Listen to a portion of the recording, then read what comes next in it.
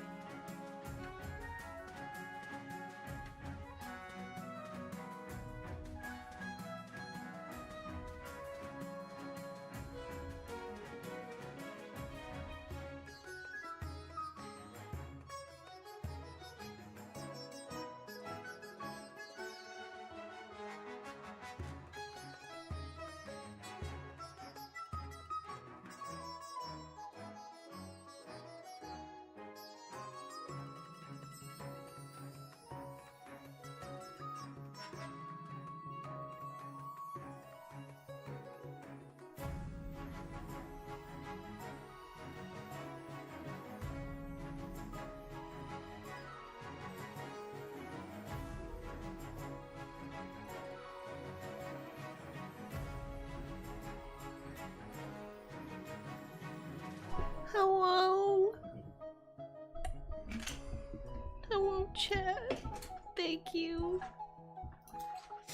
Thank you very much, everyone. Thank you so much. That's very kind. Thank you very much.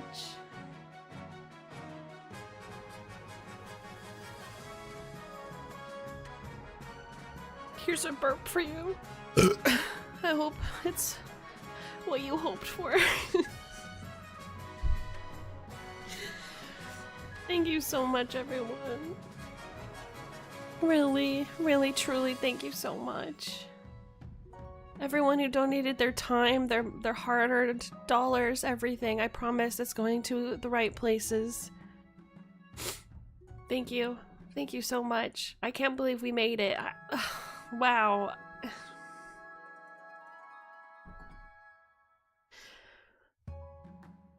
We're... Oh my god, what do you even say? What do you even say? Thank you. Again, I'm so privileged to have all of you here. We've really come so far, campers. It's true, and I promise it's only gonna get better and better from here. Thank you everyone for doing your part to give back to this world, and for being so generous to my projects and to each other, and I'm so in my wildest dreams I could never have imagined, you know? Maybe to some really big creators this is not a big deal, but to us, to me, this is the world. This is... none of you had to do this. None of you had to be here. And you chose me. And I'm always gonna work to make it worth your while. Always. Big things coming. We did it, Argosy! We did it! Can you believe it?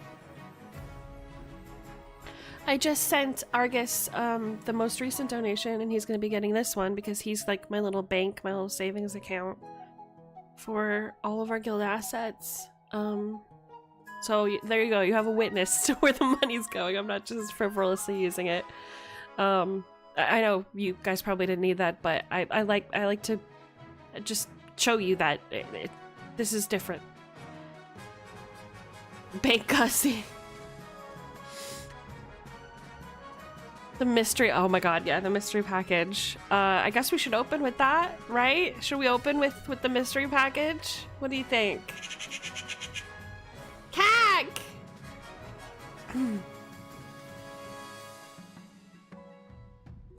Should we open with the mystery package, chat? How do we feel about that?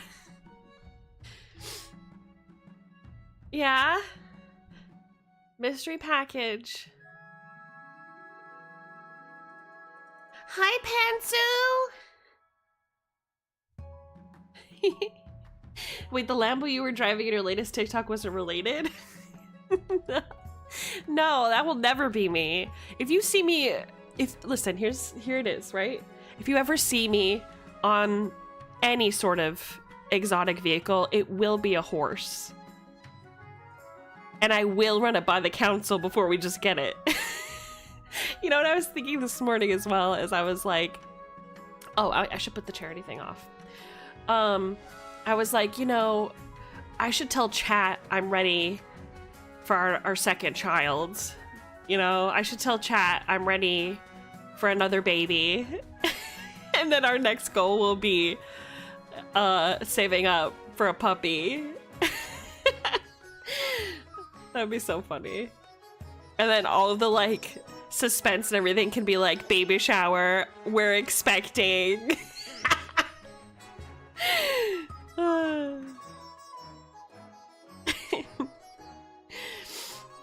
Thank you guys so much. This really does mean the world to me. It really does. Yeah, let me pull up the puppy cam. You are not going to see my face, but you are going to see the package. Okay. Actually, how will I do this? If I put this anywhere near the center of my body, it's all just gonna be tits. I don't know what to do. I guess I'll just put it where it normally goes. And then, because you guys won't see it, because I have taped them down today, so we're at a comfortable, a cozy B cup today, chat.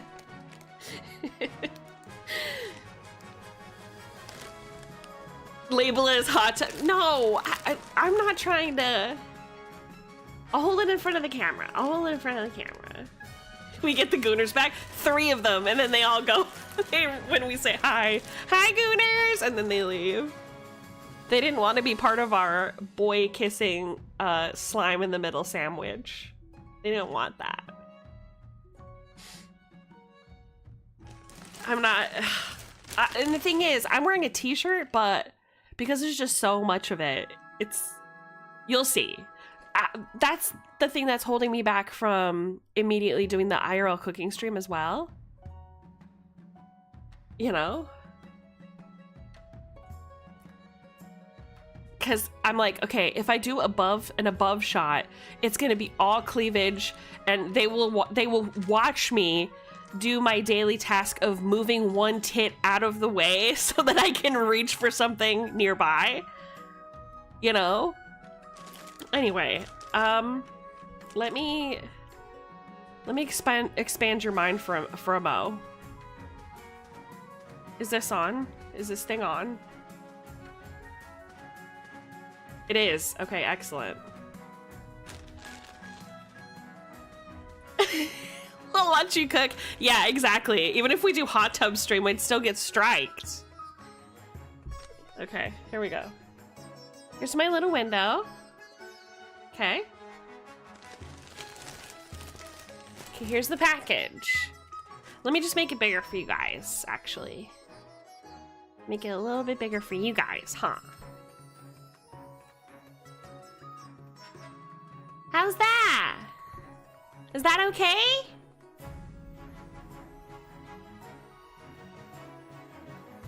Is that all right?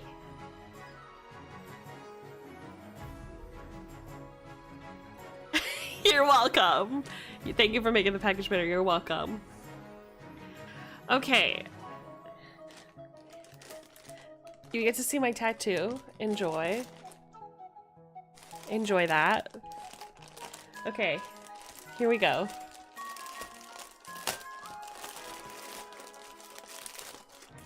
I'm gonna try not doxing myself. I'm not gonna show you the packaging.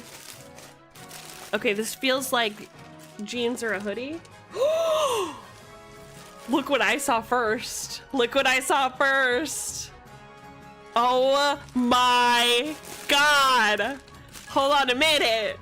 Hold on a minute. Okay, it has stuff written on it. Does it say cack? It says cack all over it. Oh my giddy aunt. Look at that. Wow!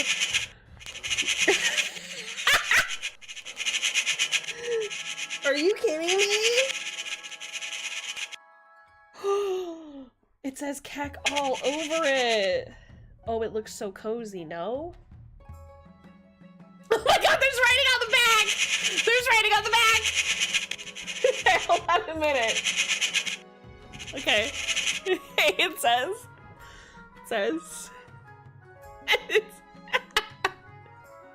Hold on a minute. Okay, it says. Okay, the camera, why? It's a turning the frickin' frogs gay, of course. And then it's time for your union mandated pisser. Oh. I'm so happy. Are you kidding me? Oh my God. I'm putting this on right now. I'm putting it on right now. Hold on, let me.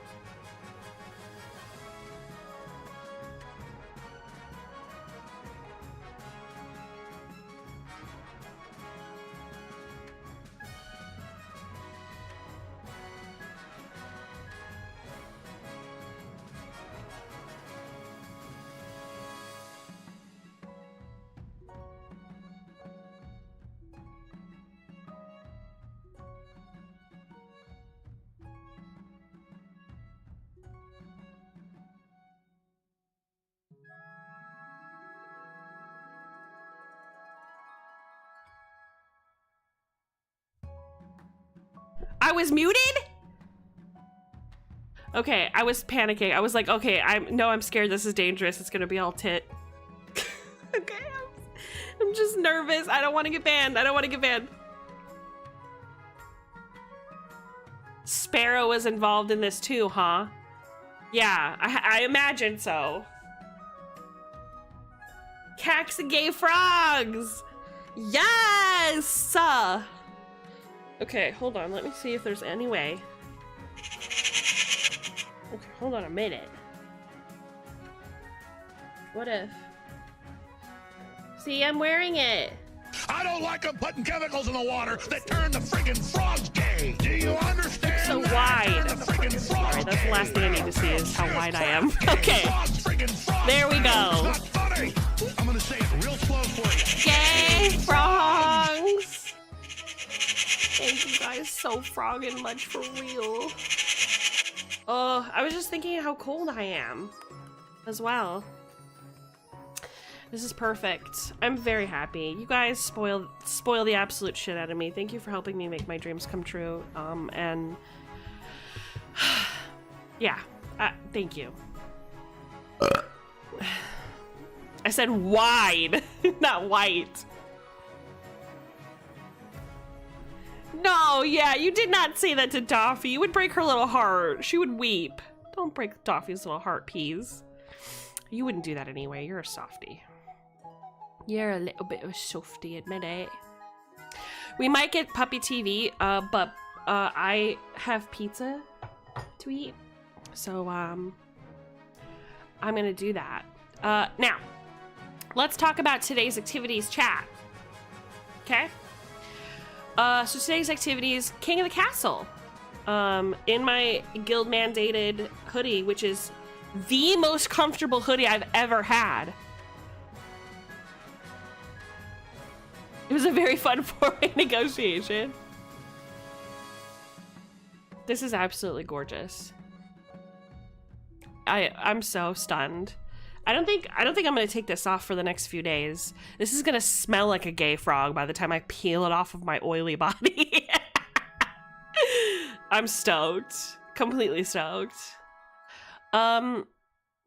Is Sparrow available? Sparrow, are you here? Can you hear me?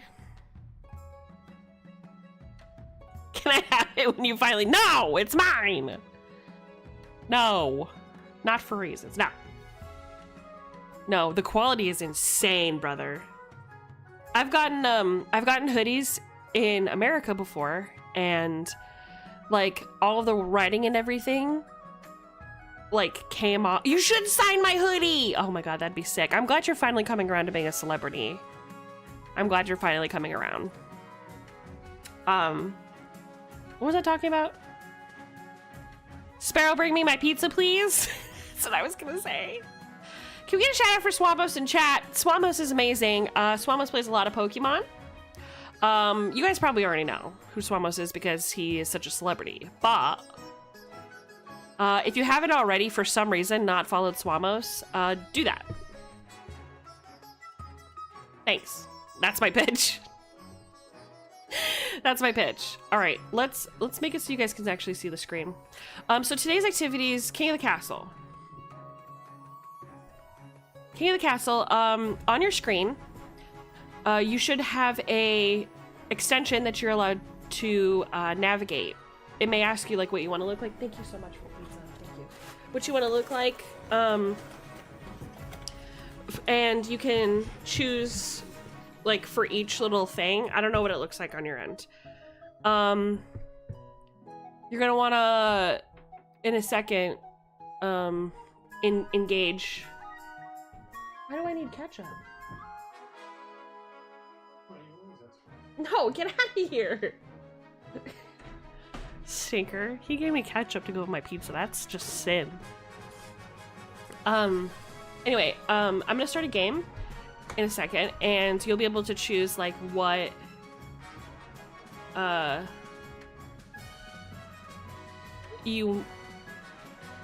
what community you want to be a part of.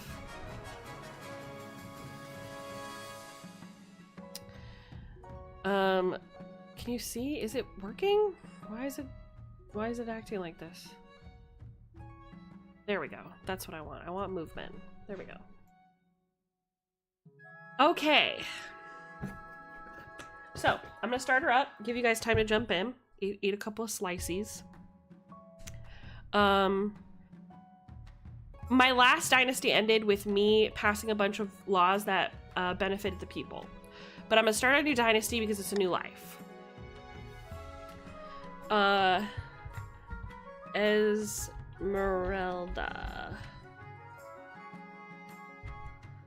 The Brave Stone Dynasty. She, her? Hey, what's up, Mega? Welcome! Can we get a hearty howdy for Mega Loco Row in chat, please? Welcome.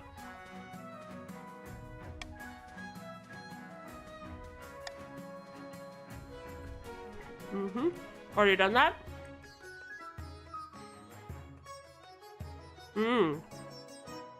I want to do Chiefs.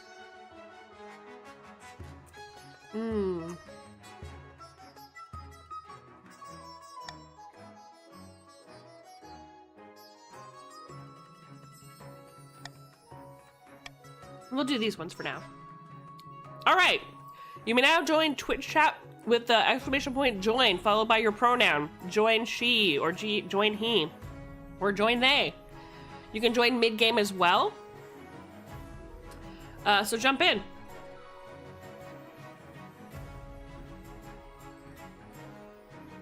Argus, you're a Count of the East. Megaloro, you're a Chief of the North. This pizza is legit.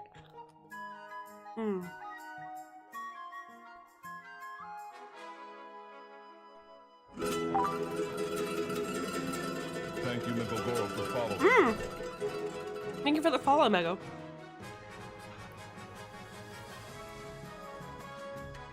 We got Swamos as a count.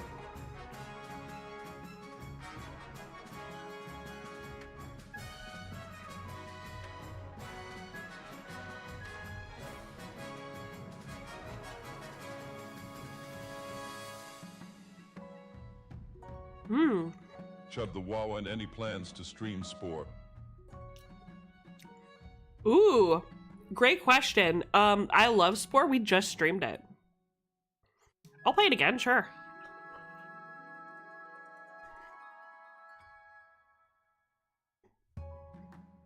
So far, we're pretty even keel.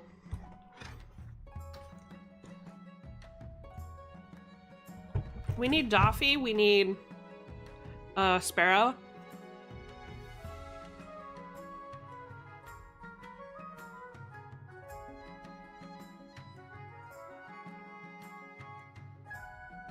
Oh, this pizza is so good. Thank you for supporting me, everyone, and thank you, Argus, for getting me this delicious pizza.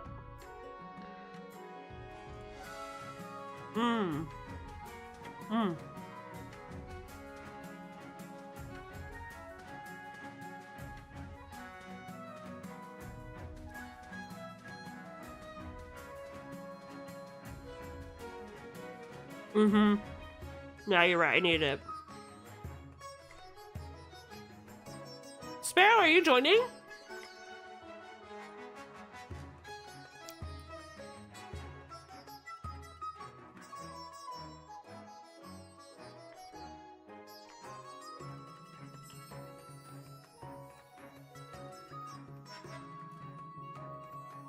There you go. Ooh.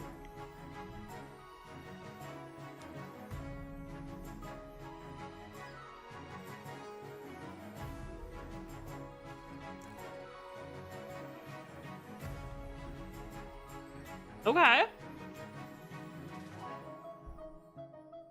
Are we all in?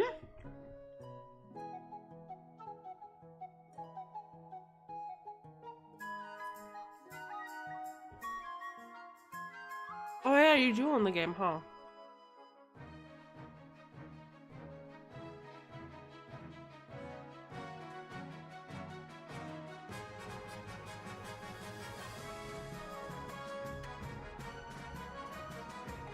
Let me just resize this again. There you go. I think I was zoomed in for something else last time.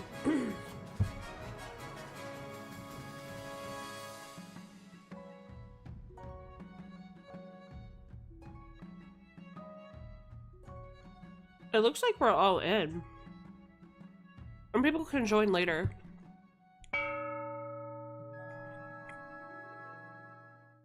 Right. So, you guys are gonna vote on policies. And it's been updated since, but usually what happens is I can only, like, tell you what things I don't want to be voted on, and you guys still decide. But I think something's changed so I can actually pass laws and stuff. I don't know. We'll see. I have to acquire an heir and complete my ambition to win.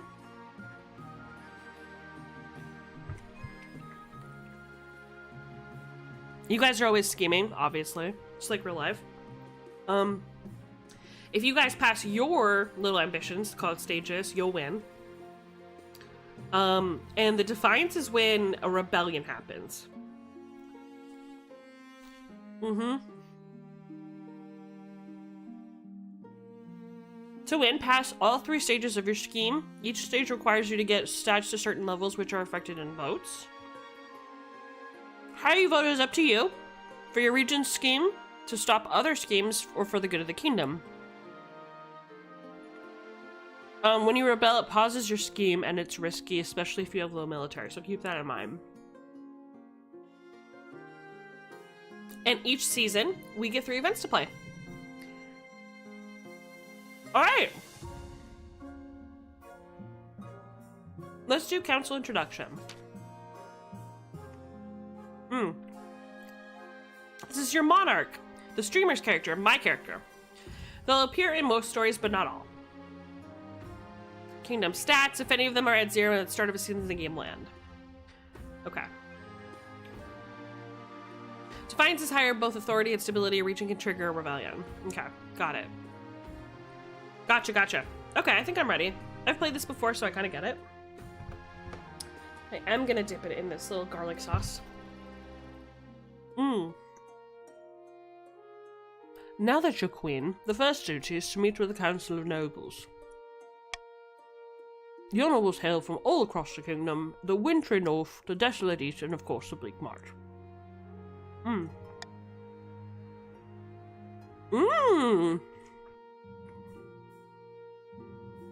Chief Megaloro, good luck in your days ahead, your greatness. You'll need it, dealing with us lot.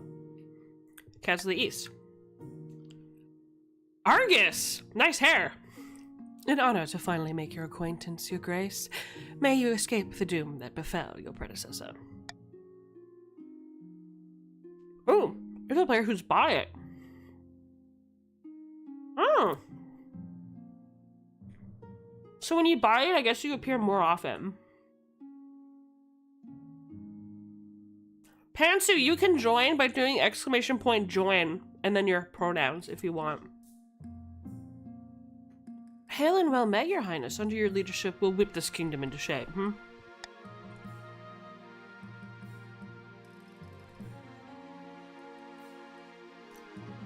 Oh yeah. It does use your customized appearance as well.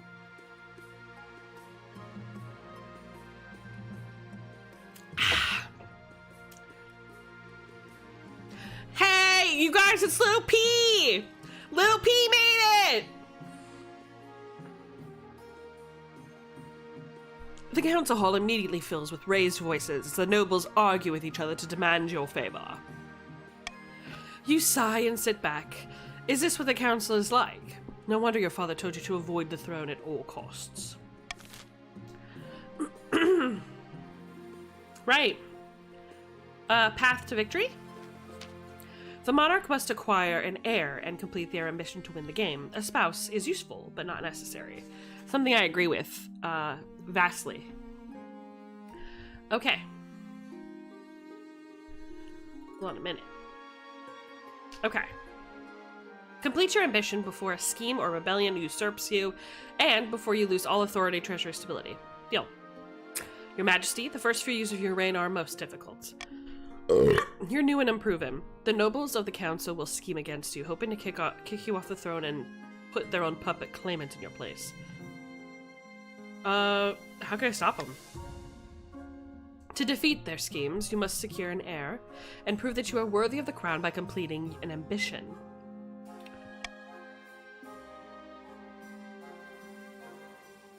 My question is this. When you die, how do you hope the kingdom will remember you? Ooh, as a peacekeeper.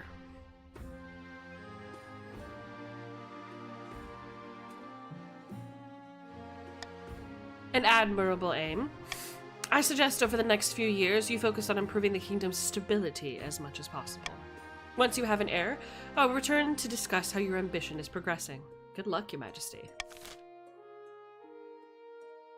That's right! I am Your Majesty! We're gonna make this so unstable around here. No! Your Majesty, I've scheduled your coronation to take place in a week's time. Why the hurry? To delay any longer would make the nobles restless. And when nobles get restless, they take their daggers and look for the nearest back. Very well then, what must I do? As is tradition, the council will decide what happens at your coronation. What? But it's my coronation! This isn't an absolute monarchy, Your Majesty. Everything has to be run past a council vote. Even this. Shall we call the nobles in? Choices and stats. Certain choices will change stats. Some choices that do so will indicate this change here. Like it'll say minus 1,000 to your treasury, or addition to your stability, for example. That's what we're looking at. Who up causing chaos in chat run now? Am I right? Hear that as me not an absolute monarchy. Hey, I've never agreed to an absolute monarchy unless it gets in the way of what I want. You know? Not all choices that change stats have these indicators, and they do not show the region affected. Okay, work. These are the upcoming choices in your nobles will vote on. Each of these may change stats in some way. Esme is a despot. Oh dear. Are we surprised, chat? The monarch can change how a vote is run with a law. You may use one law per vote. Try using a veto on any option you dislike. When the vote opens, nobles vote using the command vote followed by the choice letter, i.e. vote. So how you vote is you do exclamation point and then your choice, A, B, C, D, okay? The monarch may close the vote at any time after all nobles have voted or the timer hits 0. All right, what kind of coronation should be held for the new queen?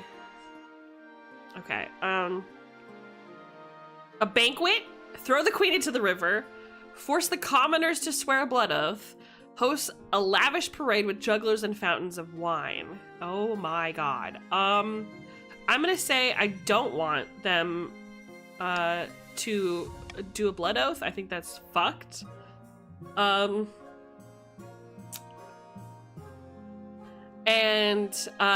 mean, I think you guys know what to do, right? So these are your options. You can host a lavish parade with jugglers and fountains of wine, which will decrease the treasury by 1,000, but increase stability. You can throw me into the river, which increases stability and minuses my authority. The nobles must put on a vast banquet for the queen, which increases farming, but minuses everyone's wealth in chat.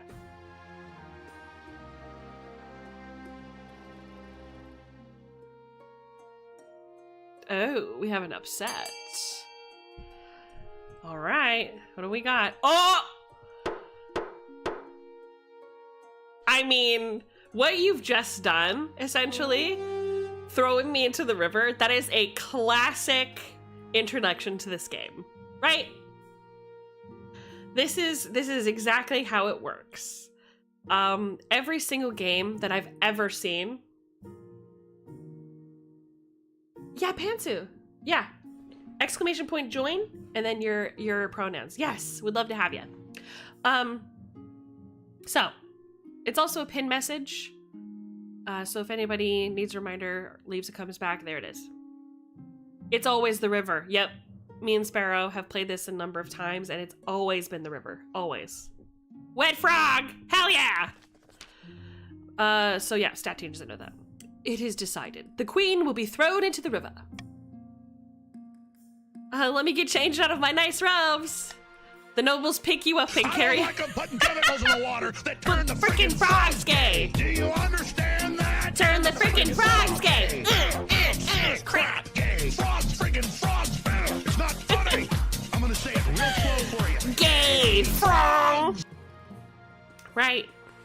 The nobles pick you up and carry you out to the Treadwater River, hurling you into the shallow water with a cheer. Can we get some cheers in chat? Can we get some cacks in chat to cheer for me being tossed into the Froggin' River, please? Thank you. Thank you. Thank you guys for coming to my coronation. Thank you for coming to my coronation, everybody. Oh, thank you. Thank you. When you climb back up the bank, soaking wet, the Chancellor steps forward and places the crown upon your head. Is it your imagination, or are some of the nobles stifling giggles? Yeah, it's pretty loud to me. They all sound very khaki in chat right now.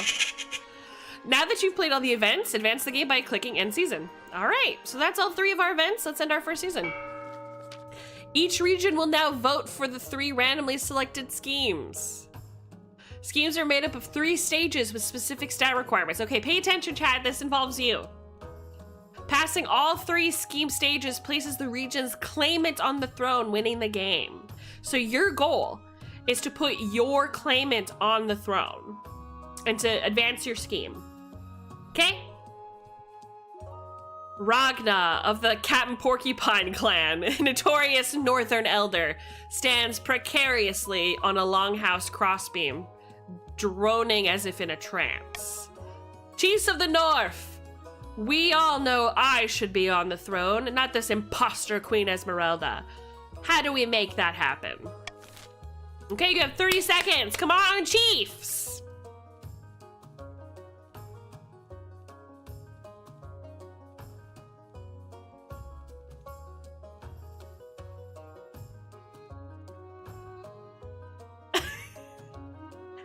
No cake!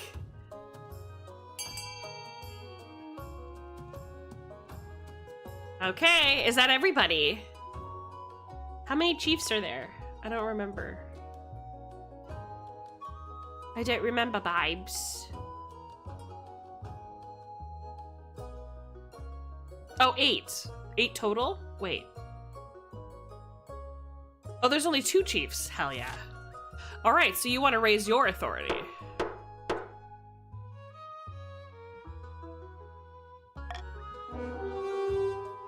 Prophecy. The chiefs now plan to realize an ancient northern prophecy. Before the new queen rises, the kingdom will be ruled by a mad tyrant. To advance your scheme, chiefs, you must raise your authority to 5 in more, or 5 or more in 2 seasons. So it needs to be 5 or better, and you only have 2 seasons to do it. All right, next. Carol of the Pansutobo dynasty, eccentric reformed cultist, leans delicately upon a podium, whispering carefully, "My fellow counts, in ancient times the East was its own proud kingdom. We can bring back those days of glory, but not while the false Queen Esmeralda wears the crown." You have 30 seconds to vote! How are you going to do it? I kind of love the sorcery option is an option here. Kind of digging it. Kind of jealous of y'all, for real.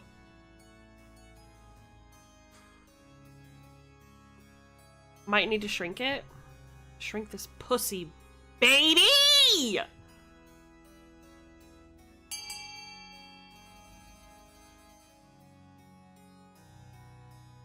Okay, hold on a minute.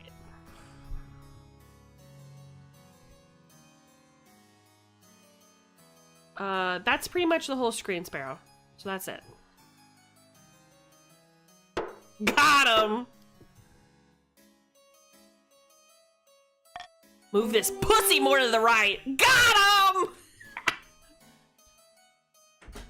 He came in! What'd you say to me? What? I It's just on the left-hand side of the screen where it says like all the trade, farming. You can see it now, can't you? No, it's not gonna come. Well, you can't see. Okay, well, you know, you're so picky. I said this pussy and he fucking charged in. That was terrifying, chat.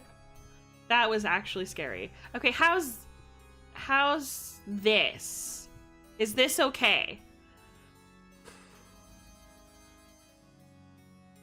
Sparrow, you're a nerd. I was told to say that. That's better? Sparrow said bet! Alright, you guys are gonna go with sorcery. Raise your authority. Okay, so we have 2 people who are trying to raise authority. This is gonna be interesting. Wait, is one of you chose stability, I think, right? The Counts plan to make a bargain with a wizard. These immortal spellcasters seldom get involved in political squabbles, but perhaps if the Queen was considered a threat to their autonomy. To advance their scheme, the Counts must raise authority to 5 or more in 2 seasons.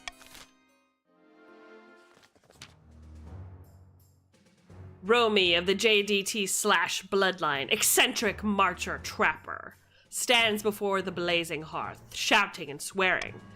When have the barons of the March backed down from a fight? Never! I know you'll do whatever it takes to put me, your rightful monarch, on the throne. All right, come on, chiefs.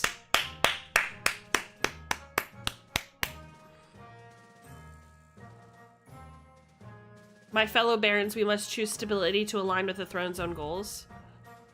Fucking align with this pussy. Got him! He's gonna come back in. I should lock that door.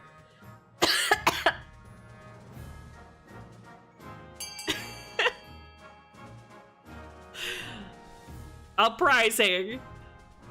Wow, nobody's listening to you, Sparrow. Anarchy.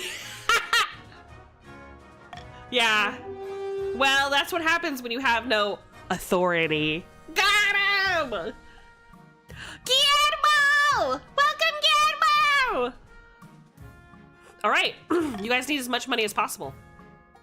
The barons plan to incite a peasant uprising to overthrow the queen before swooping in to steal the throne for themselves. To advance their scheme, the barons must raise the treasury to 2,000 or more in 2 seasons. All right, so here are your claimants. These are potentially to be your future monarchs if you win. So there's 2 people who want the false pretender and 1 person who wants distant cousin. Interesting. Warning, the monarch has no heir. Way to rub it in! I do have an heir. His name is Nertner. His name is that not. Sniped the bot. Nice. Warning, the monarch has no bitches. Fuck! Alright, here you can adopt a law that alters how voting is run. You'll be able to adopt more than once a year at the end of winter. Okay, gotcha. 1 new law at a time and have a maximum of 3. Okay, got it. Okay. Ooh. I want this one. Okay, got it. End season.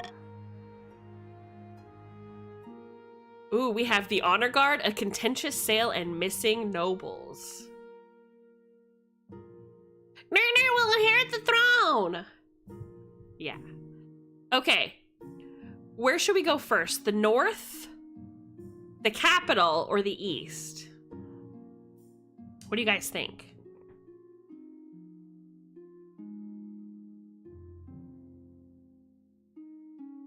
I have an east. I have north.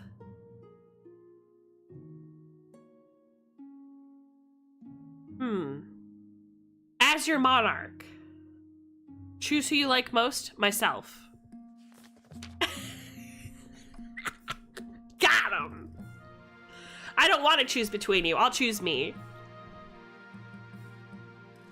Now that you were queen, you need personal protection. Why, I could plunge my sword into your heart right now, could I not? Please don't hurt me.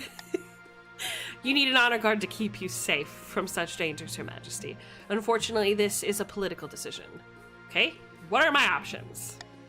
Each region offers a selection of elite guards. The chiefs with their most famous warrior heroes, the counts with the Knights of the Order of the Drowned Rose, and the barons offer a squad of battle-hardened veteran soldiers. Think carefully, Your Majesty.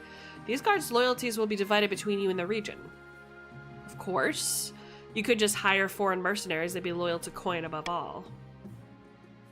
Okay, tell me about the Northern Warriors. Bearded oafs with axes and no manners. They'll get drunk and cause problems at the palace. No discipline at all, and I can't guarantee they won't run off on some random quest, but they're honorable, and in a fight, unbeatable. Okay. Eastern Knights.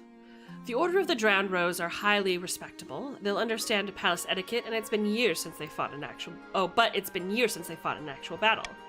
They mostly write poems these days. Okay. Veterans of the March. These soldiers have fought more battles than they've had hot dinners.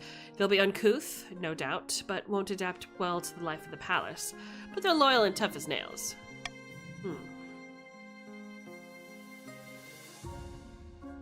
You know...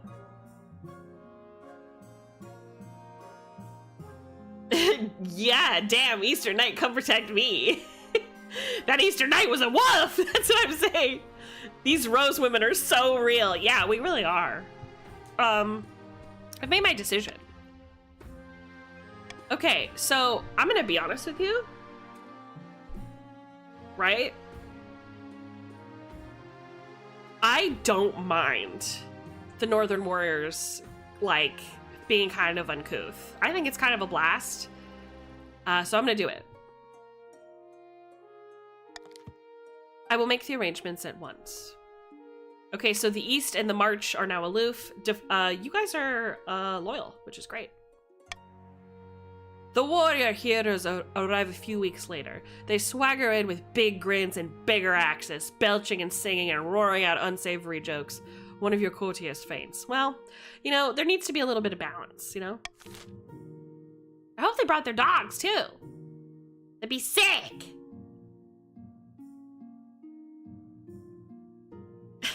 The queen spits on our Eastern Knights.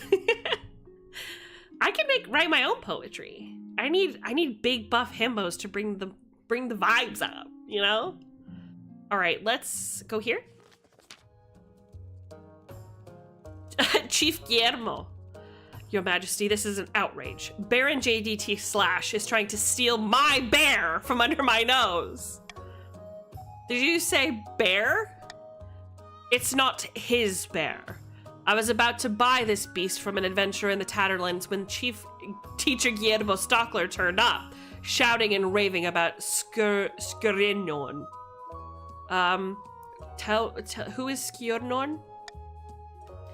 The northern goddess of medicine and knowledge. The bear wears her mark upon her brow, clear as day. Tell me more about the bear.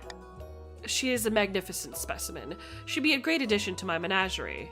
Whoa! Menagerie! Mark my words, if this bear is not brought to the north where she belongs, there'll be trouble.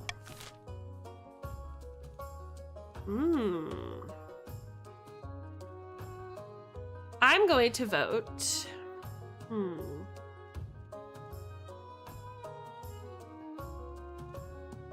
How do I... Okay, yeah, this guy.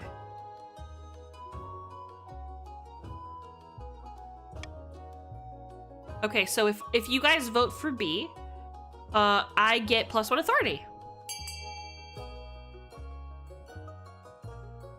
All right, get in there. Start voting.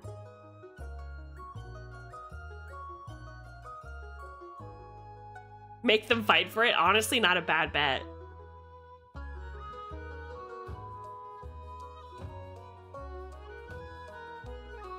Whoa.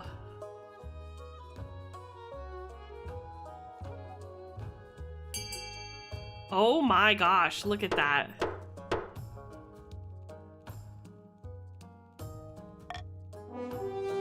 Encourage a bidding war between the two nobles. In a furious back and forth, the nobles battle it out for ownership of the bear.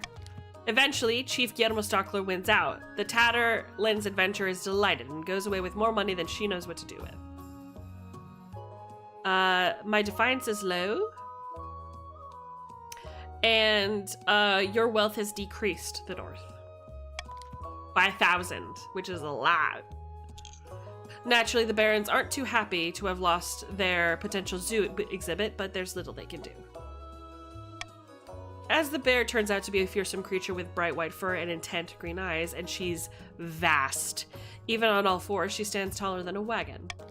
She's transported to the north slowly and carefully, sedated by special herbs and followed by a stream of worshipping villagers. Chief Guillermo is delighted that Skjornorn's will has been done. That makes me happy too. I'm glad it turned out that way. Yippee! Good job, everybody! You made the right choice! I'm proud of everyone. Okay, let's see which one of you twinks went missing. Your Highness, a number of barons have gone missing in the east. They traveled to Count Argus Stoneward's castle. Argus, what did you do?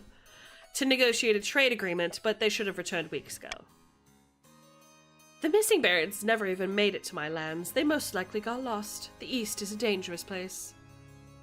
Who's gone missing? Anyone I care about? 3 barons are missing. Slash, Johanna, and Baron Jiffy. Oh my god, Jiffy and Slash are gone? You sucked on all their blood, Argus, admit it! Argus out here getting some. We're all kissing. He sucked something out of him. Just north of my estate lies the Mold Patter Forest. To the west, the Twilight Lakeland. And to the south, Ilarion's Haunt. I like to live remotely. Does wonders for the soul. I'm certain that this is some kind of ploy by Count Argus Stoneward. In a few months' time, he'll quietly offer us a ransom. Drakhov's bones, don't be so foolish. We'll find them, we just have to decide where to focus our efforts. Okay? We could simply kill Argus right off the bat. Or we could choose any one of these. I'm gonna choose this. All right, start voting, chat.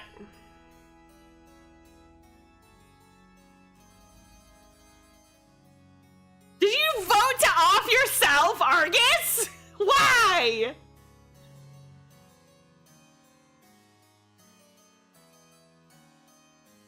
Oh my god!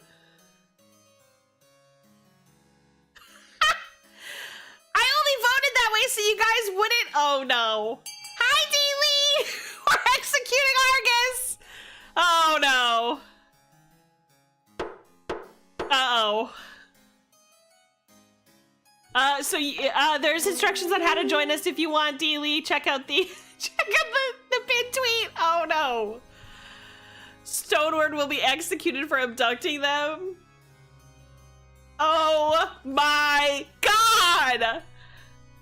But I did nothing. Authority is now credible. Oh no. Serves him right. We don't know what he did. Oh, Frog. Off with you, kidnapper. You heard the council. I had nothing to do with this. The stunt count is probably dragged outside to have his head liberated from his shoulders. But after searching his keep, no trace of the missing nobles is found, prompting further fury from the counts.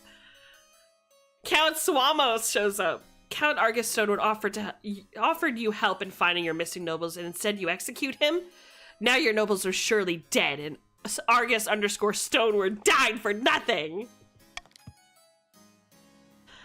The good news is, Argus, your son has joined the council. Oh my god, Jiffy died! Everyone's dead! You guys all died! And all of your sons had to take over! Why did you do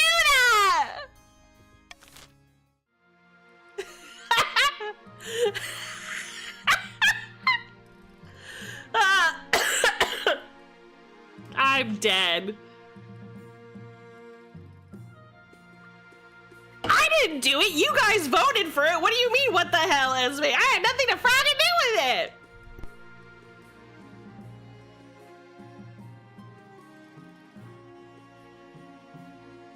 I voted D. I was trying to vote D so you guys wouldn't. I was trying to like make it less appealing for you. Why did you copy me? Unbelievable.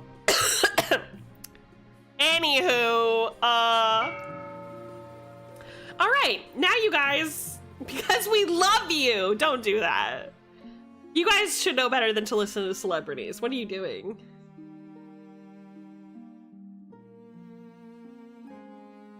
I could have vetoed. Yeah, I guess I could have, but I was holding on to veto just in case like a really bad one came up. It's like my coup de grace, you know?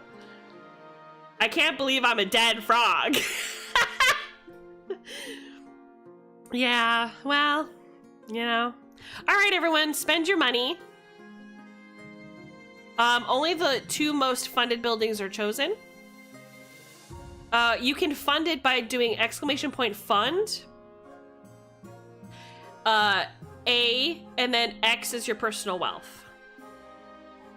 All right, I'll hit start auction. What am I looking at here?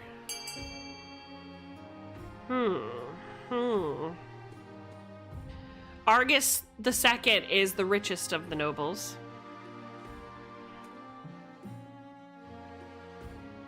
I don't think I can interact with this. So I will simply eat another piece of pizza.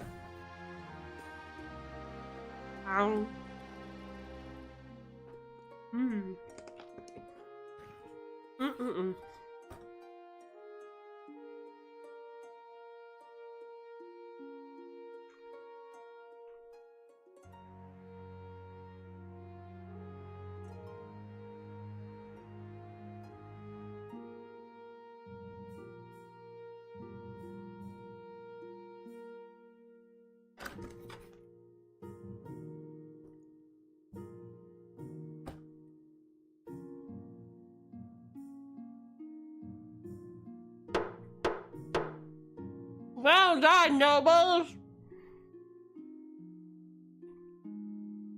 The Count's got a monument, and the Chief's got a prison. Cap'n!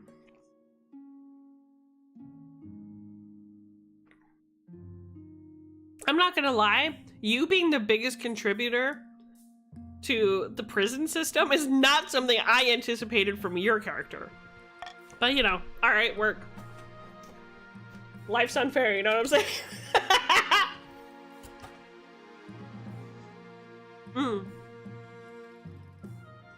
Okay.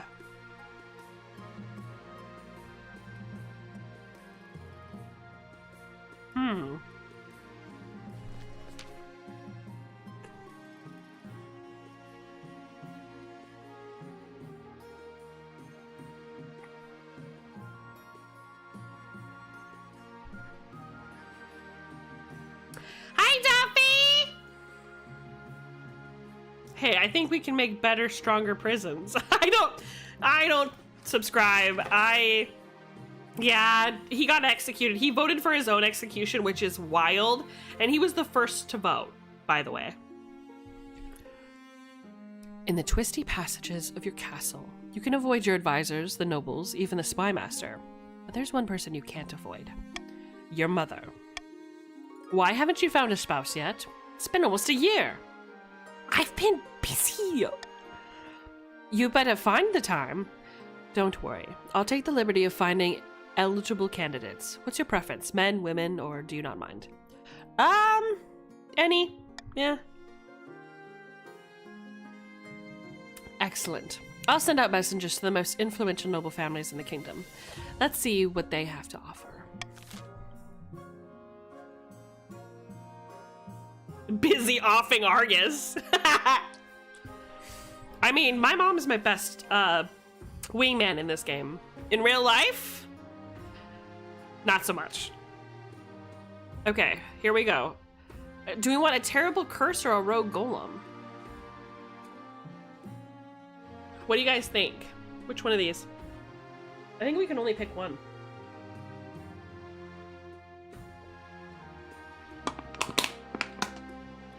Golem. All right, Jiffy, your child is here. Can we pick the friends option? That's what I'm trying to do. A rogue golem has crossed into our territory over the Asmodean border, Your Majesty. This could be an exciting opportunity. What's a golem? A machine in the shape of a man, usually sculpted from clay or stone. The Ashmedians use them for drudge work and warfare. Why did it cross over here?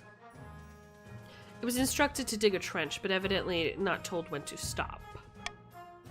It had dug a 16-mile furrow through the landscape and over the border by the time we stopped it.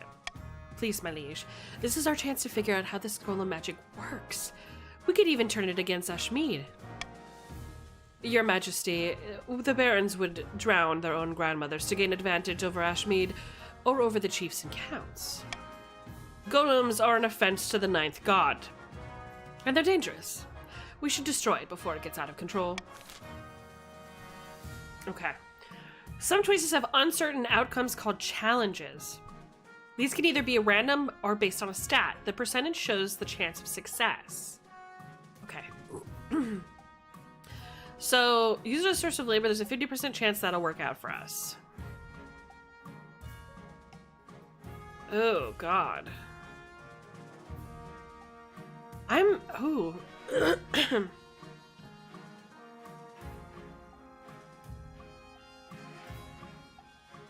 I like 3 of these, so I'm gonna veto. All right, kids, get voting. Which option gives the golem a kiss? Take it apart and figure out its secrets, probably, I imagine.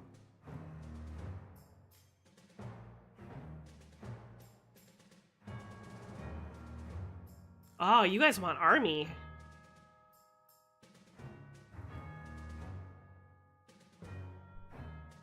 Wow, wow, wow. Look at all these.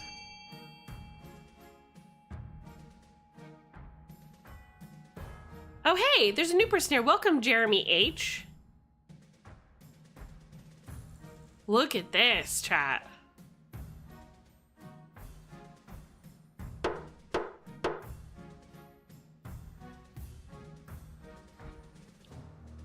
Okay. Break the tie by selecting one. Oh. Trade.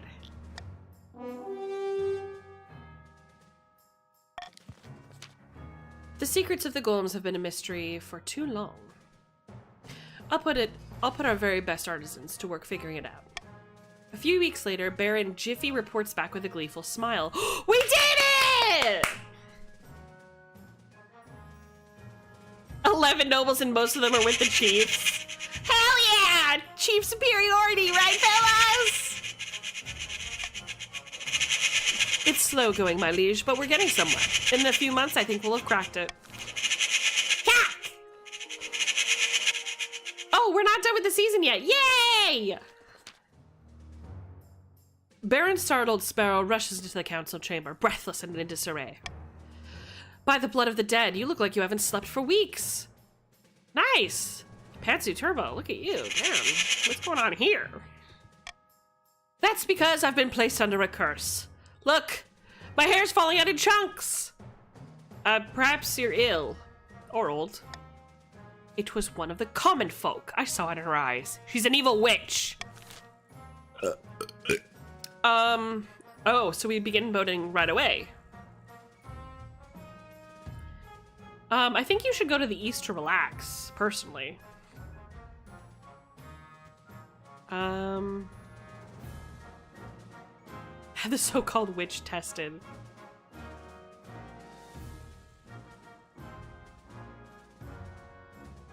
She turned me into a frog! You drank the chemicals in the water, didn't you? Here's the thing. If I use this and I use it on the one that I think I like best, you guys won't vote for it because it gives me authority, right? I don't like them putting chemicals in the water. Turn the frickin' frogs gay! Do you understand that? Turn the frickin' frogs gay! Crap! A little bit splashed in my mouth during the coronation. Disgusting! Okay, I think what I'm going to do is I'm just gonna use Monarch's vote. And I will hold on to my iron choice later. Barons, do not send me to the east. All right, let's go. So if you guys vote C, we get extra votes.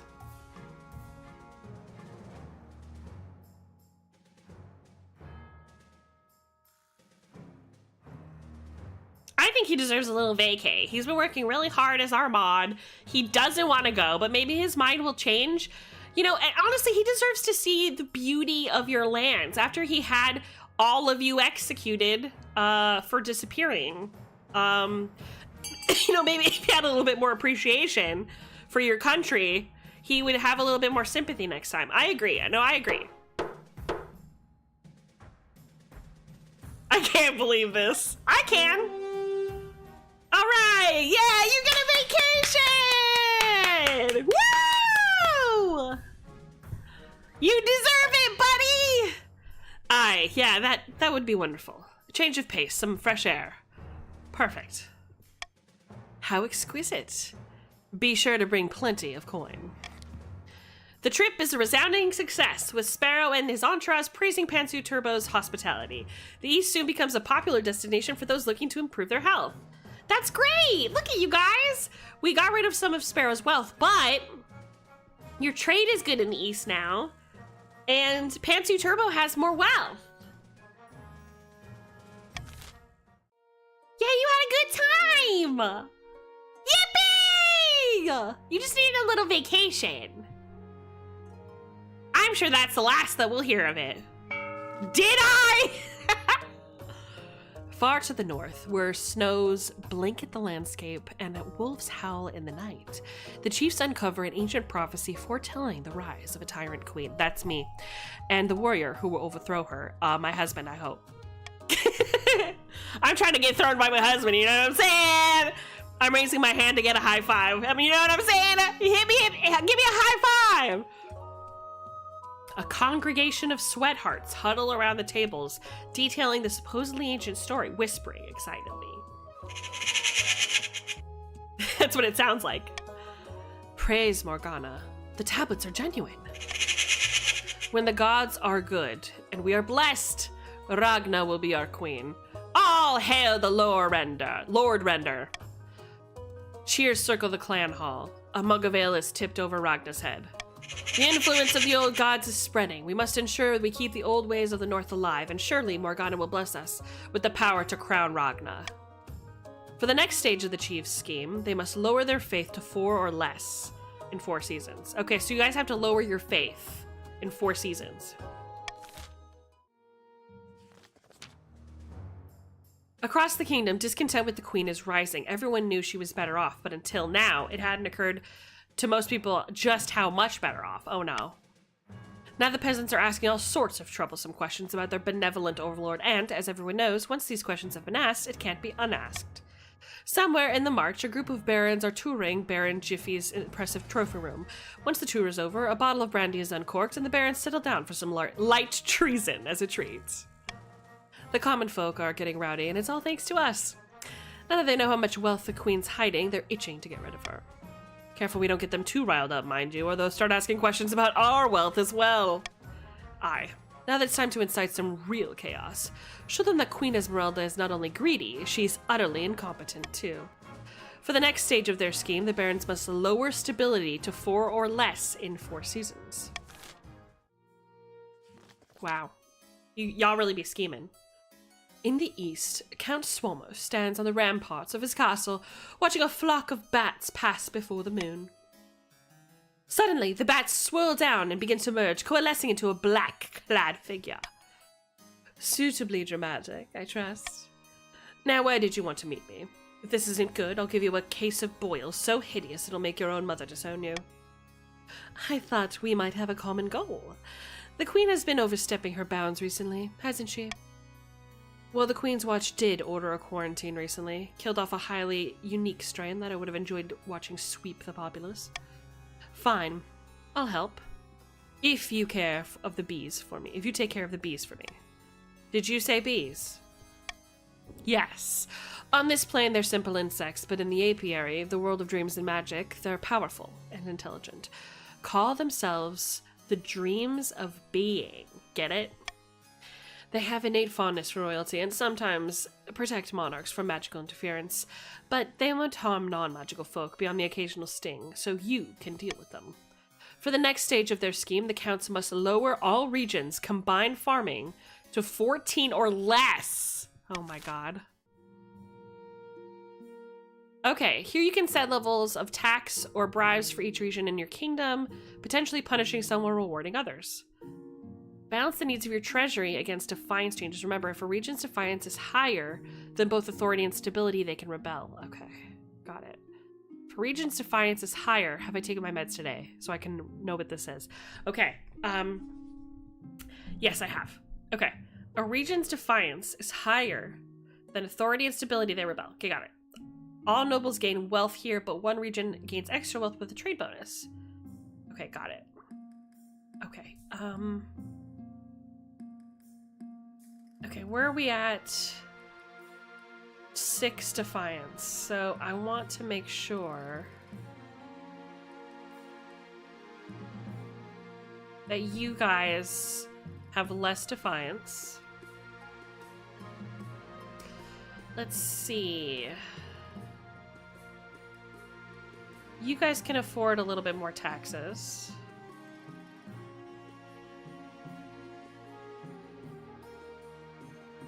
And barons. We need more wealth, damn it. If you tax us, we will rebel. You should bribe us instead. Yeah, I'm not listening to you. Okay.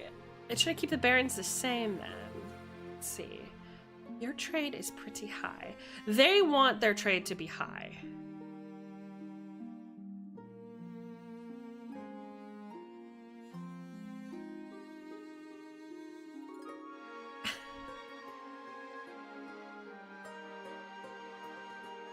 Wait, what? You don't, we won't what? You don't what?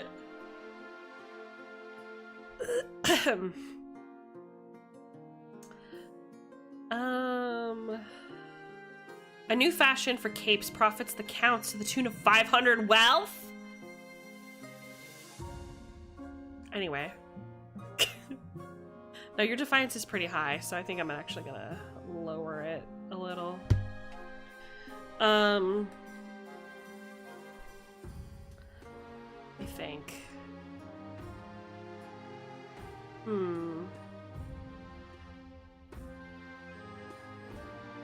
This is confusing. Well, it's not confusing, it's just a lot. Why are you taxing us? Who's us again? Who are you with? You're red. Because your defiance can afford to take a hit. I want your money. And you need it to succeed. So I'm just gonna take it. You know? That's the way it is. Sorry. Yeah.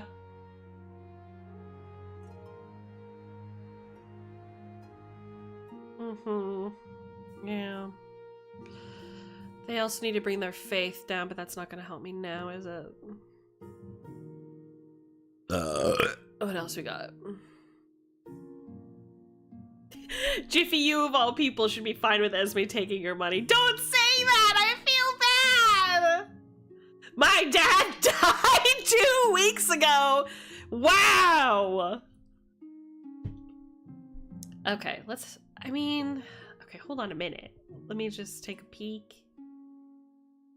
Fuck, this doesn't help me. Alright, so... They want to, like, lower... I don't know, man. Okay, I'm gonna keep this as is. I'm happy with this, I think. Alright, so... You've been raised to insolent, you've been raised to cordial, you've been lowered to aggrieved, which is great. I don't know why. It's just random, you know what I'm saying? It's kind of frogged. I don't get it. I didn't code the game. I wish I could tell ya. Rigged.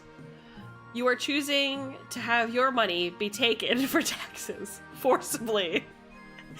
You know, sometimes it happens, you guys. All right, let's take a look at some eligible options, okay? I'm guessing the barons and counts lost a member each. Possibly, I don't know. I have found 3 potential matches for you. 1 eligible young candidate from each kingdom's 3 regions. Choose wisely. You'll be securing a powerful alliance. And a partner for life to have and to hold, don't forget! I suppose so, but the alliance comes first. Okay, your mother leads you to a great hall where she's arranged 3 portraits on easels. For now, each is covered by a cloth. Wait, I don't even get to meet him?! There's no time for sentiment. You just need a match that befits your station and suits your political needs.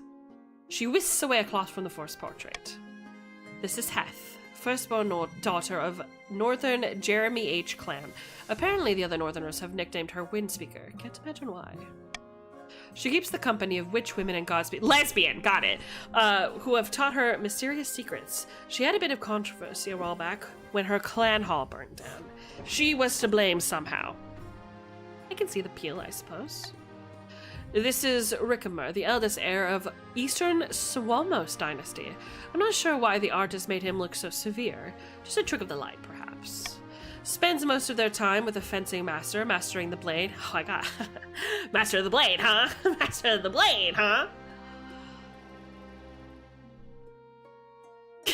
Marry my child. Half of the East are in love with them, and half hate them. An intriguing candidate. And finally, we have March's offering. Bastian, scion of the prestigious JDT / bloodline. A gloomy fellow, prone to sudden floods of tears. Naturally, the other barons despise him for showing such weakness. Like most of the barons, his great passion is hunting. No beast is safe from his crossbow. He's also said to be obsessed with carving a place for himself in history. Sounds like a laugh. What do you think? Of course, by picking a candidate, you'll anger the other regions, but you'll gain a lifelong alliance. Okay, show me the Eastern candidate again. Rickamer, the eldest heir of the Eastern Swamos dynasty. I mean, he's pretty hot, or they're pretty hot. Execute my child? No! Yeah, your boy isn't a great choice for me. They're pretty cute.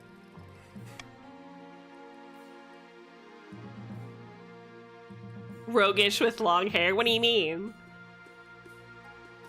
Spends most of their time with fencing.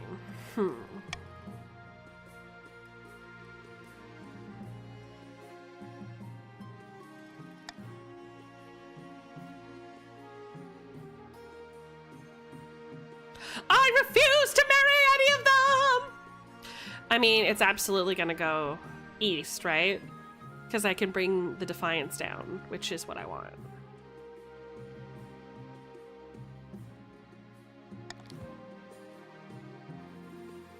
Excellent. I'll make the arrangements. Mary Heath. I'm good.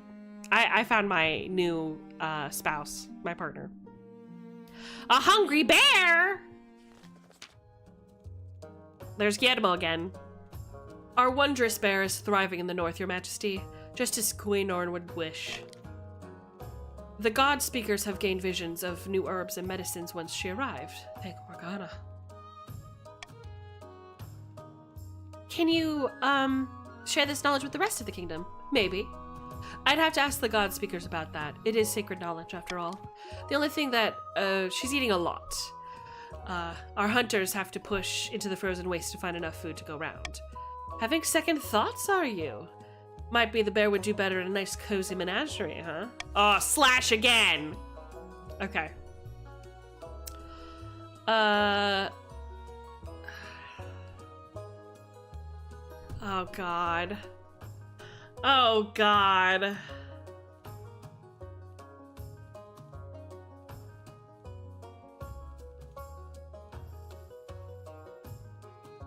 I kind of want to import fine meats. Is that wrong of me?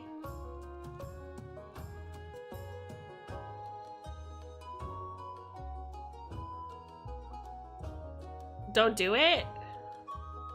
I just feel like the bear deserves meat. Meat is back on the menu, boys! Look, I want to feed the... Okay, what would be best for the bear? If the other nobles donate their crops, could be good.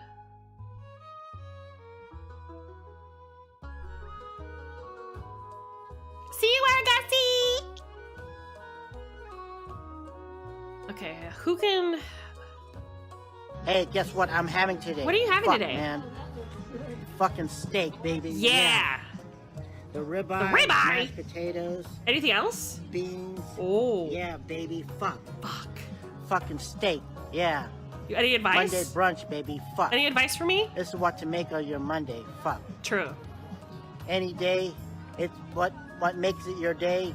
Make it a happy one. Fuck. Fuck, man. Fuck. Fuck. Fucking steak, Fucking baby. steak, Yeah. baby. Yeah. It's fucking Monday. Fucking Monday. It's actually Thursday. All right, Barians, we must band together. Vote A or D. I think C is a good option. Make them feed their own bear. I mean, yes, right? But their farming is really low. I don't want them to starve because it's not just them who suffer, you know?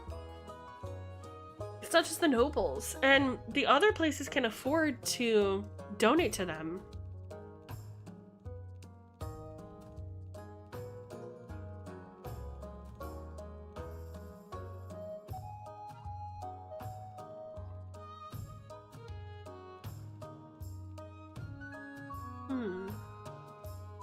They can't afford to feed their own bear.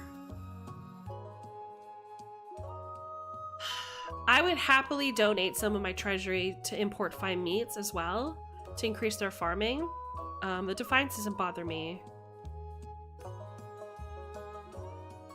It's a special bear. It's spiritual to them. It's important to them. I don't think I want the bear to be in a zoo, so this is probably the one I don't want at all.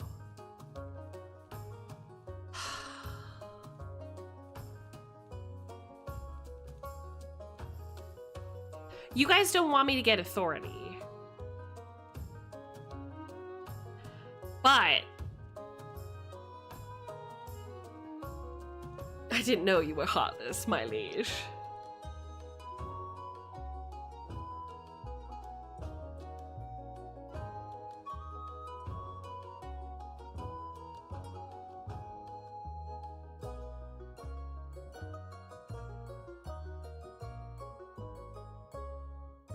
That's your half your total treasury. I don't mind. That's okay.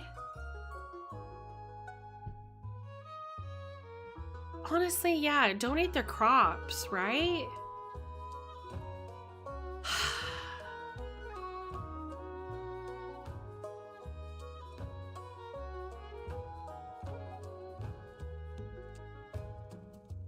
I'm gonna remove this one because this one just okay.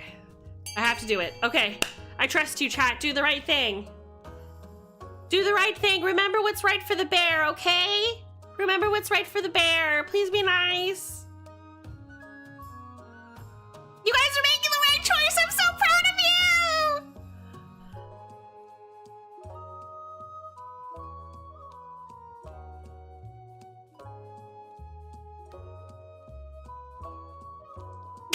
Fine.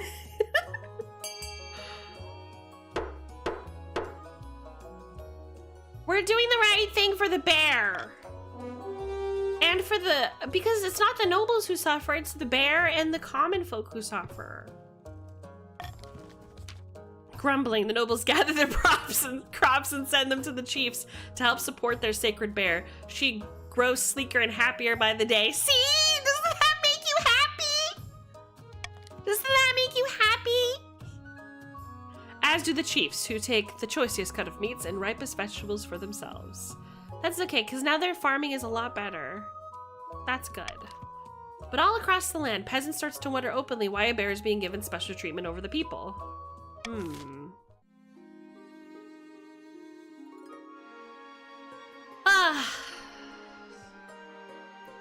Alright, here we go. Secret of the Golems. We've cracked it, my liege. Golems are powered by scrolls imbued by words of Kaldovaga, the Ashmedian machine god. We could build golems of our own, but we need to pray to Kaldovaga too. Need I even say it? Heresy! Heresy! I mean, right here. Damn, barons ain't even got the money to do that. Heresy this pussy! Got him! Bye, Captain!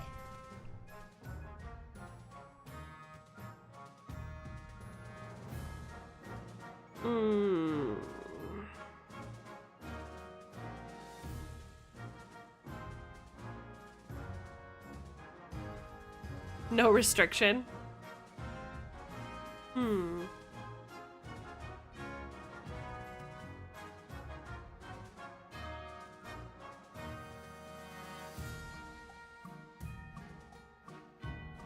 Do not restrain my heir's wants. I mean, I don't care about faith.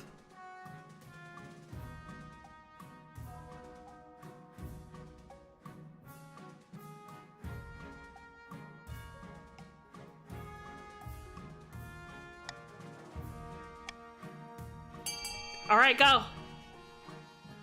Allow it without restriction. I think that's what we should do, chat.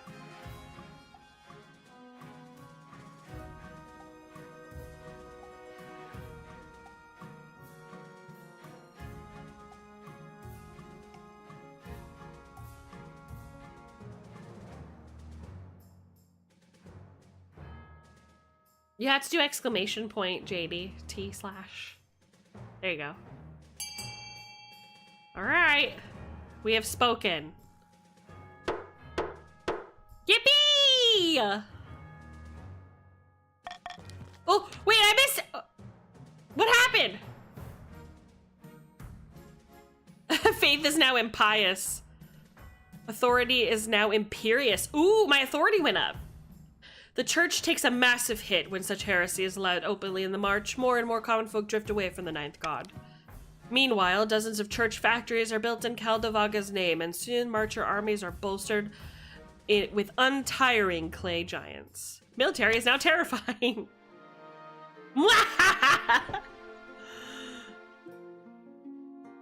Our automaton army shall rise! Oh boy.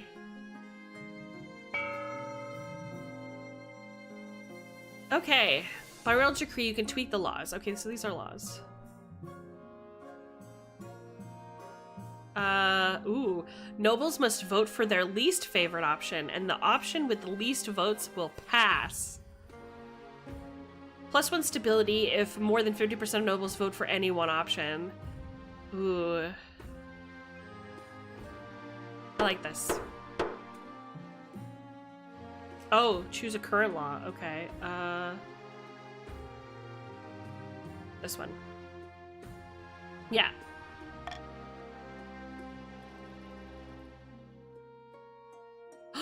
Royal wedding!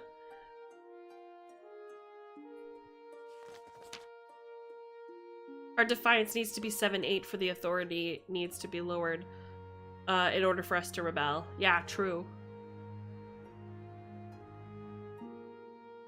But with our terrifying army, the prospects of a baron's rebellion should be feared. I don't know, maybe not. Your wedding to Rickamer is naturally the talk of the kingdom. Nobles and peasants alike travel from across the realm to attend. For a week and a day, the capital is one giant party. It feels like you're the only one not taking part. Instead, you're getting ready for the ceremony. Soon enough, you're standing in St. Bertrand's Cathedral with Rickamer at your side. Do you take this woman as your... Sorry, do you take this person as your lawfully wedded spouse? I automatically assumed that I was a lesbian. I do.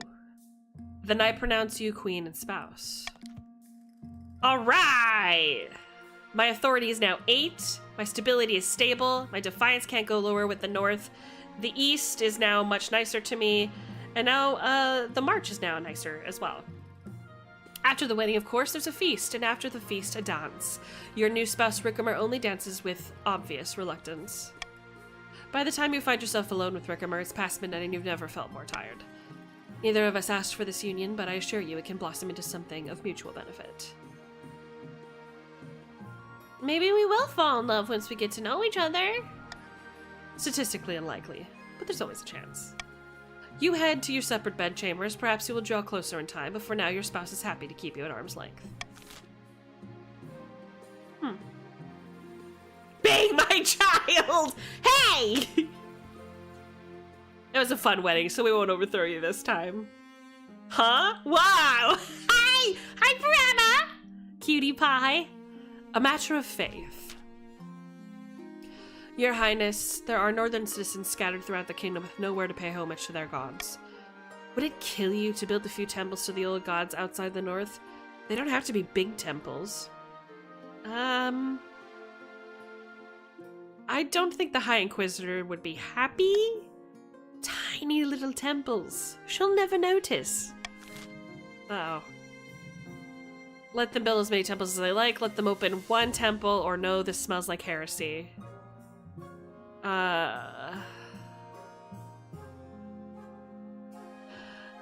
Okay.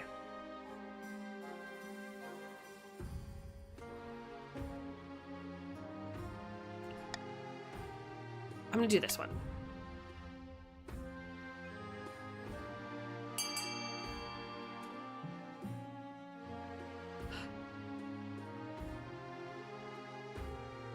Let's vote, chat. It does smell like heresy, doesn't it? They need to raise their faith, don't they?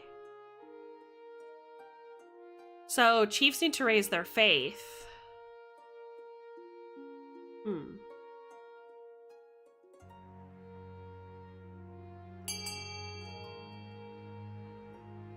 Hey, how do you know who's on what team? Oh, Noblest.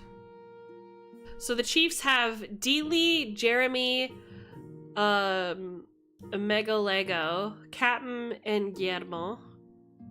Counts have Pantsu, Argus, Swamos, and the Barons have Slash, Jiffy, and Sparrow.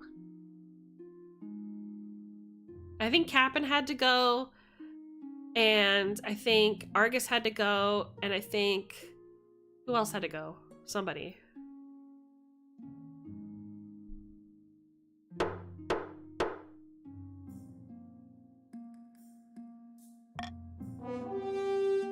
Let them open one temple. Very well, we'll open one temple. Just one. Some of the chiefs' wealth has decreased. The chiefs are good to their word. They open one temple, it's over 100 feet high, and plopped right on the border between the east and the march. Naturally, this becomes the talk of the whole kingdom, and curious peasants flock from both sides of the border to check it out. A few even convert to paganism. Yes! I mean... Oh no. Faith is now heathen, and faith is now skeptical.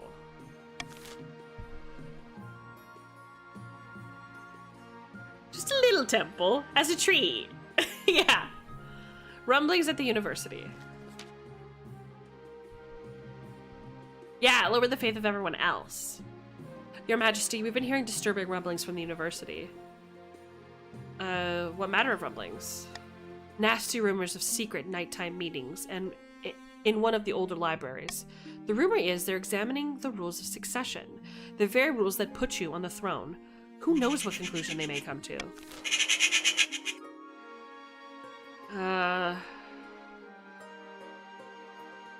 Summon a scholar immediately, like, come on. Okay.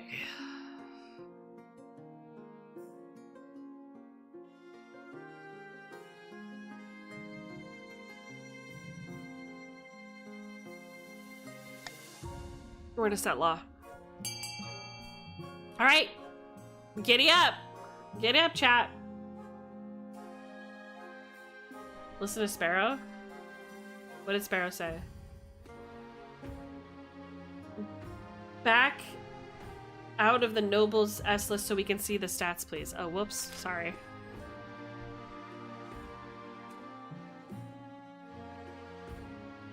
Leave the scholars to their work. They're harmless.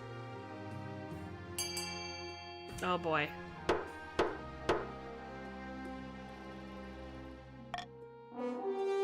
Scholars at Quail University are examining the rules of succession. Should this be allowed? Leave the scholars to their work. They're harmless. The scholars of Quail University are left to their secretive work. Rumors grow that the Queen's legitimacy is in question. Stability is now civil, and my authority is now imperious. She got more stability. Damn. It's true. You guys gotta watch it. I'm very sneaky. Cops me down. We don't want stability to rise. Yeah, I didn't tell you it would rise. It was the law I passed. You know what I'm saying? You gotta watch out. That Silverthorn girl, she's a tricksy type. Your Majesty, these upstarts are saying they have a right to your throne. No doubt nobles are already scheming to crown their region's preferred claimant. Okay, so here's where you guys are. You guys are both, so lower the kingdom stability to 4 or less. Our stability is fine. Lower your own faith to 4 or less in 2 seasons. What's your faith? 0. Great, you're doing great. And lower all regions total farming to 14 or less. So you guys are at 8, 9, 10, 11, 12, 13, 14. You're at exactly 14 right now. That's great.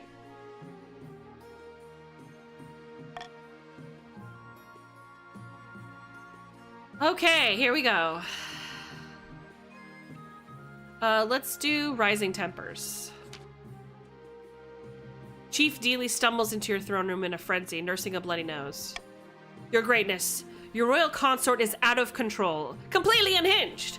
Why, I think they've broken my nose. It was well deserved. You insulted my parents. I only spoke the truth. Regardless, you were the one who escalated to violence. I demand recompense for my injury. Enough of this pettiness. You throw Chief Dealey's accusations out with her, your spouse's sneers with satisfaction. Alright.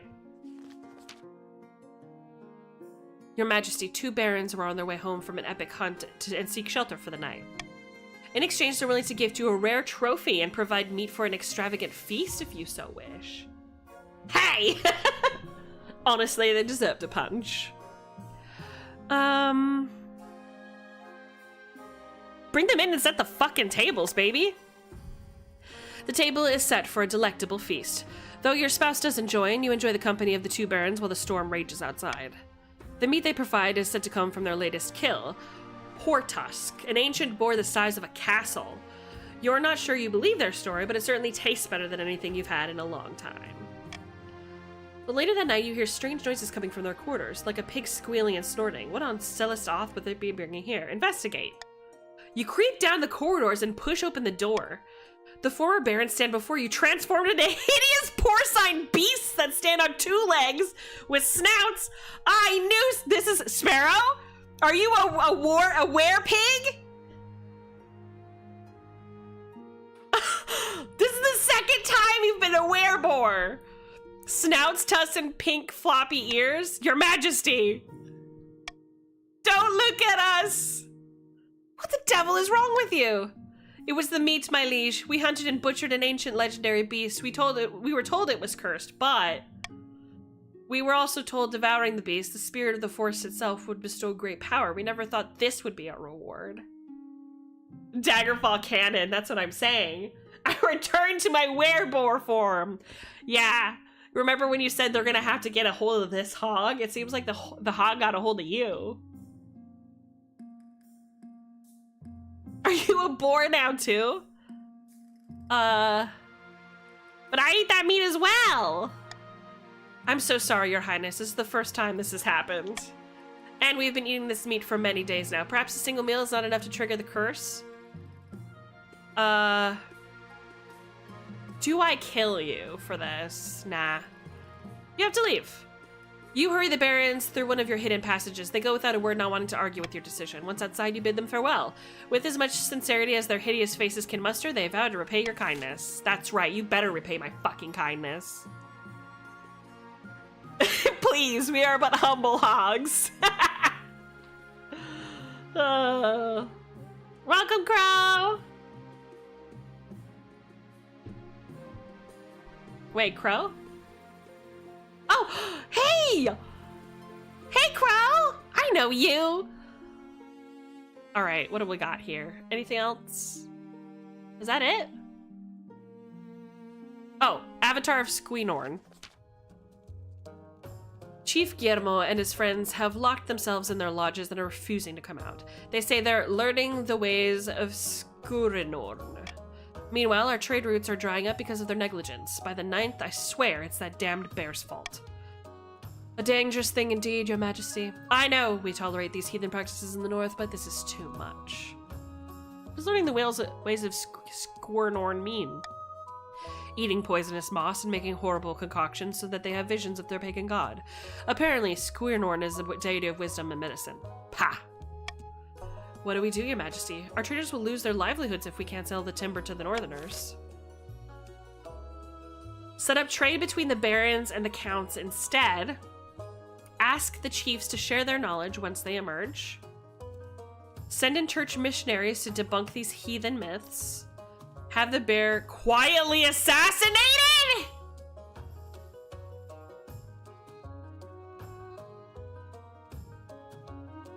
That's what I'm saying. I want to know what they learned. I mean, you guys can't kill the fucking bear. You can't.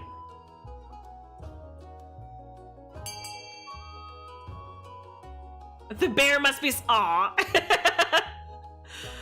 You guys aren't killing the fucking bear.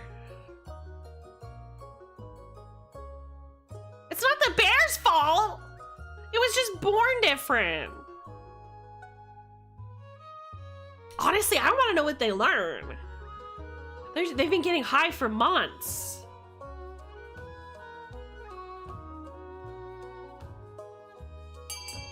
Yeah, that's what I'm saying. Let's figure it out.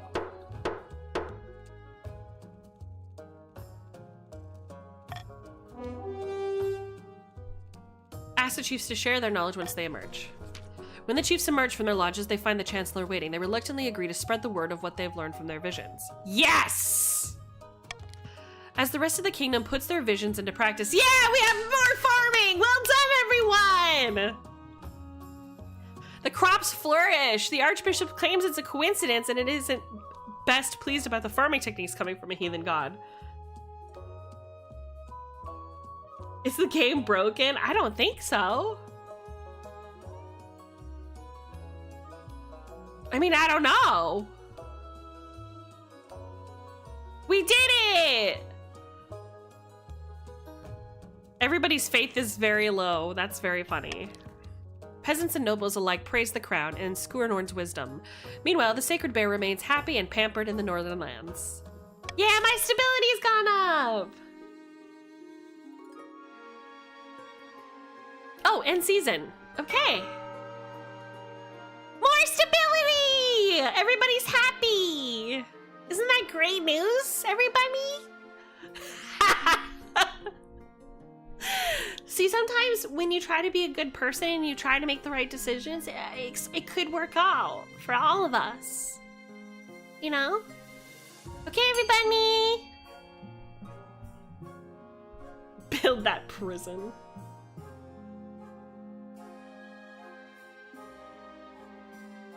Remember, only the ones that get funded the most will get built. So spend all your money. Remember to spend all your money.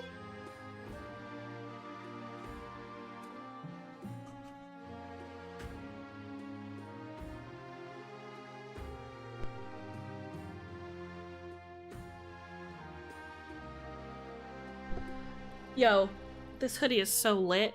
I'm so cozy for real.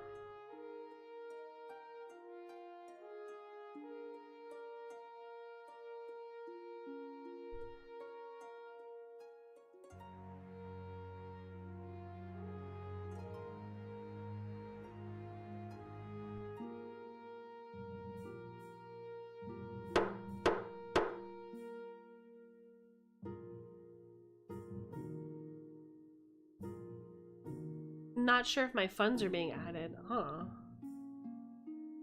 Let's see. Weird. It should. Huh. Maybe it's just slow?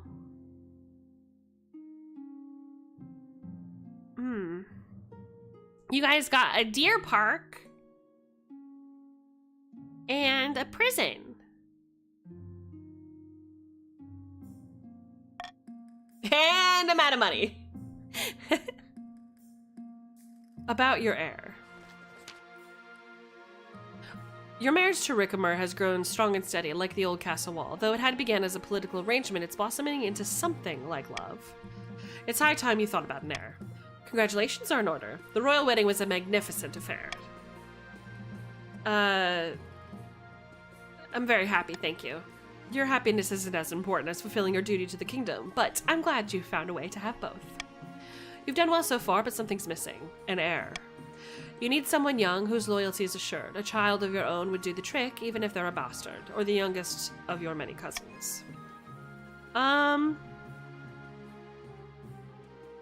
pretty sure I have a bastard child lying around somewhere. I mean, is it not true, right?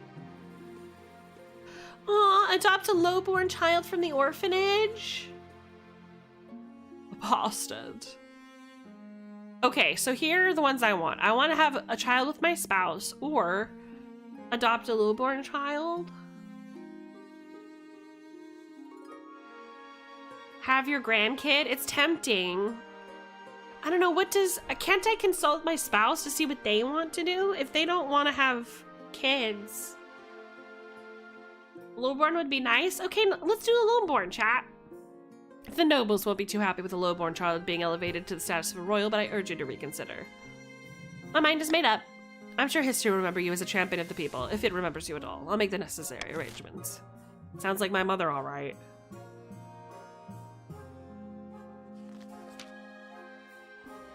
Your Majesty, something is definitely happening at the university. People are amassing outside the library of the old law.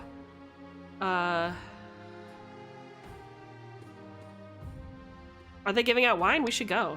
It's true. People are gathering in the university courtyards trying to catch a glimpse through the windows of the library, and they're muttering.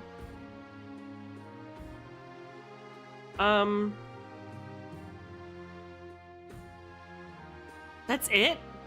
Burn it? Arrest everyone or leave them?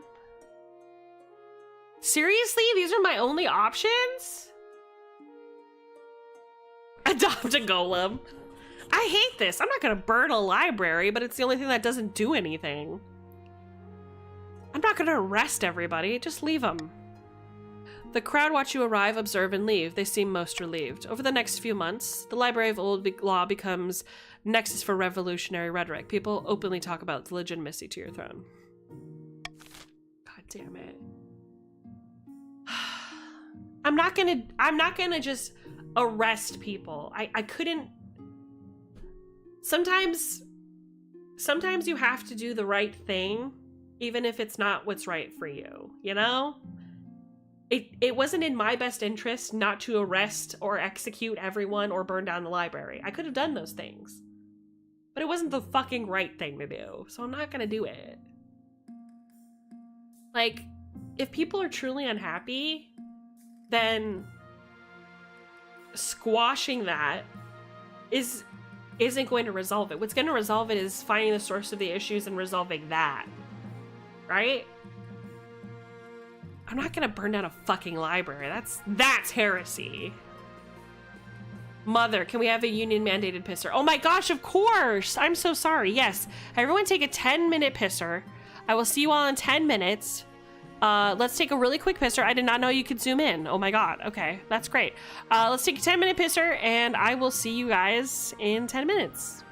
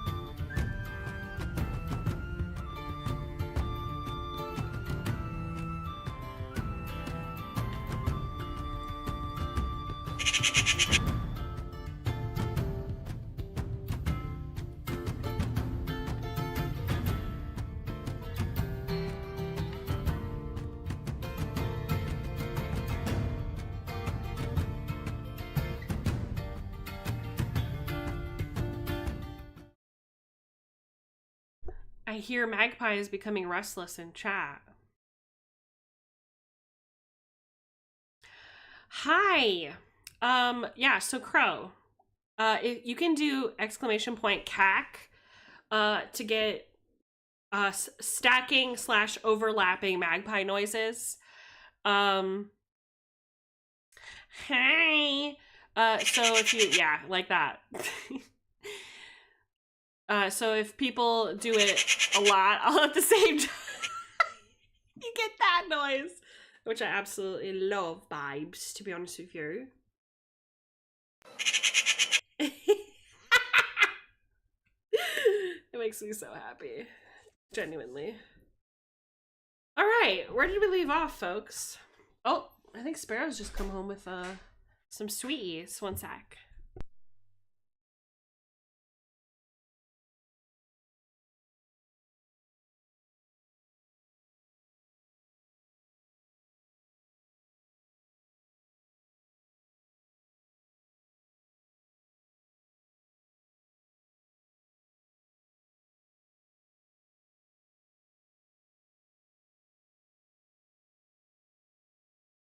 Hell yeah. Okay. Where were we? Pagan prophecies. You subscribed! Thank you so much! Thank you. I'm sorry I missed it. I apologize. Thank you for your subscription. It's very much appreciated, friend. Okay. Hey, we're all part of the Corvid family, right? Cheeky trickies. Okay, let's look at the pagan prophecy, shall we? The Northern Chief's God Speakers have uncovered an ancient prophecy. Let me guess, you think it's all fake. Of course it's fake. Nothing about those pagan gods has ever said or done is real. But this is but one of countless myths used to justify the behavior of immature heathens. What she means to say is the chiefs plan to use the prophecy to justify unseating you. True or not, many Northerners believe it. Okay, what does it say? The prophecy tells of an authoritarian queen who is overthrown by a northern warrior, the savior of the pagans, known by the names as the Thronebreaker, the Sword of Valtor, or the Lord Render. That's you, by the way, the authoritarian queen, not the Lord Render. The prophecy calls for the collapse and death of all false gods, including the ninth, whom Kelkis will lead to a bubbling cauldron disguised as a magical pond. So what do I need to do? We must strengthen the church in the north. Besides falsifying their prophecy, it might even save a few misguided northerners. The pagans still blindly worship their old gods, however. If we don't act soon, the kingdom will be lost. Ugh, great. Alright, guys.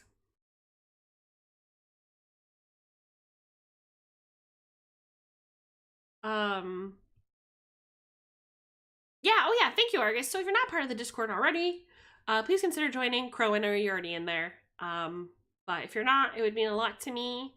Been a lot of fun discussion, event planning, etc. I'd love to see you there. In my opinion, invent a counter prophecy might be sick. Or order priests could be good, but it lowers my stability and authority. Nah.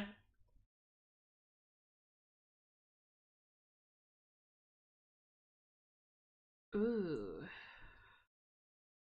This one. All right, let's get voting. Get in there, vibes.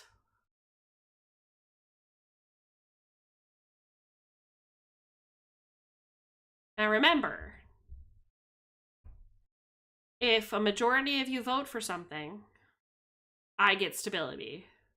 Just be careful. Excuse me? Jiffy? Jiffy? Jiffy, what are you doing? Oh, you guys can't hear it. I'm so sorry. Jiffy? Jiffy?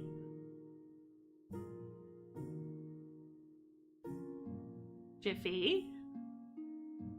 Jiffy, thank you. Thank you so much. You promised. You gave me your word that you would take care of yourself. You're still gonna do that, right?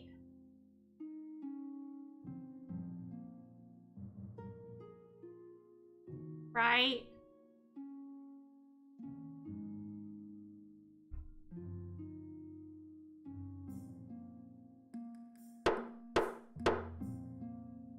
Oh, too late. Sorry, I thought everybody had a chance to vote. Order priest to go north and decry the prophets as false. That's fine with me. I got stability for that. The Archbishop mobilizes the priesthood. Emergency sermons are held at every church across the kingdom, warning the faithful to stay vigilant against pagan lies. Hundreds of priests are sent up north to preach to the local populace, which naturally causes tension with the chiefs. You hope it will be enough. Great.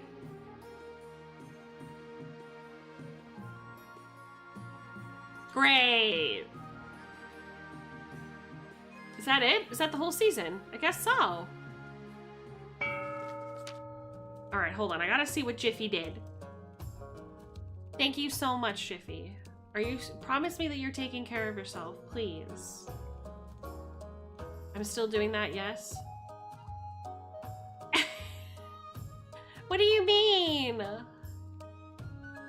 Other than, what do you mean? You don't need, Jiffy, thank you so much. You're so kind. Please, please, please make sure you're taking care of yourself, okay? You sent me something that says, spend this on yourself or else. You stinker.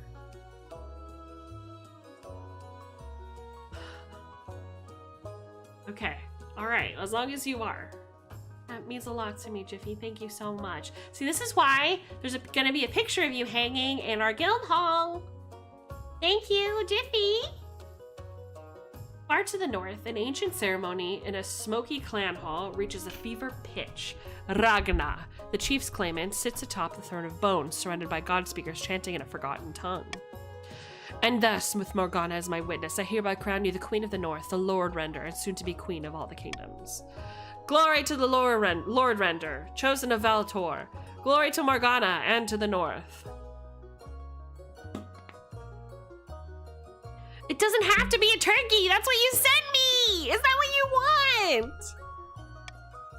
I already sent it to the artist, so it is too late. But the assembled chiefs roar and chorus with each other. Steins are smashed against one another in celebration. Now we must bring down the false queen of the south and fulfill the prophecy. The only question is how. Okay. What would you like?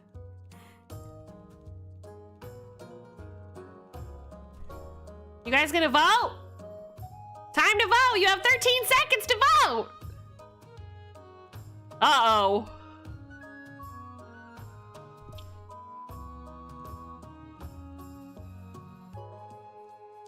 You guys want to sacrifice me in a pagan ritual? Wow.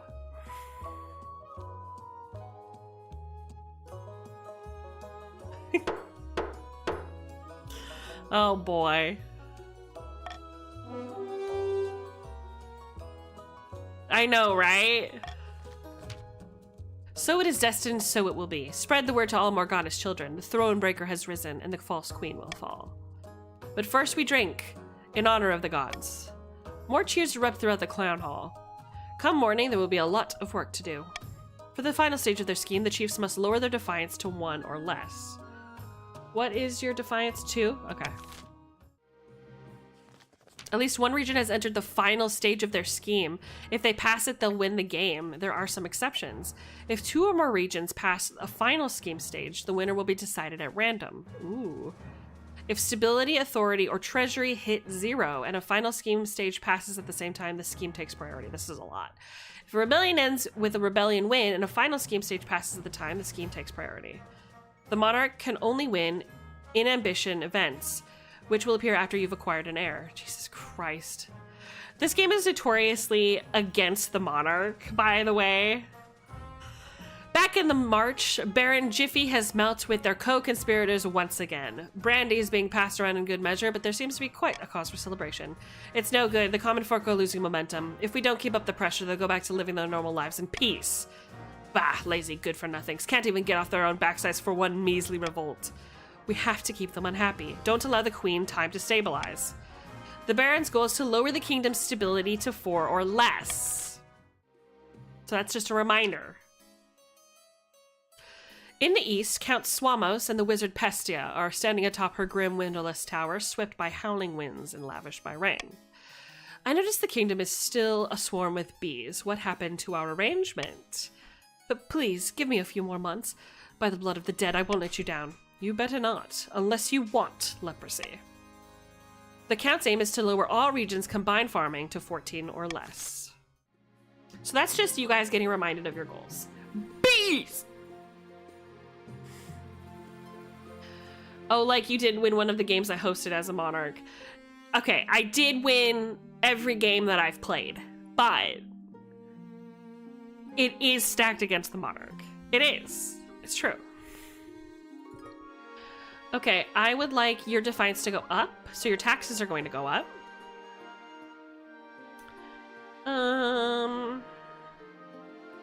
Let's see. Who do I need to go down? I'd like to give you a bribe. And your defiance could go up. Perfect. I'm happy with that.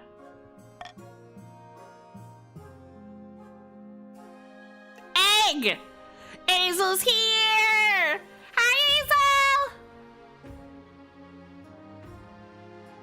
A clairvoyant visit. Ooh.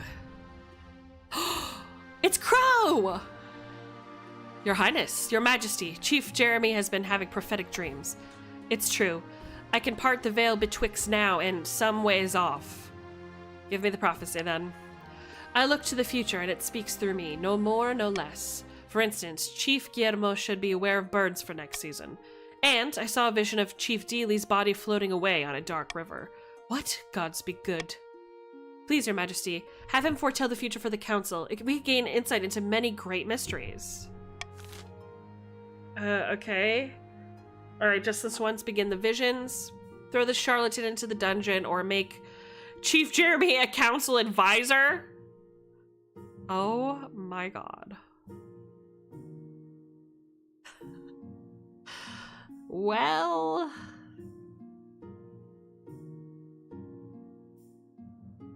I'm about to say fuck a motorcycle? Why? Hi, demon, but why? Hi, demon, but why?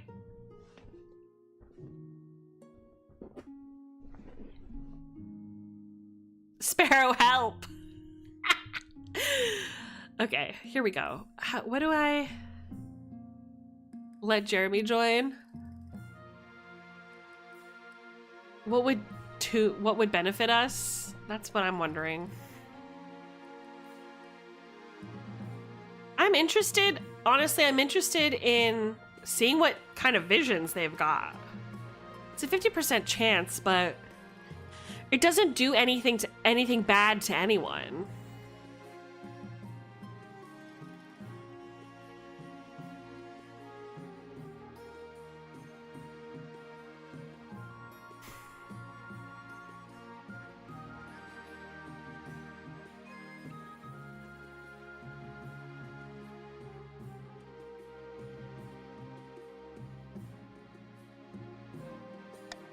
I'm gonna do this one. All right, get going, chat. Well, I've paid 90K on one for the finance company to decline it? Seriously? That's fucking crazy.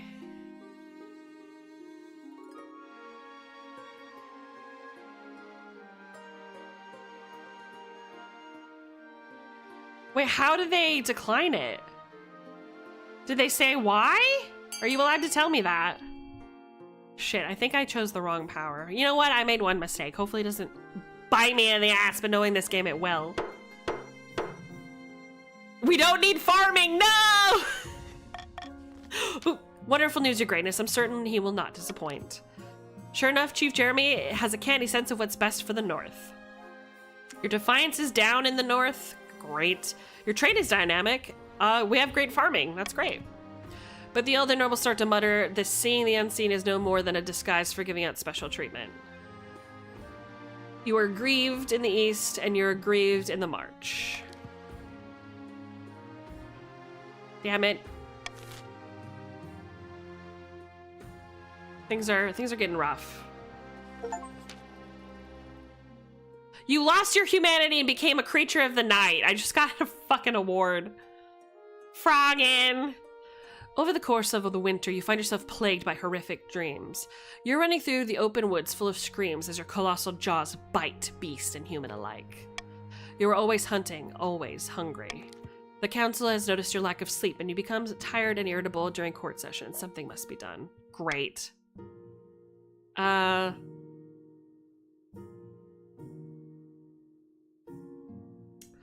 Go hunting or seek out a woods witch? Seek out a wood witch. While the spy master keeps an ear out for rumors of magic, you begin your search in your spare time. You can only hope that you find someone before it's too late. They didn't think I was fitted to take that payment only because I have a job with no other payments I have to do. What the frog? Seriously? Demon, I'm so sorry, bud. Try getting like a pre-owned one from like one of the local people. Is there somebody like in your neighborhood? You're out? No, bud. Come on. Come on. See if you can go on like not eBay. You know what I'm saying? Like a local like Swedish like automobile market and see if you can get a pre-owned one. Surely you're not out, right? I mean, you're probably safer without one, but I know it's your dream. Gonna go back, crave the money, and fix the car instead. Ugh, okay. I understand. The chief architect bustles into your office carrying an armful of parchment. I'm so sorry, Damon, that happened. I'm here to talk if you need it. Statues can be torn down, paintings can be burned. Don't you think it's time you left a lasting mark on this kingdom? I propose we carve your majesty's visage into the side of a mountain. It will take dozens of artists, thousands of hours, but it will ensure you're always remembered. Ridiculous. Well, I went to the university and everything. Call a vote to discuss this outrageous plan. A mountainside carved in your likeness would surely get people talking, but it'll take time and a lot of gold. Great. All right. Go ahead with the project. It'll be a wonder. Yes, and add the royal consort at Rickamer. Yes, the nobles will fund it. Or this is an idea best left forgotten. Okay, have at it.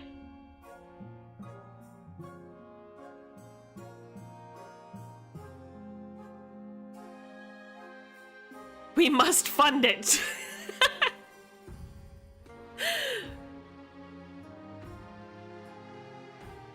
I think you should fund it as well.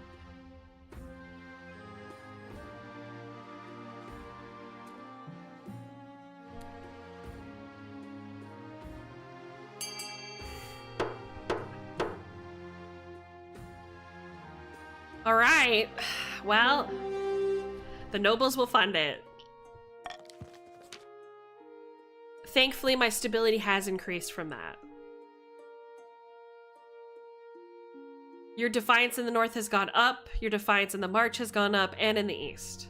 With the council's approval, it's an easy enough matter to demand a tithe from your nobles. Doesn't stop them from grumbling, though. Fuck! Planning starts in earnest. A mountainside is covered in scaffolding. You wait eagerly for the news of the project's completion. But the work is plagued by setbacks. The stone is harder to carve than anticipated. Storms knock down the scaffolds. A rock slide erases much of the work that has been done. Your Majesty, I have to admit that I may have bitten off more than I could chew. This is a disaster. It can be turned around, I swear to the 9th. As the weeks roll past, it becomes clear that the chief architect's grand ideas will take a lot longer to come to fruition. Great. Time to end the season, folks. We only need one more defiance to rebel with our golem army or lower the stability. True. By royal decree, we can tweak the laws governing how the council votes. Okay, so I can change laws now. I think I'm happy with the ones I've got.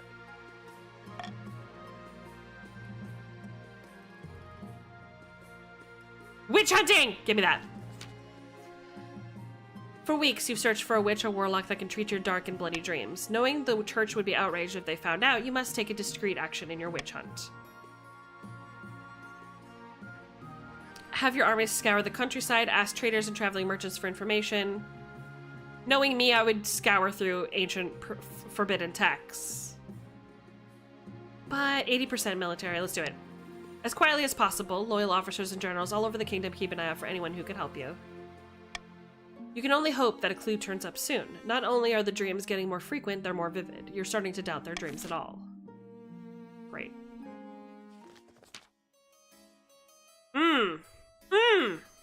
Excuse me? Nothing is wrong. Absolutely nothing is wrong in the East. Really, because you're looking at me like you've swallowed a wasp. Things must have changed. But that calls for a celebratory glass of wine, I think. The courts of the East are not likely to get farm reduced to the extent we require. Thusly, I shall aid you to defy the queen with the golem. There's definitely not an old witch who lives at the border of my lands, and I definitely haven't been having money troubles. And most importantly, she didn't offer me a fortune in exchange for just one drop of my blood, after which I absolutely didn't accept. Interesting. Swamos, you got more money. And most importantly, she didn't offer me a fortune in exchange for just a drop of my blood. Oh, okay, she just said that. I'm confused. No, you keep looking at me like I've trod on your foot. Ever since I didn't accept the witch's bargain, I haven't found myself obeying her every command. I definitely still rule over my estate, not her. Furthermore, she didn't forbid me from telling you any of this, and I'm not using negative statements to bypass her magic.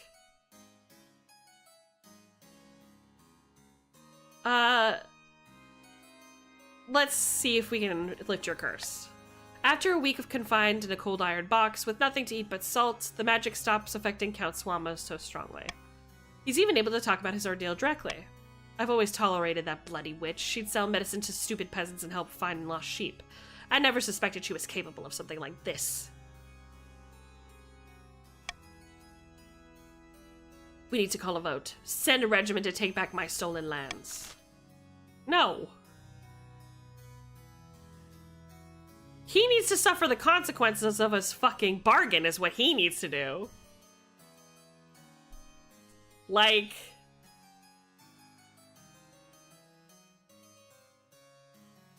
genuinely.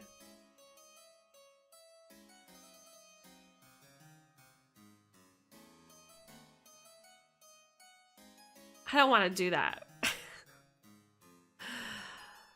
Okay.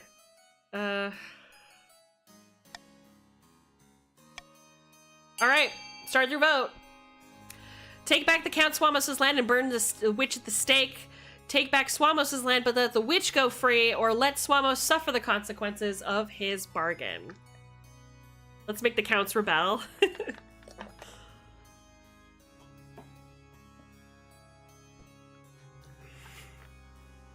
8 seconds, chat. 2, 1. Thank you very much for everyone who voted C. I appreciate it a lot. Because it did give me more authority. You mean I have to live with that old peasant woman lording it over me? No, I'm taking my lands back. Ooh. Let him go or arrest him for resisting the will. Ooh. Bring farming and defiance up. let him go. When the eastern troops arrive on Count Swamus' estate, the land itself fights back. The soil opens up beneath them, trees swipe at their horses. But they fight their way through with minimal losses. The witch tries to escape, but she's caught by sentries posted around the perimeter. That evening, the witch is burned in the town square as the peasants watch in silence. Count Swamos is pathetically grateful for the return of his ancestral home. But the fields are never again as bountiful as they were under the witch's reign. Well, there you have it. Oh, thank you. I have ice cream, chat. Ooh, it's kind of melty, too. My favorite.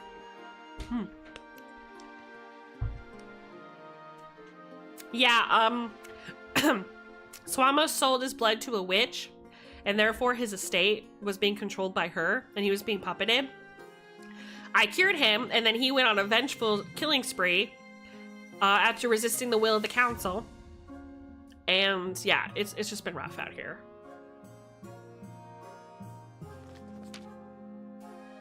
Your Majesty, the acclaimed playwright Montague Blinwood has written another smash hit. All the theaters in the capital are showing it nightly.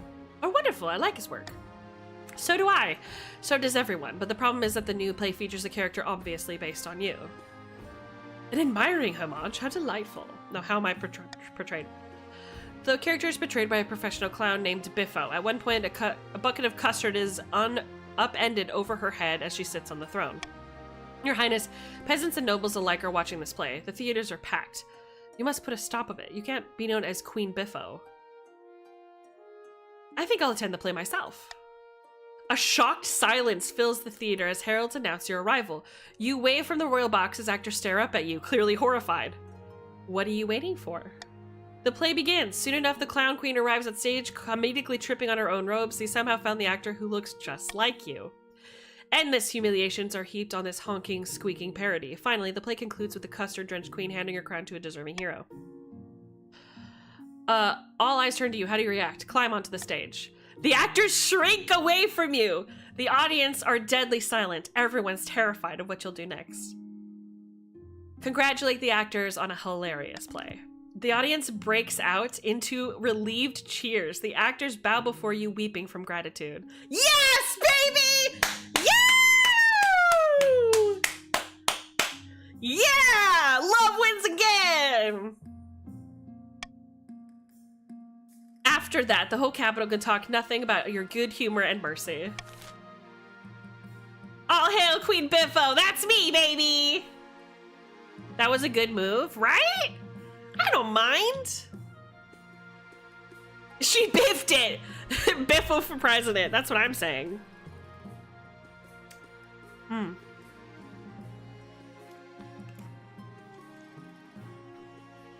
As a bard, I completely understand. What was I gonna stop their play? No, I understand. I'd do the same thing.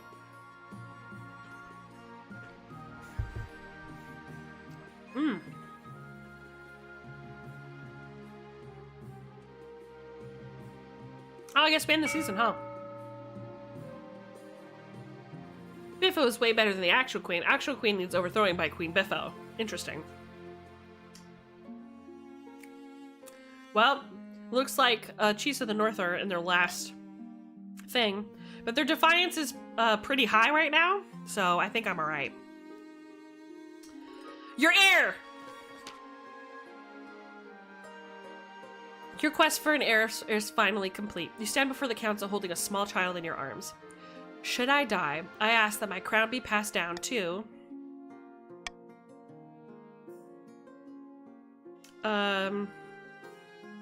my adopted low-born daughter. The silence continues except for a few stifled coughs. After the awkward pause has stretched over a minute, there's finally some sporadic applause. The nobles don't appreciate you inducting a low-born child into the royal family, but whether they like it or not, by designating an heir, you've cemented the stability of the kingdom. Stability is peaceful. Yippee! Your Highness, may I be the first to congratulate you on adopting an heir? What is her name? Esmeralda II. The gods have... Yeah, we had a baby, chat! We did it! Baby Esme II.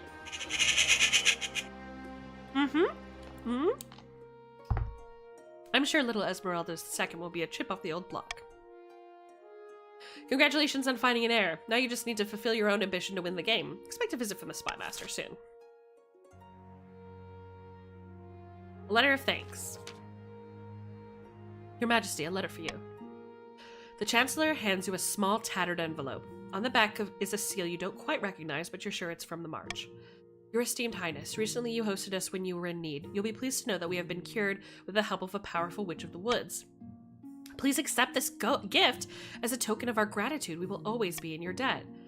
The Chancellor hands you a small cedarwood lockbox. Inside there are a number of gold coins and ruby-encrusted silver brooch.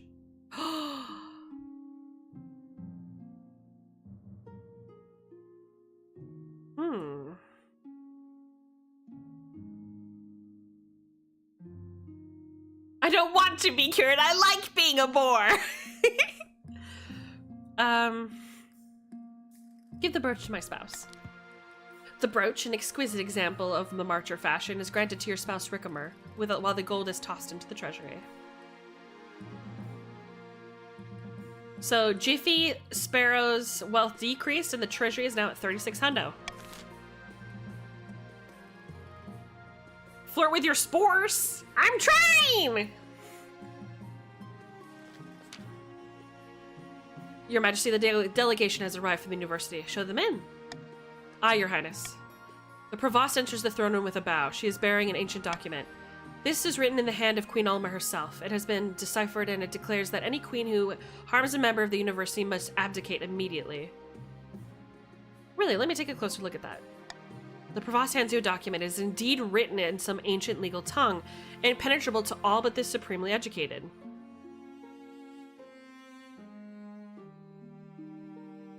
I think it's really a soup recipe. I assure you, Your Majesty, it is the word and law of the wise queen herself. You would do well to respect it since you govern it at her discretion.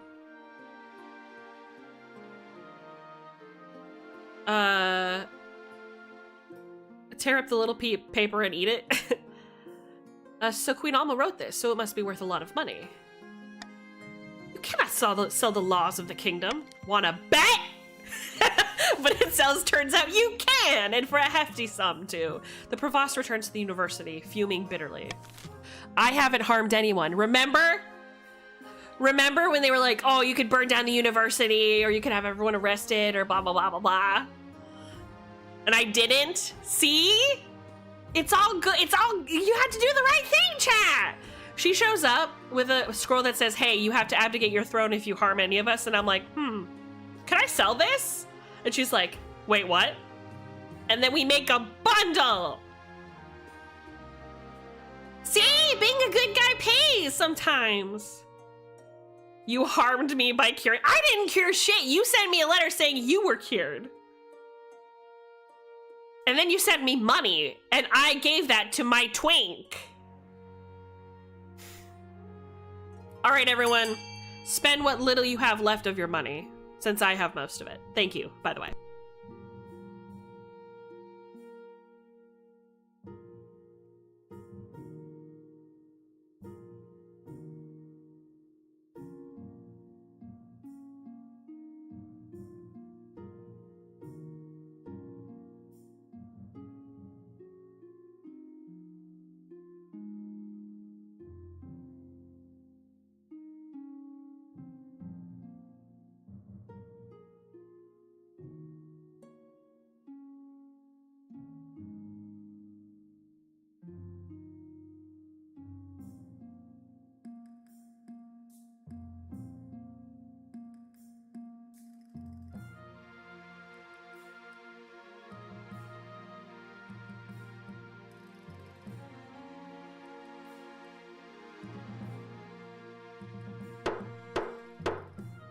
Oh my. Looks like time's up. What did we find this time? A prison. And an aqueduct. Very cool. Ooh. One or more regions are able to rebel. The rebels get more victory points than the loyalists. They'll win the game. The loyalists get more victory points than the rebels. They'll put down the rebellion and continue the game. If multiple regions rebel and win, a vote between the two rebelling regions with the highest stat will determine the successor. Okay. Important. Rebelling regions will have their schemes paused. So you guys, if you want to rebel, you cannot continue with your schemes, which is honestly the fastest way to end the game. Rebellions are fine if you think that you can win, but loyalists, which come from the other sections, the other groups of people, so they could crush you. So just be careful. Regions with high military stat are more likely to overthrow a monarch. So you have to have pretty much a good military. If stability, authority, or treasury hits 0, the rebels will win the civil war. Okay, gotcha.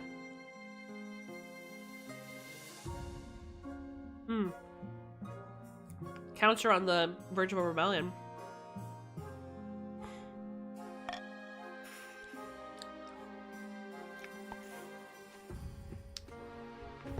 Here we go.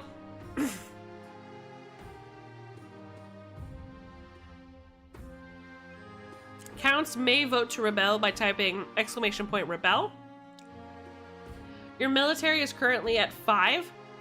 You will be squashed by the barons and the chiefs. Up to you.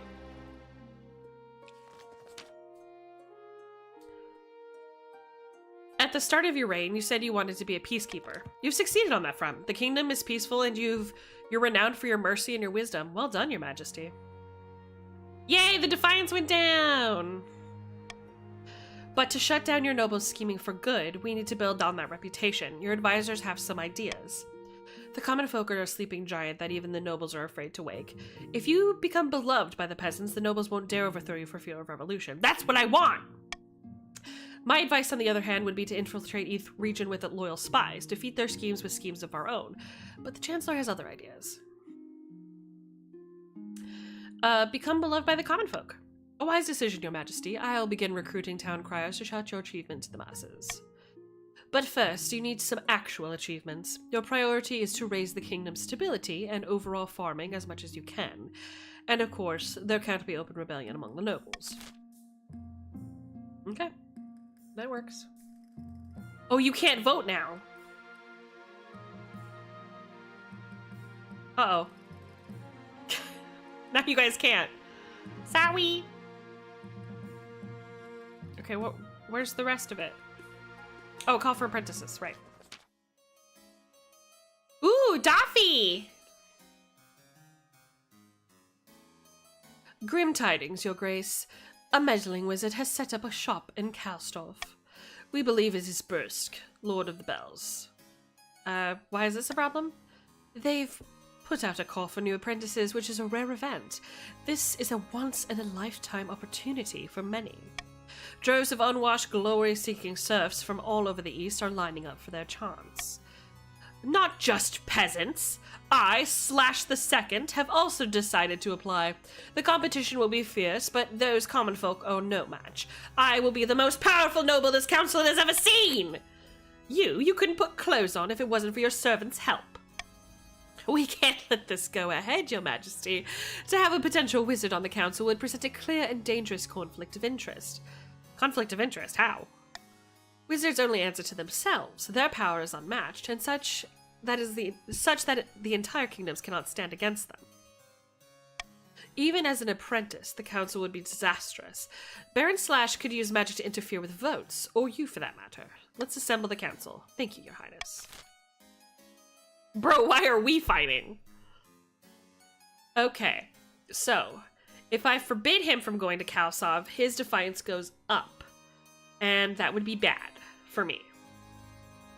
Require they forfeit their noble... Oh, that's a good one.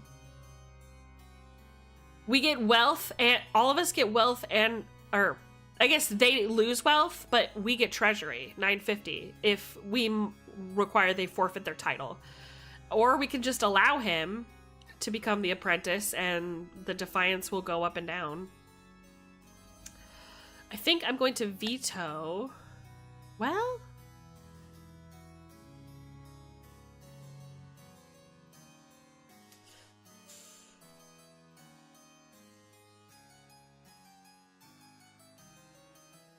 I'm gonna veto.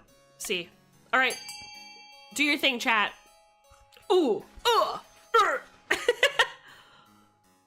Boo.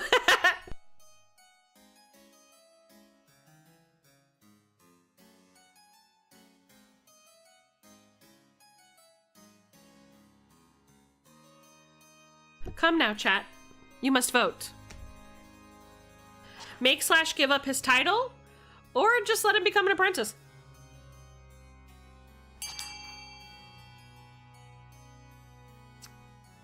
Everybody voted?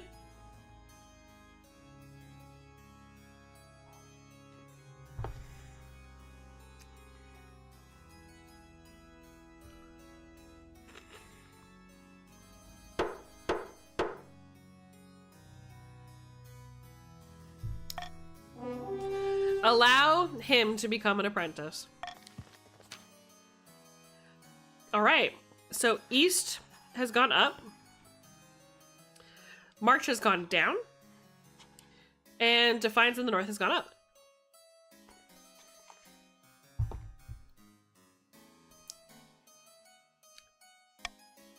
And what if 9th Preservus, they actually pass their apprenticeship?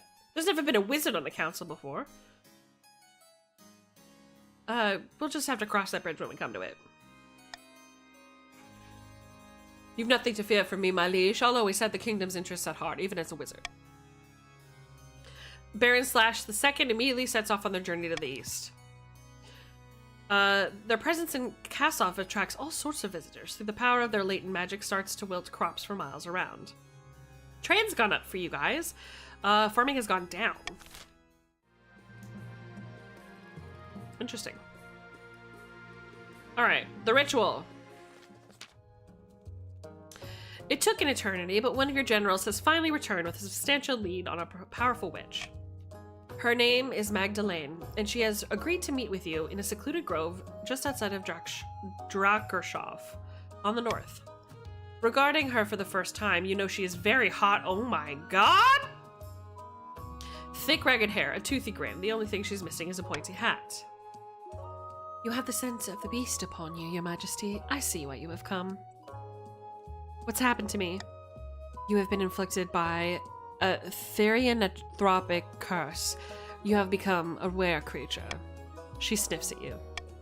More specifically, you are a were-boar. To be cured, you will need to undergo a dangerous ritual. I can help you, but you must be prepared. Or, I can help you overcome the spirit within you, giving you control of your new power, but that ritual is more dangerous.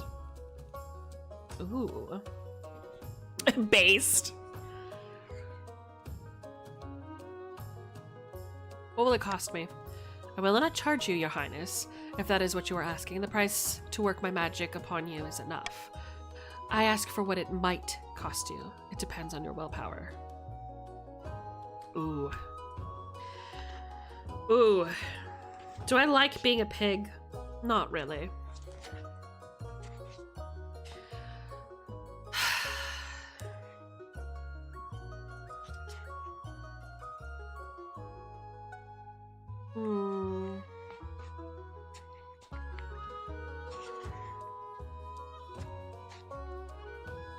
But if I were under threat or duress...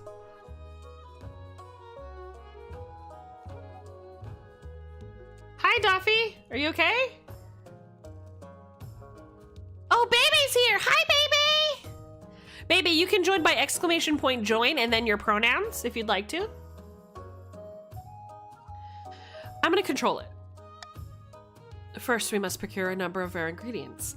I will need a handful of Herobetes' starlight mushrooms, a live goat, a moonstone dagger, and a bottle of wine. Red only, please. Most of these things I can procure myself with time, but any help would be appreciated if you wish to be cured quickly, especially with the mushrooms. I'll get those ingredients for you, baby girl. You source the ingredients quickly, making sure they're genuine and high quality. You try not to arouse suspicions in the process. When you next meet with Magdalene, she has prepared a ritual circle in her grove. The goat is brought before the oldest tree in the circle and then slaughtered with the moonstone dagger. The blood mixes with the wine, which she bids you to drink, before tying you down to the stone altar. I don't like where this is going. Magdalene takes a mortar and pestle and mixes the mushrooms with the blood wine, creating a thick, mushy paste. The moment the substance passes your lips, horrible sights swim about your vision. The great spirit of a boar roars from beyond the trees. It is a beast covered in thick spines, its tusks chipped and bloody. Clench your jaw. Pain streaks through your body as you thrash the bindings. The great boar spirit roars in defiance, then starts to fade. The last thing you see before you pass out are its eyes staring deep into yours. Hi, Swamos! Swamos. I married your child, but I didn't force them to have a child with me. I adopted an orphan.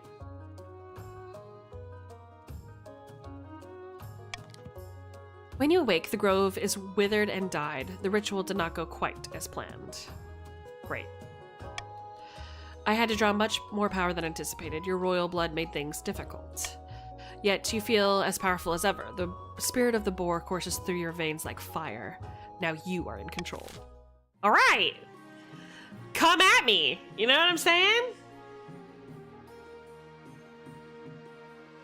Barons are trying to push for defiancy and rebellion right now, I think. Yeah, they're gonna have to try really hard.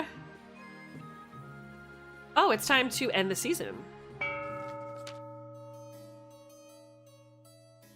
In the east, Count Swamos and the wizard Pestia are standing atop her grim, windowless tower, swept by howling winds lashed by rain.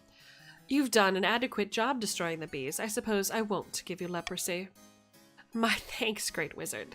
Now, shall we discuss how to overthrow this troublesome queen? Okay. Go for it, friends. Time to vote.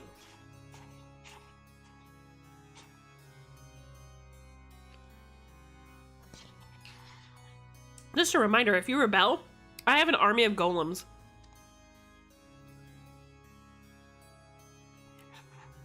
Curse her with a fate worse than death, or send her far away.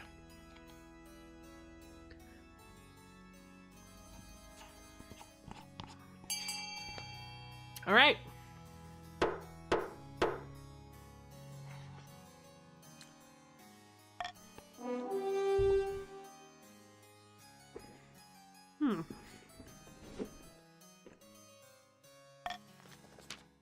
Far, far away. That could be done. I will steal the queen away through the apiary when the distance works differently. But the apiary is a land of dreams, and in times of turbulence, nightmares. It must be peaceful if I am to navigate it very far. Yes, that can be done. We'll make sure the kingdom's as peaceful as a sleeping lamb when everyone's dreaming pleasant dreams. For the final stage of their scheme, the counts must raise stability to 10. What's my stability? 8. Send her to Brazil?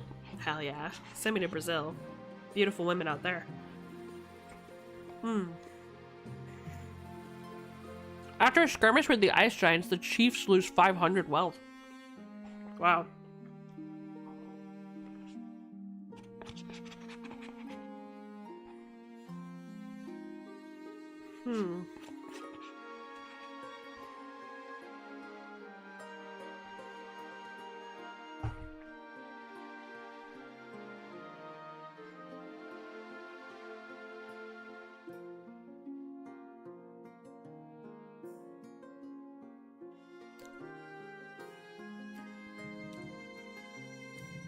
I'm happy with that.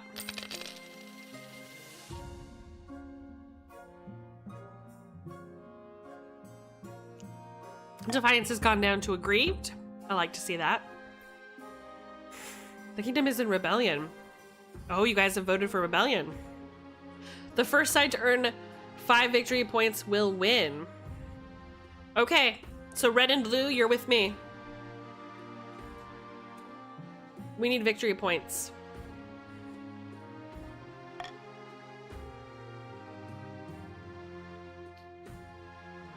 Rebellion.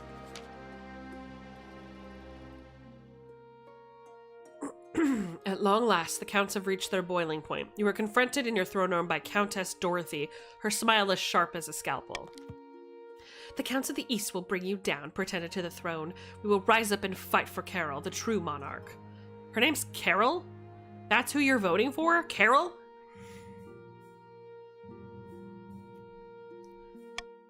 This is a formal declaration of war. The next time we see each other, we'll be on the battlefield.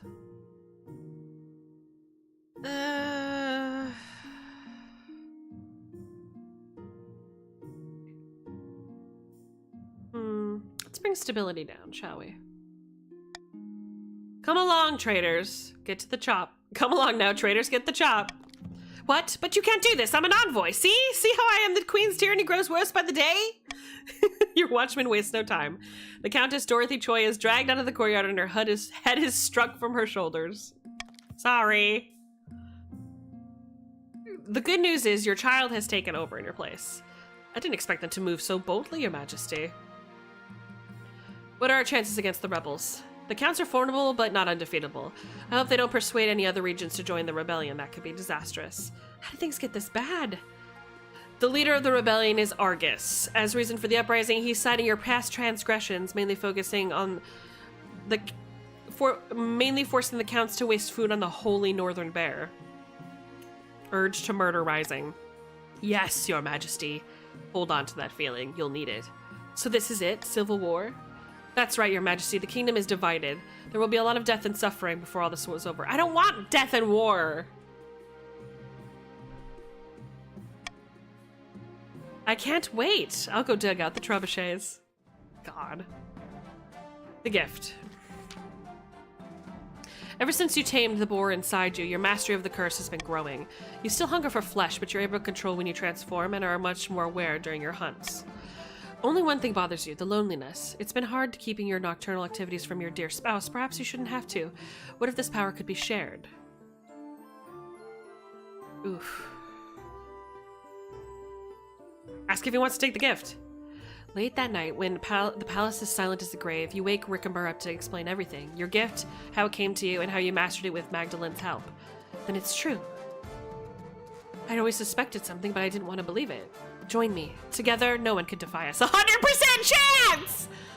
Oh, they liked the brooch! Oh, we're in love! You cannot deny the charms of the old bard, eh? It feels like an eternity passes. All right. You don't wait for them to change their mind. Rickamer must eat of your flesh to become like you. You cut off a pinky finger, oh god, and have them eat it. They're horribly sick for weeks, until one night, you wake with a start for the first time in months. Rickamer is standing over you in the form of a huge wereboar. It seems Rickamer has inherited the same mastery over their own transformation.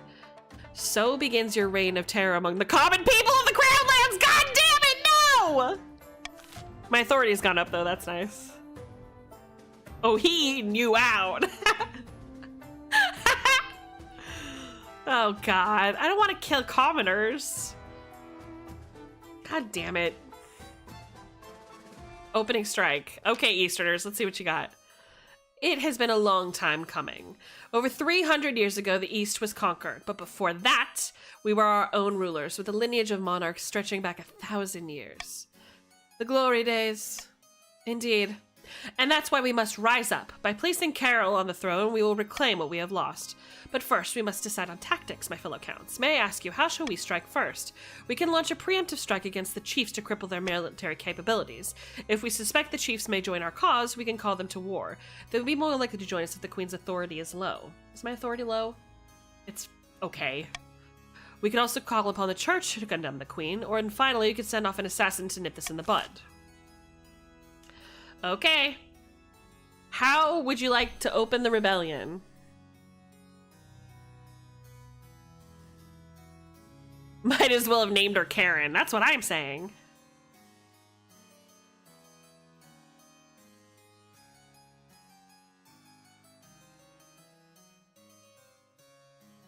Who's where? Let's see the noble list. Looks like Bebe, you're a baron, so you can't vote. You can only vote for your own clan. Call the chiefs to join you? Interesting choice. The counts smuggle a secret message to the chiefs. Brave chiefs of the north, too long have you suffered under the yoke of the crown's tyranny. The queen refuses to acknowledge your faith. Come with us to war. War! Oh my god, you guys succeeded? God damn it. The chiefs were emboldened to call the rebellion. Of course, they can only act if their defiance is high enough. Fuck. God damn it.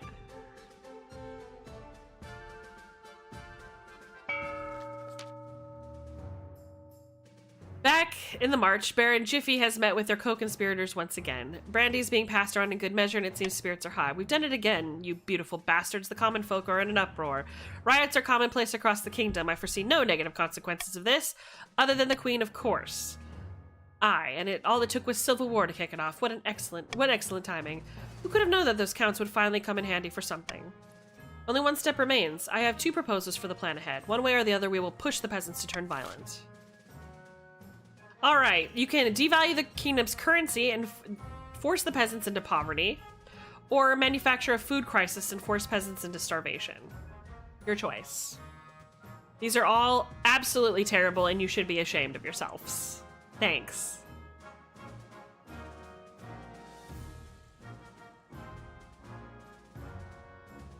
Baby's like, starve them. Next question.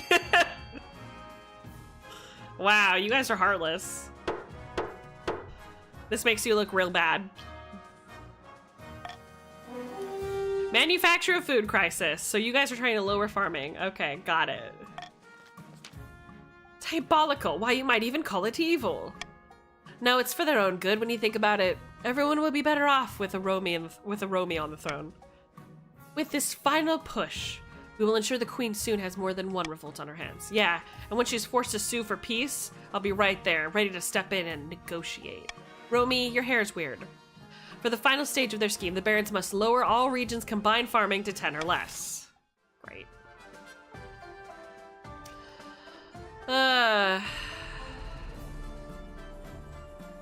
Ooh. Nah, I'm happy. Rebellion report.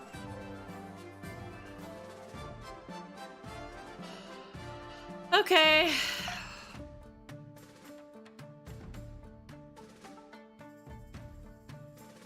A great battle. Vast armies darken the landscape like shadows of the clouds. Flags are flying, drums are pounding like rhythm in the marching of boots. The kingdom is gripped with civil war. At least that's what you imagine. Most of your time is spent in the safety of your palace, poring over a giant map with your marshal. Your Majesty, the army of the East is advancing on the capital, led by that treacherous Argus. I've received word from the commander of our loyalist forces in the march. If they march now, they'll intercept the count in a matter of days. Alternatively, they could join forces with the army of the north. It's risky, but together they have a higher chance of defeating those accursed counts. What are your orders? Ooh.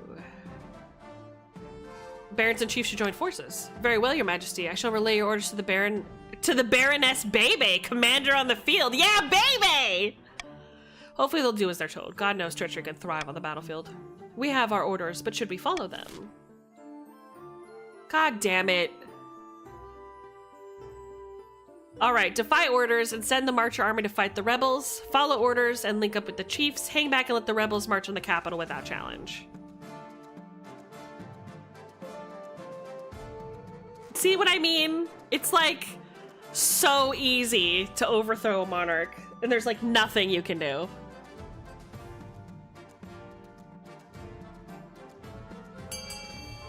Ooh, hang back and let the rebels march on the capital. Interesting. Interesting choices.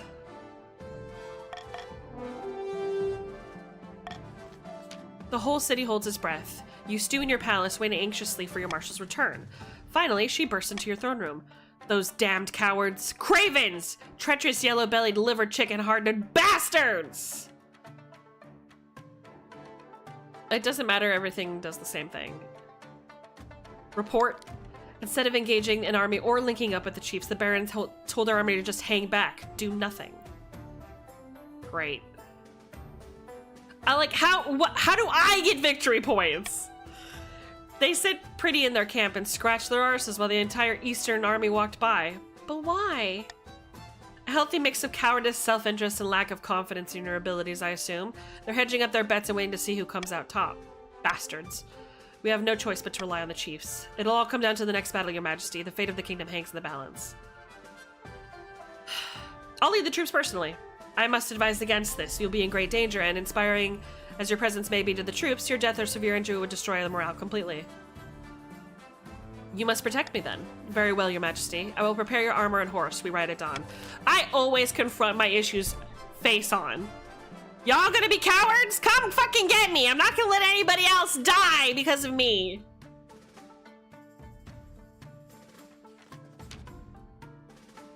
Your Majesty, the ambassador from Tavelin is requesting to see you. Show them in. Thank you for seeing me, Your Majesty. My humblest obsequiations. Obsequiations? Is this sagacious? Can someone mop up these obsequiations? I bring news of a great treasure that has somehow found its way into Trevely's hands. It is an ancient legal document written by your Queen Alma the Wise herself. It has rather profound implications for your kingdom, I fear. What sort of implications? I could not say, Your Majesty. Our greatest scholars could only read it a little. I'm sure your university could read it without difficulty, of course.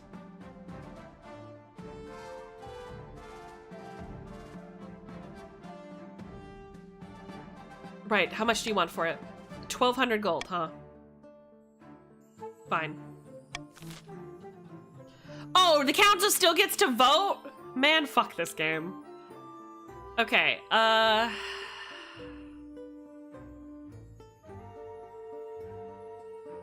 gonna veto. We will not be blackmailed. Wait, actually. Let's go. Vote. Vote, chat. You can do it. Pay the man, sink the treasury.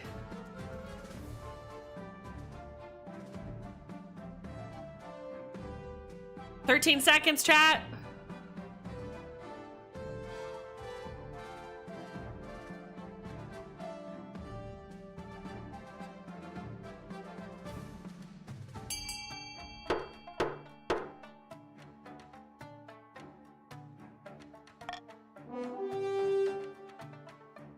Pay the man.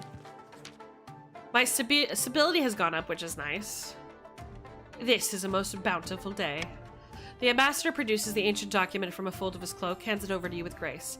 It is the same ancient document you yourself sold months ago. It burns very well, indeed. I knew it.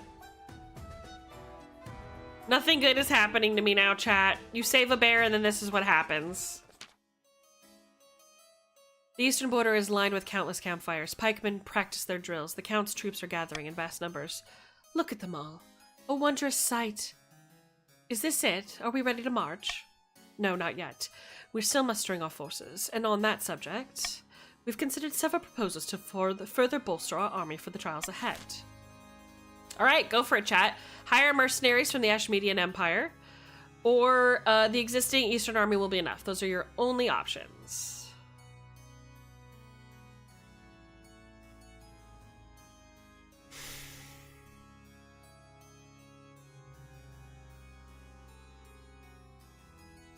It sure would be nice if I got some help from the frogging game!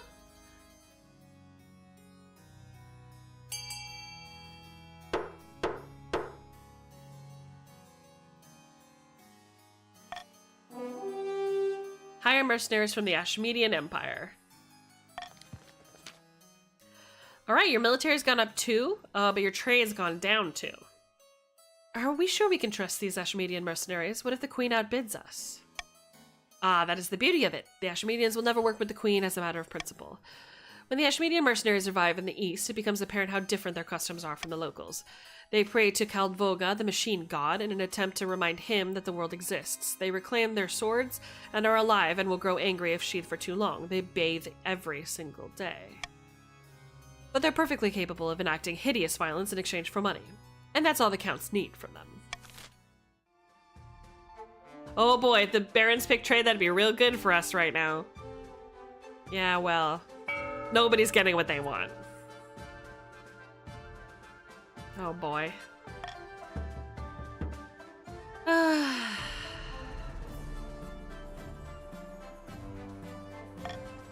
I never got any chance to get any loyalist points, so I don't understand. Oh, it's because, you know what? It's probably because you guys voted to secede anyway. It's really weird that they gave you an option when you weren't in rebellion. I don't know. I don't understand the game. It's fine. It was gonna happen. You guys were gonna do it. It's the night before the final battle. The atmosphere among the marcher soldiers is arrogant. You've often heard them bragging to each other about the uncertainty of their victory. In the journey, you've had to leave most of the luxuries of a queen behind, but your marshal is good enough to ensure the royal command tent is always well stocked with wine.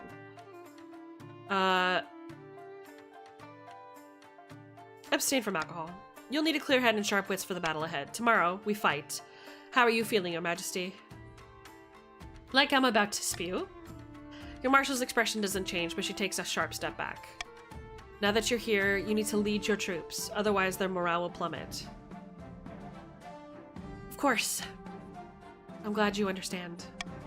The next day, at an ungodly hour, you climb onto your warhorse and ride out with your troops to meet the counts on the battlefield. The sky is blood red. Flags whip in the wind. Horns blow. Drums beat. Both sides are in battle formations, with the army visible only as 1,000 gleams of swords and armor.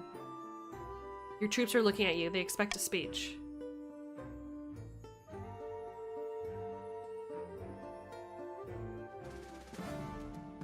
Today we stand and we fight. Brave warriors of the march. Oh my god.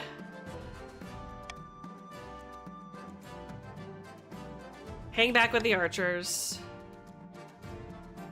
Rather than risk your neck on the battlefield, you decide to hang back with the archers. Close enough to the action that people can't describe you as a coward, but far enough away that you're probably safe.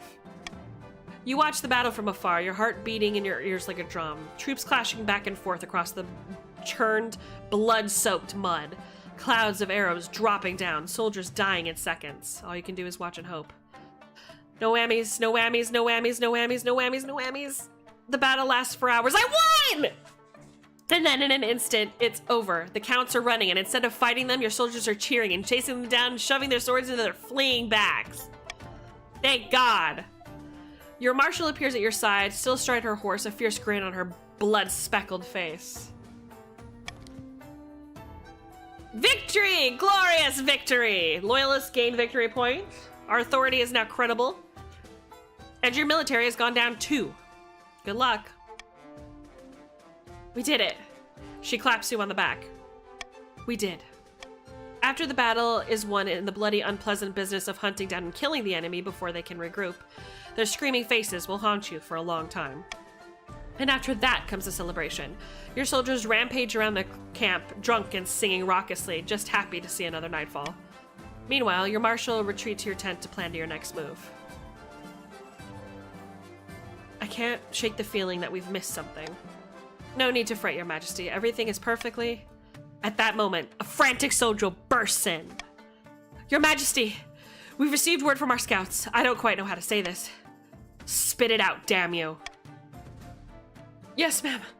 Your Majesty, the counts have split their forces. The army we defeated was a diversion. They've got another regiment making its way through the Crowdlands. They'll be outside the capital in a matter of days, and the barons are too far away to help. What do we do? We must prepare for a siege. We've got a lot of work to do. Build up the capital's fortifications, stockpile food, train up a citizens' militia. But don't worry, Your Majesty. This is the last-ditch ploy of the defeated army. We need to outlast the siege, and the barons will come to our rescue.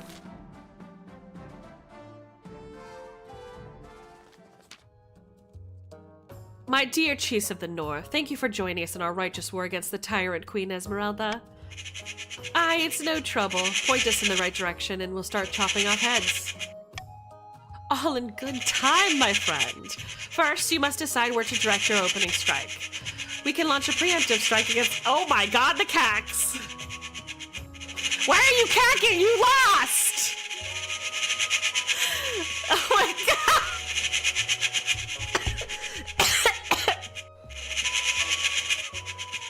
We can launch a preemptive strike against the barons and cripple their military capabilities. If we suspect the baron may join our cause, we can call them to war. They'll be more likely to join us if the queen authority is low. Oh my god. Okay, vote! Vote, everyone! 27 seconds to vote!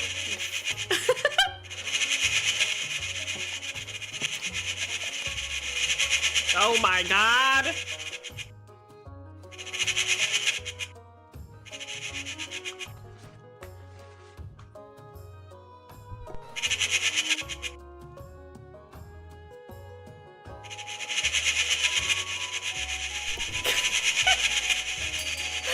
My goodness.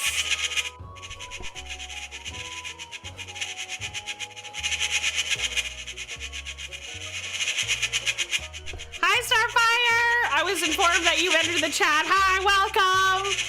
Join in if you like. There's rules in the pinned tweet above. Feel free to join if you'd like. The Chiefs smuggle a secret message to the Barons. Oh, you guys won that as well. Great. I get nothing forever. This game fucking sucks. The fearsome Barons of the March. Too long have you suffered under the yoke of the Queen's tyranny. The kingdom's gone soft. We need your help to put things right. He speaks truly. Why have we never thought of things this way? The Barons are emboldened by the threat of rebellion. Of course, their defiance is high enough. Blah, blah, blah. Baraka's going ham right now. You came in just in time for CAGs. It's been a very exciting day. We just met our community goal. They're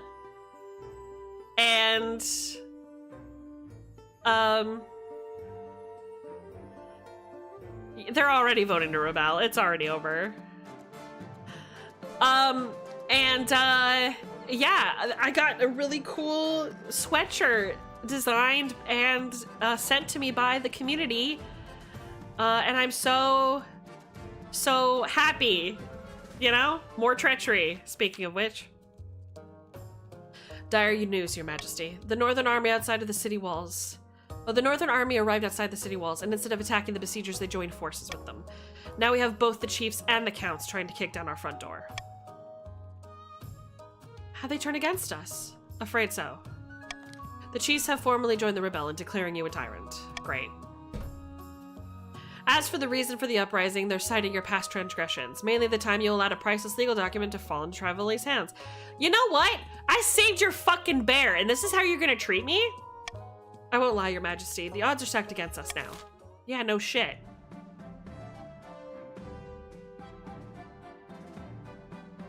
End season.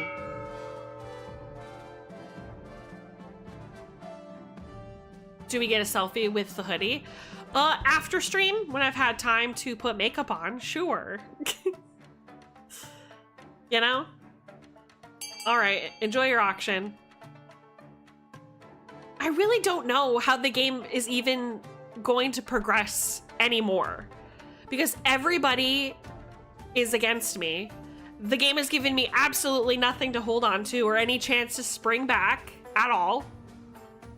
And I don't see how taxation's even going to work in this scenario. So I don't know. It's over as far as I'm concerned, but I'm still gonna do my best and try and do the right thing.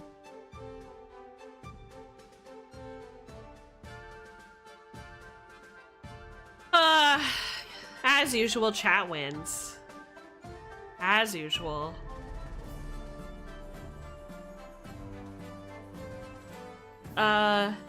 Maybe your wereboyfriend will fight the military between you and your spouse. Yeah, maybe 3 factions of hundreds and hundreds of men will easily fall to 2 fat piggy boys. Maybe. All regions have rebelled. Wow, what a fucking shocker. Next. Overwhelmed. This might be it. Your marshal staggers into the throne room stinking of booze. She gives you a lopsided grin. Heard the news. What are you talking about? The barons have sent word that they're joining the rebellion against you, Your Majesty. All 3 regions have now turned on you. Do you know what that means? It means this is the end. It means we are royally, no pun intended, screwed.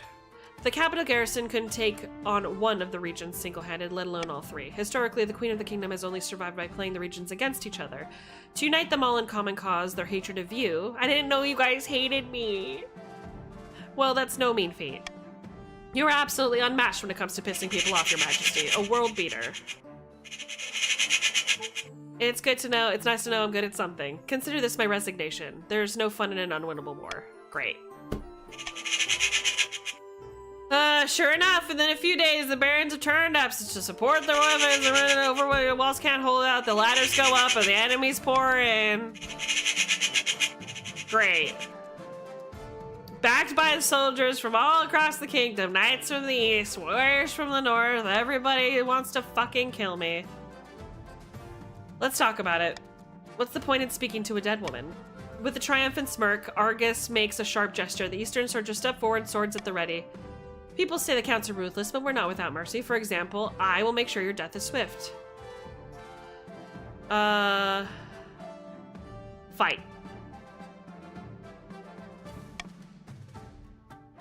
You know what? I'm a fucking werebore. Where did that come in? While imprisoned in your tiny cell, you hear the guards gossiping. Apparently the chiefs, counts, and barons are already fighting over your vacated throne. The counts and barons are the strongest, richest, and have the most support from the church. So the throne will go to one of them. After a week rotting in your own dungeon, you're marched off into a public platform, jeered at by thousands of peasants. You cringe under a barrage of rotten fruit and fresh dung. You see Count Argus sitting in the front row grinning. The rebels have won, the capital is taken, you're a former queen.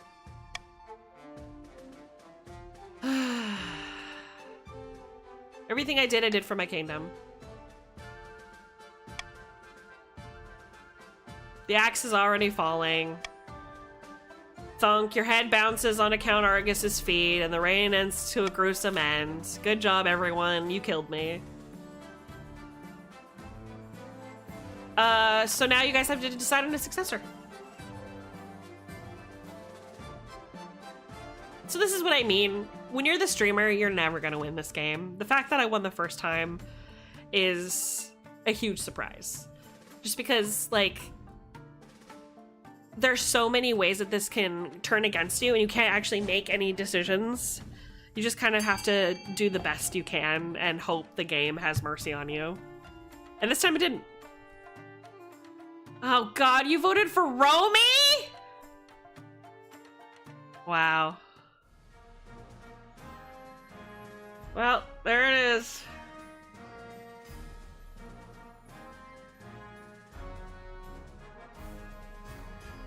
Good job.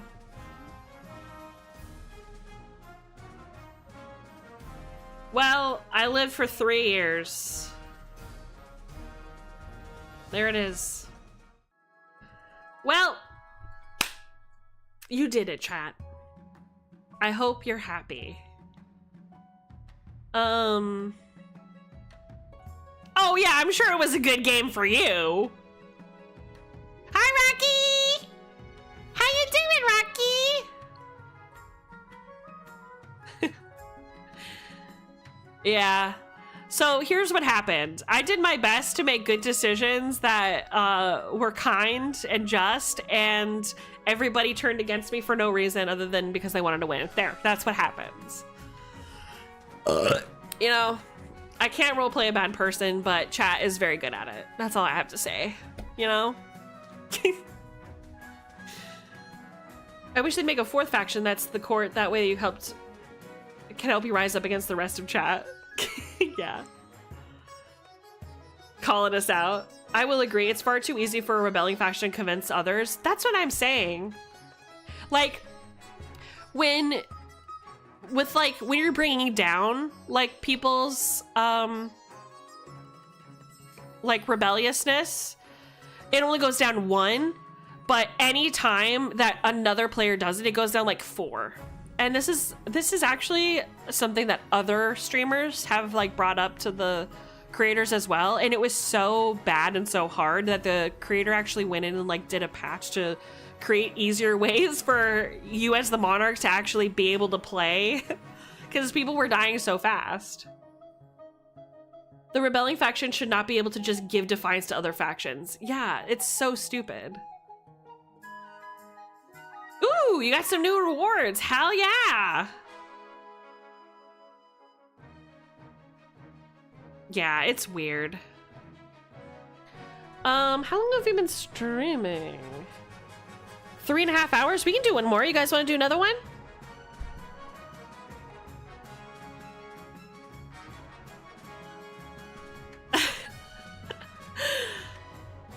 Yeah, they usurped me in one.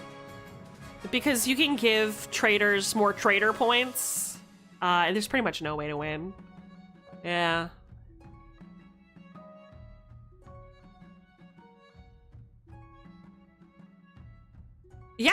Yeah, we can do one more if you guys want to. Okay, see you later, Crow. Thanks for popping by.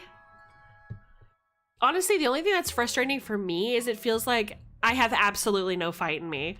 Like, I spent like 6 years trying to get married and have an heir. I did those things. And then it's like, okay, and now you have this added problem of you're a werebore. And I spent money to fix that and it never came into play again. So what the fuck was the point? It gave me like no like extra defenses, no like the fact that I like didn't do anything bad against the barons who got me turned into a werebore to begin with, like that didn't come into play later. I don't know, it's kind of fucked up. It's like sometimes the decisions will come in and make sense. Like when I gave the brooch to my spouse and that convinced my spouse, like, as well as letting him live his own life, that convinced him to like join me. But then what was the point of it? He joined me, we became werebores, and then nothing happened from that at all. Except everyone got more mad, which the game didn't tell me that was ever going to happen. Huh? Like it also just isn't clear about what some of the reactions are going to be.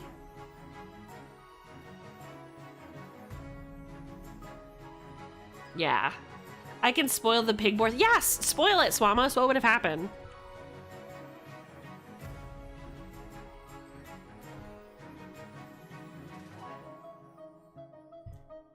Oh, I don't mind spoilers. Yeah, I don't mind. Because it's randomized, it's not likely that I'll get it again. You know? It just feels, when a game feels unfair or unjust, that's when I get frustrated. Like, I'm happy that you guys won. That's fine. It was your job to, like, mess with me. You didn't do anything wrong. But the fact that the game's like, oh, you're the streamer, we're gonna make your life miserable because that's the goal of the game. It's like, okay, come on. So later on, your husband can kill you for being a bored person if you convince them they won't and instead help you getting a bunch of bonuses. Well, we never even fucking reached that point because you only get one nice thing per season and the rest is just the entire world messing with you. Very delayed on the bonuses. That's what I'm saying. It's everything, all of the extra good stuff that ever happens to you is super delayed. And if you pay to fast track it, still delayed. It's very silly. Yeah, very silly. Anyway,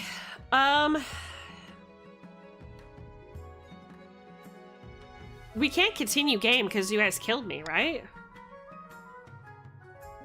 Ugh. Plus, I'm not gonna be that person. I don't want to be that person. Sorry. Is that okay? Can I start a new dynasty? Will you be mad? I don't want to be this guy.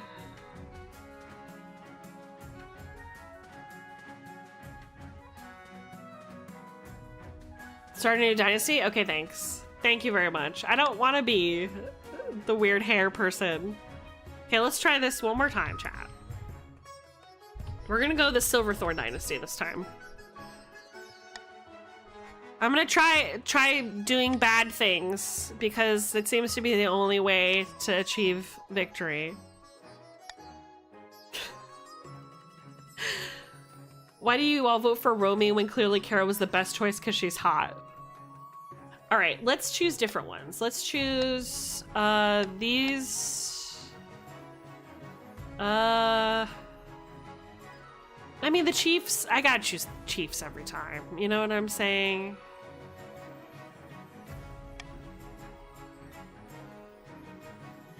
Yeah. All right. Exclamation point join, and then your pronouns, peas. Anyway, thanks for listening to me, bitch. About this game. The thing is, it's really fun up until it's not. I want this game to be just a little bit more fair. and I'll be happy. Like, I know that I made one mistake, but that completely crippled me, and there was absolutely no coming back from it. And that sucks.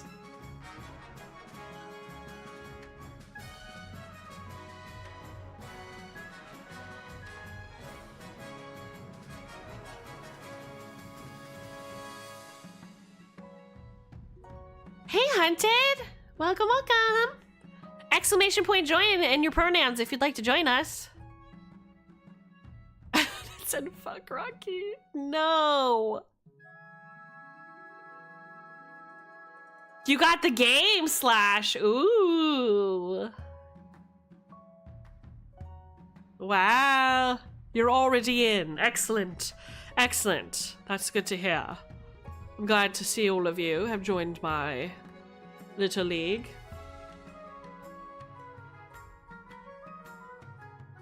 Rocky, my little yellow rooster boy. Rocky the rooster.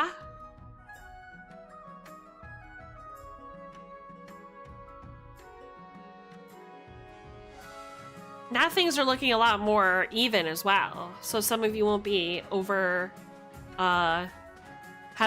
what's it called? Too many people? Overpopulated, yeah.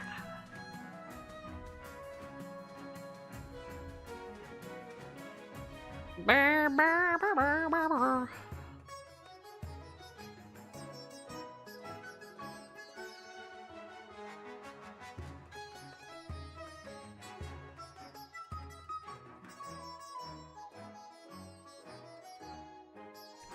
Rocky, you're in.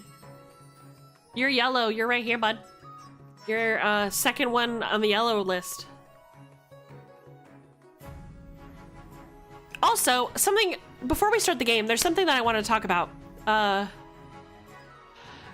you can do exclamation point join region, by the way, if you want. Like, just exclamation point join counts or exclamation point join patricians, blah, blah, blah. I just saw that.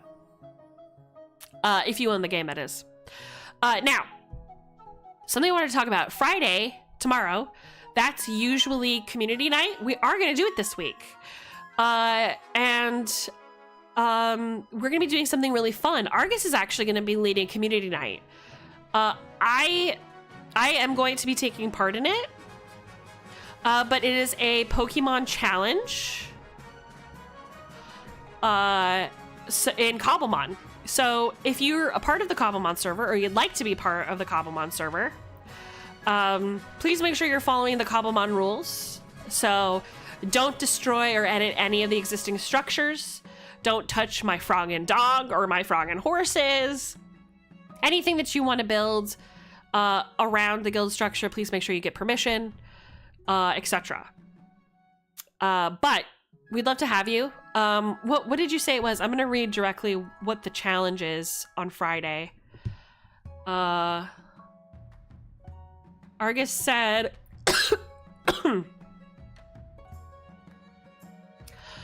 a Pokemon tournament where every player has 2 hours to catch 6 Pokemons and grind XP at their own pace in their own order. Then the winner of the tournament after those 2 hours gets the opportunity to catch a shiny Pokemon of their choosing, no legendaries. No, that's okay, Dealy. That's all right. That's all right. I mean, you got permission, right? Because Sparrow helped. So, Friday, show up, 6 p.m. GMT. It's the time I normally start stream if you're confused about what time that is. 6 p.m. GMT.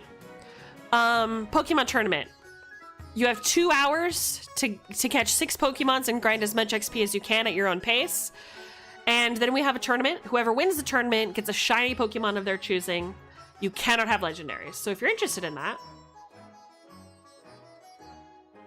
feel free to jump in to the community server this Friday, 6 p.m. GMT. And then be able to join you all again since the charity stream. I don't know if I can tomorrow either, but I will try. Hey, it's no problem if you can't. But I usually can't do much Fridays. That's all right. That's all right. Yeah, and if you don't want to join the event, but you just want to hang out, absolutely fine. Absolutely fine. And Argus is going to be leading the whole thing. I am probably going to be taking part in the Pokemon Challenge. Maybe not the whole time, but some of the time. It also depends on what Sparrow's plans are, because we wanted to do a little bit of Iceborne monster hunting together. But he might have friends helping him with that. And if that's the case, then I will be just playing Pokemon with you guys all night on Friday. Chat, do I join and play at 4 a.m.? It's a Friday night. I am not your mother. I am your gay lesbian aunt. So you do whatever you like as long as you're safe. Ask Argus any questions that you want in Discord, !Discord if you haven't already joined. Peas. There you go. Oh, 2 links for ya. And, is everybody in? Are we ready to get started? Seems like we've got a pretty full roster.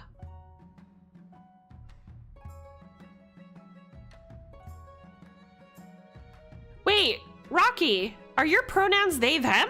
Have I learned something new about you? And Jiffy?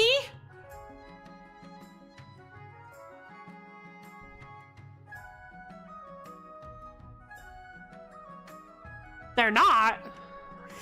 Okay, I just wanted to make sure I wasn't misgendering you. I apologize. He, him. Okay. All right. Next. Too bad. You started a rebellion. This is what you get. Okay, coronation. You know what to do, chat. Your Majesty, I've scheduled your coronation to take place in a week's time. Why the hurry? To delay any longer would make the nobles restless. And when nobles get restless, they take their daggers and look for the nearest back. Yeah, I learned that the hard way. We wouldn't want that, I suppose. As is tradition, the council will decide what happens at your coronation. What? But it's my coronation! This isn't an absolute monarchy, Your Majesty. Everything has to run past a council vote. Even this. Shall we call the nobles in? All right, everyone.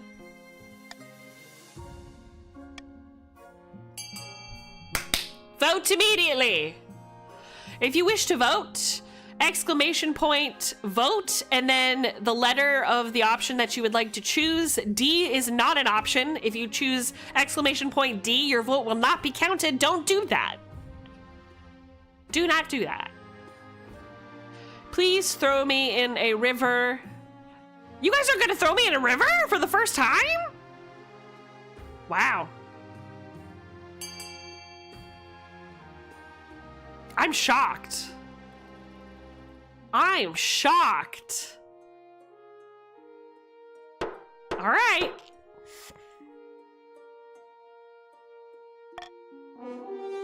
Invite foreign dignitaries and show off our wealth. Great. Thank you, everyone. Dignitaries arrive from all corners of Celestoth, and it's only appropriate you show off. A trained eagle drops a ruby-encrusted crown atop your head as you stand on a golden podium. The odd crowd includes such influential figures as the Dukes of Sol, the Princes of Tavalin, and even a pearl bearer from Atash. Lucrative trade deals are struck at the evening's feast. Okay, so everybody gets trade, which is crazy. Only the Grand Pensionary of Kurth is not in attendance. The Republic, after all, is fundamentally opposed to the very concept of a monarchy. They sound cool as hell. Thanks for the $300, Queenie. You bitch! I want something too! Your Majesty, when you die, how do you hope the kingdom will remember you?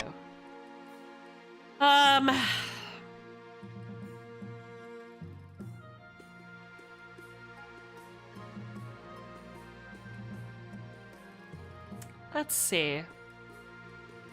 As a conqueror. A warrior queen is to be remembered fondly if she wins more battles than she loses. I suggest over the next few years you focus on improving the kingdom's overall military as much as possible. Once you have an heir, I will return to discuss how your ambition is progressing. Good luck, Your Majesty. She returns in 6 fucking years. Oh, sorry, Your Majesty. I forgot that you were here. What's going on? How come everybody is fucking revolted and the peasants are all starving? Now that you're the queen, your first duty is to meet with the Council of Nobles. Your nobles hail from all across the kingdom, the wintry north, the wealthy coast, and of course the scorching south. Introduce myself to the chiefs of the north. Oh, Slash! Why do you look so hot? What the heck?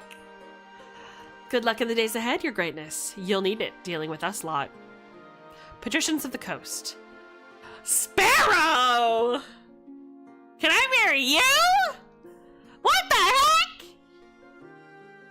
Are you guys seeing this? That's a glow up. Keep my pockets lined, my liege, and I promise only light treason. Thank you. Oh my god. Oh my god. A pleasure, your august majesty.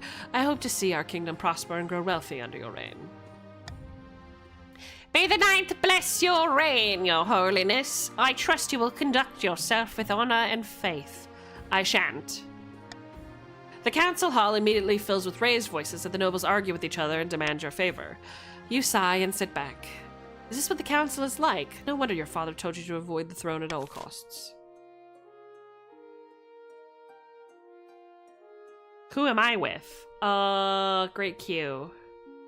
Gifster, you are with the patricians. They're the green team. The green team's gonna get creamed, team. Am I right? Holding up my hand for a high five. Verdad, of the Starfire Espo lineage, legendary southern vintner, stands bathed in sunshine, droning on as in a daze. The false pretender occupies the throne while my claim is ignored. Grandees of the South, this is a stain on our honor. We must not allow it to go unanswered. All right, Southern Grandees, how do you want to... Thank you, Rocky. How do you want to do this?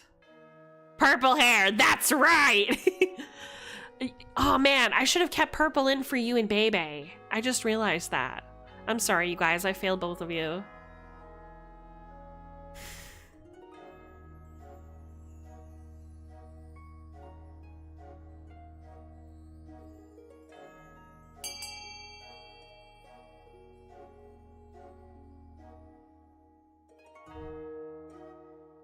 Okay, you would like intimidation by raising stability. All right. I walked away. I'm glad we all had the same idea anyway. Okay, so you guys need to raise stability of the kingdom. The grandees plan to hold the queen hostage in her own palace. First, they must lull the spy master into a false sense of security. To advance their scheme, the grandees must raise stability to 5 or more in 4 seasons.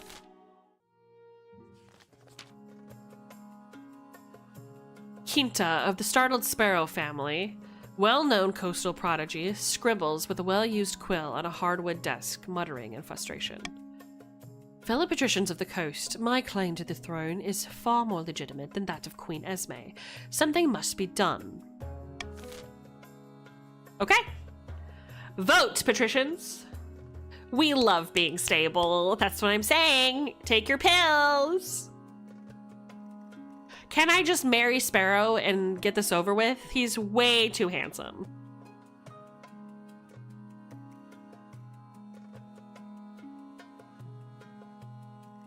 Lower own defiance. Ooh. In the game, right? Yeah, obviously. Oh wait, I need my meds. Yeah, you just had a root canal, so you need them. You be careful. If you can, you should marry Sparrow. He won't let me. He's trying to kill me. Just like real life.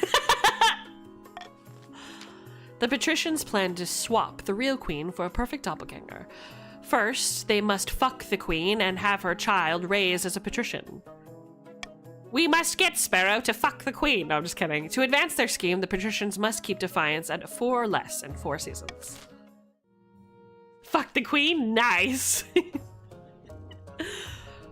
Oscar of the Dorothy Choi clan. Oscar? Dorothy? Dorothy, you let your son dye his hair this color? Seems outlandish for you. infamous Northern Elder, stands precariously on a longhouse crossbeam, screaming like a fallen god. Chiefs of the North, we all know that I shall be the one on the throne, not this imposter Queen Esme. How do we make that happen? Vote.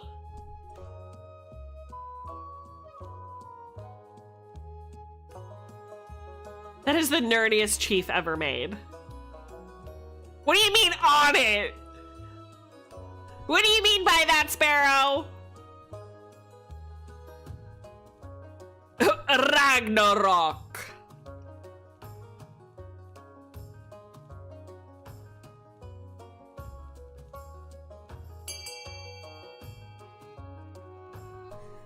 Surely there is more than 2 chiefs.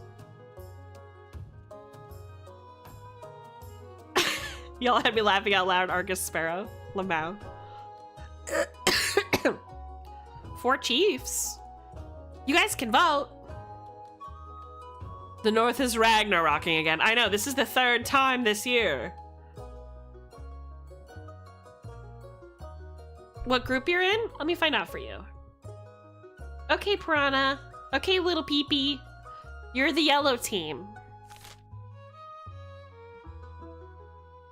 So for the blue team, we have Dorothy, Guillermo, Swamos, and Slash.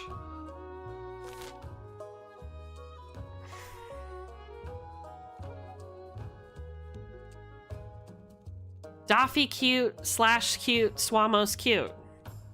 How come I can't fuck any of the nobles? That's what I want to know.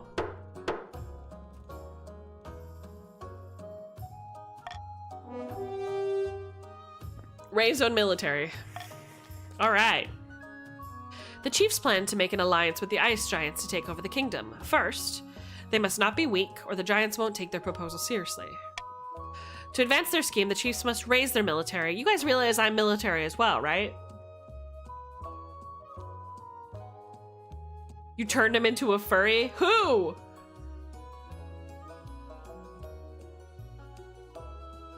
You fucked my son last game. I think you'll find I did not fuck your son last game.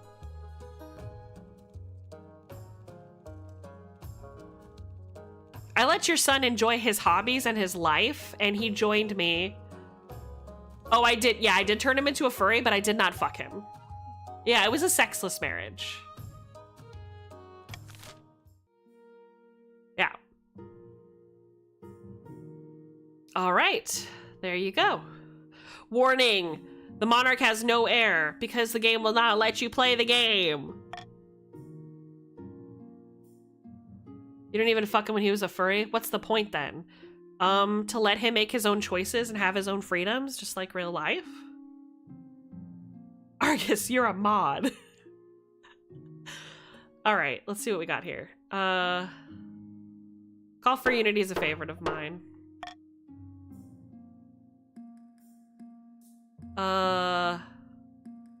Let's talk pirates. No, honor guard, honor guard. One evening, you're sitting up in bed, reading some paperwork, when a filth-encrusted peasant wanders into your bedchamber as bold as brass. Hello, your Madge. I finally found you. This bloody palace is a maze. Mind if I take a seat? Who are you? Oh, me? Name's Ralph, your Madge. Pleased to meet you. Listen, I've got a bloody great idea for you. What if we tied up a bunch of birds to a knight? I reckon you could field some aerial troops and totally dominate the battlefield. Before Ralph can explain further, your marshal bursts into the bedchamber, sword drawn. Your Majesty, I'm sorry I didn't come sooner. I have no idea where the Palace Watch are. Do you want me to kill this guy? Just, no. I want to hold a vote on his proposal. Whatever you say, Your Majesty. All right, you guys, get voting. Yes, the pilot program will begin in the south, in the north, the coast, or no, this is incredibly stupid. Vote!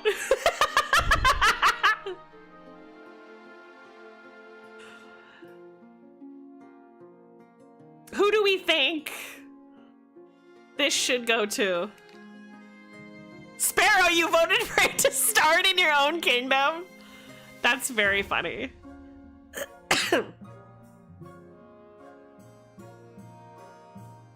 Wow, you guys are really fighting over this idea. Your military is going down, you realize. We'd like a challenge here on the coast. Shall we experiment with tying birds to knights for the purpose of aerial combat? Under Ralph's close supervision, a flock of ravens are tied to a coastal knight. Instead of flying, the knight is lost in a mad fury of pecking and pooping. Ralph insists you are merely used the wrong type of bird. Further experiments are conducted with owls, eagles, geese, woodpeckers, ostriches, and little grebes before hundreds of coastal troops quit in disgust. Interesting. Your military is now pathetic, the coast. I hope you're happy. Fuck! It's fine, we don't need a military. Needless to say, the whole thing is an embarrassing failure. Your Majesty, if that peasant had been a maniac with a crossbow, I dread to think what could have happened. If one thing's clear from this mess, it's that you need an honor guard who can actually keep you safe. Not like the pathetic watch. Think carefully, Your Majesty. These guards' loyalties will be divided between you and their region. Of course, you could just hire foreign mercenaries. They'd be loyal to coin above all.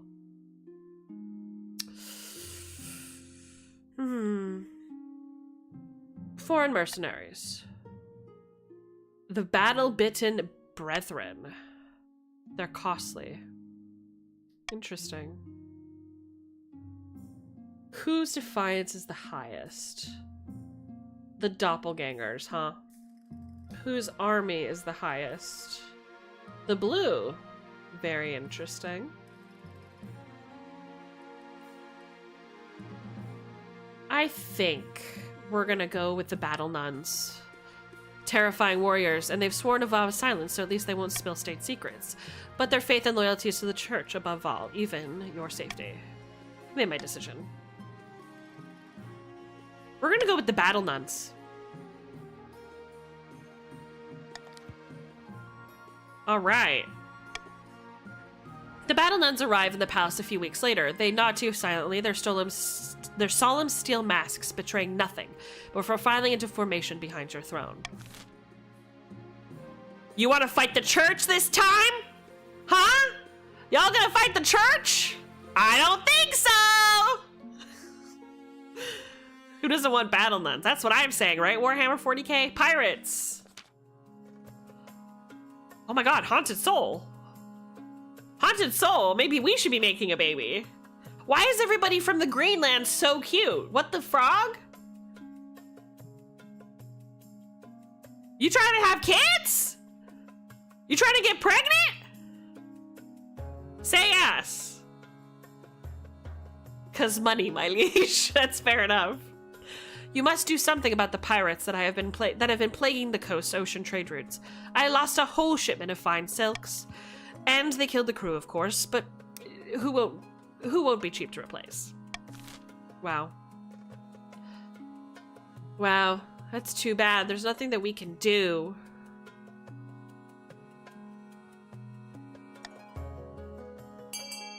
All right, everyone, vote. Everybody vote, please, if you wouldn't mind. Do me a huge vote, please. That bird scheme fucked us. I didn't rig this. The game rigged this because we don't have military, we don't have treasury. This isn't my fault. I love that no one's listening to Sparrow. I love that no one's listening to Sparrow. There's nothing to be done. The patricians scowl behind their masks and retreat to their opium dens, where they no doubt wonder why have a queen in the first place. Your wealth has decreased, your trade has decreased, your defiance has increased by 3, which is fucking stupid, but my stability is fine. They're already mutinous. Why?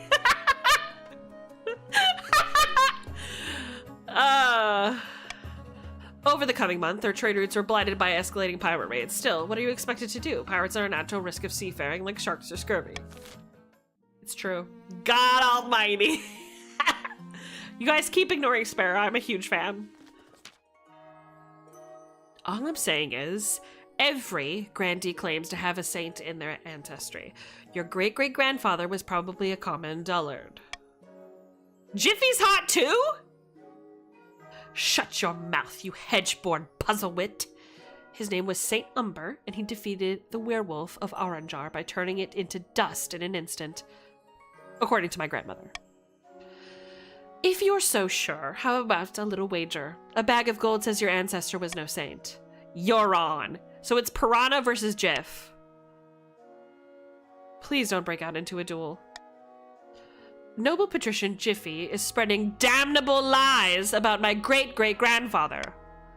If you really think he was a saint, then dig him up. Saints are incorruptible. Even after death, they don't decay. Very well. I request the council's permission to exhume my ancestor and prove this fool wrong.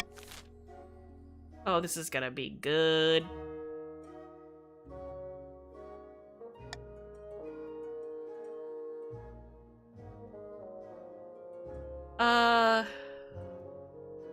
I grant permission. Yeah, let's do that. Let's dig him. Come on, chat. Let's see a dead body. What do you say? What do you say, chat?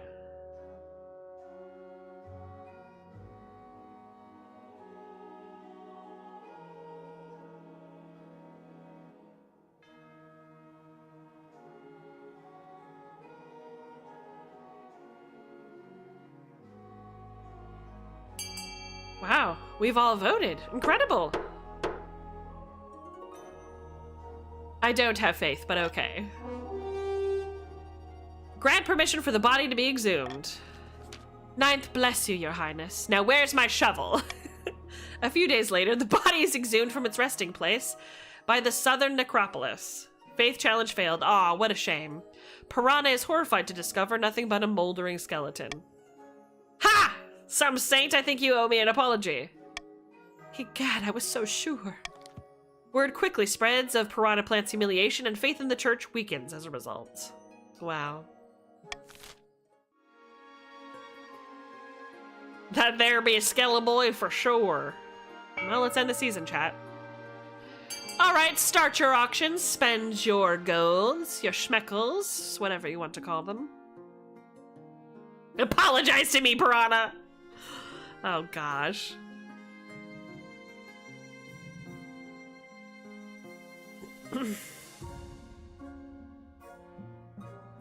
This is the time where you can fund. You have to do !fund and then the letter that you'd like to fund. You can only vote for your own place, by the way, and then how much you'd like to fund it for. The money is on this sidebar right here. You can't fund more than you have, obviously. I hope that takes care of all of the instructions.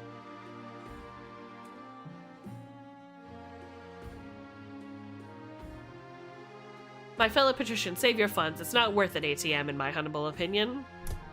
Oh, I disagree. I think that you should definitely spend all of your money as soon as you have the opportunity. Stadium ruined Blues military. Okay. Stadium, their military goes down just a little, and the Thieves Guild, their trade goes down in green. Love that. Ooh. The Pirate Queen. Can I marry her? The twisty passages of your castle can avoid your advisors, the nobles, even the spy master, but there's one person you can't avoid. Your mother. Why haven't you found a spouse yet? Is it really that urgent? Of course, don't worry. I took the liberty of finding candidates. What's your preference? Men, women, or don't mind? Any. Excellent. I'll send out messengers, blah, blah, blah. Let's see what they have to offer. We'll see her in a year or two, because of course. The Pirate Queen! The bisexual Pirate Queen. Oh! Hi. Do you want to discuss this in my chambers? Somewhere more private, perchance? Your Serene Highness, our pirates are more aggressive than ever. They follow a pirate queen who calls herself the Bloody Gull. She has established a stronghold on a tiny speck of land called the Spider Heart Isle. According to our spies, she is growing every day in power and wealth. What are we to do? Only half of our trade vessels reach their destinations. Gosh, I don't know. I don't know.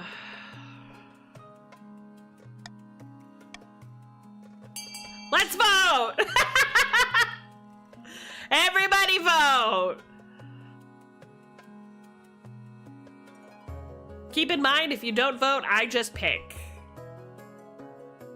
This feels like an abuse of power. Oh, I'm sorry, an abuse of power? Do I not get to play? I hate everything that is happening in this game. Yeah, that's right. That's right. I'm having fun, chat. I'm having a good time. Let's send a diplomat. What do you say? Your diplomat arrives at the Spiderheart Isle, but is not granted an audience. Instead, the Pirate Queen has him pelted with manure and sends him back with a letter in hand. Your Majesty, the Bloody Gull writes that if you wish to negotiate, you must meet her in person. I cannot advise you take her up on her offer.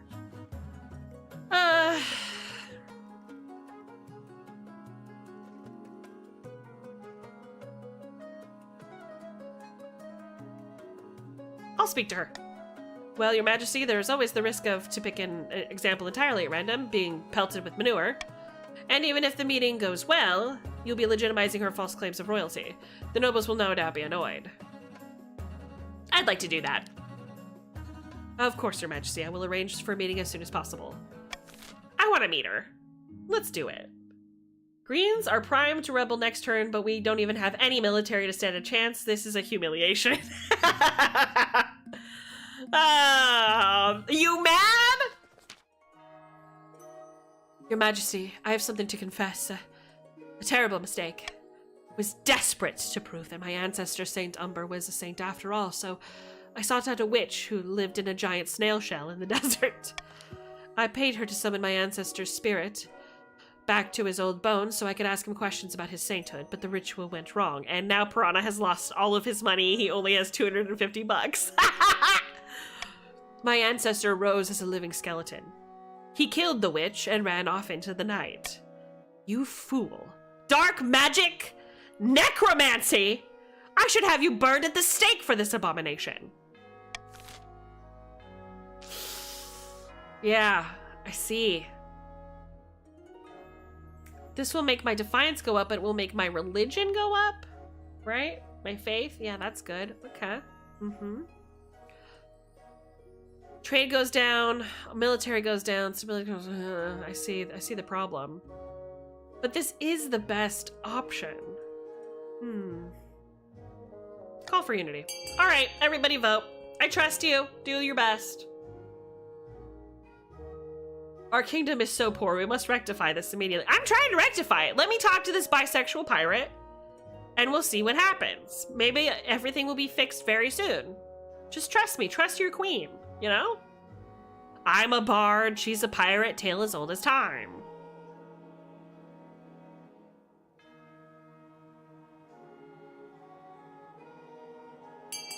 Beautiful.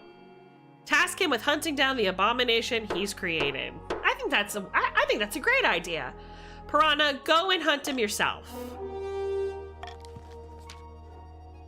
Piranha Plant gathers up a full force of troops, increases my stability to 7, and rides out into the desert to hunt down his undead creation. When he returns, he's carrying a sack full of broken bones. Well done! You did it! We had faith in you, didn't we, chat? I want my apology, damn it! The abomination has been dealt with. Though it killed many of my soldiers, causing them to rot from the inside out, I drew my sword and... You expect praise! All you have done is fix your own mistake.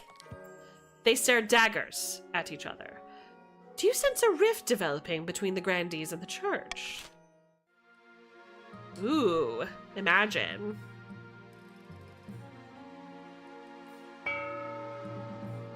All right, taxes, taxes. Who's got money? Blue and yellow are at the top.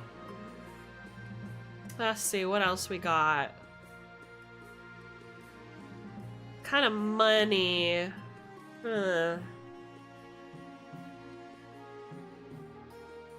Yeah, let's take your money for sure.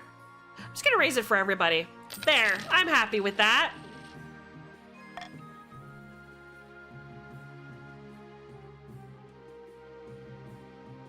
All right, eligible options. I have found 3 potential matches for you. 1 eligible young candidate from each of the kingdom's 3 regions. Choose wisely. You'll be securing a powerful alliance. Yes, I know. Okay, let's see, the first portrait. This is Kestrid, a firstborn daughter of the northern JD/Can. Beautiful, isn't she? Apparently she also exceptionally well-mannered and agreeable for a northerner. She keeps the company of witch women and god speakers, who have taught her mysterious secrets. They say she's popular with the common folk up north, too. That's good. Okay. I see the appeal. From the coast, we have Tobias, very hot, wealthy heir to a Lord Patrician haunted Souls estate. He wasn't originally the heir, but his elder brother had an unfortunate accident. Money, and making of it. Could be worse. Ignacio, the eldest son of Rocky Rooster Boy lineage. He's preoccupied with honor and has been few too many duels. He always wins. He's a very skilled swordsman. The most common criticism of his is he sometimes skips church. Not bad at all. What do you think? Lifelong alliance. Who do I have an alliance with? Let's choose the patricians, just to fuck with them.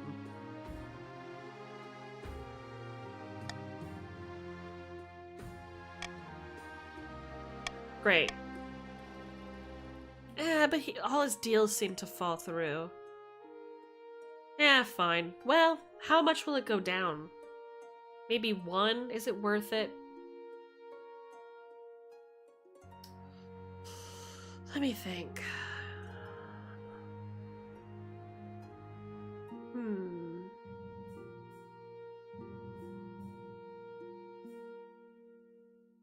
Yeah, fine.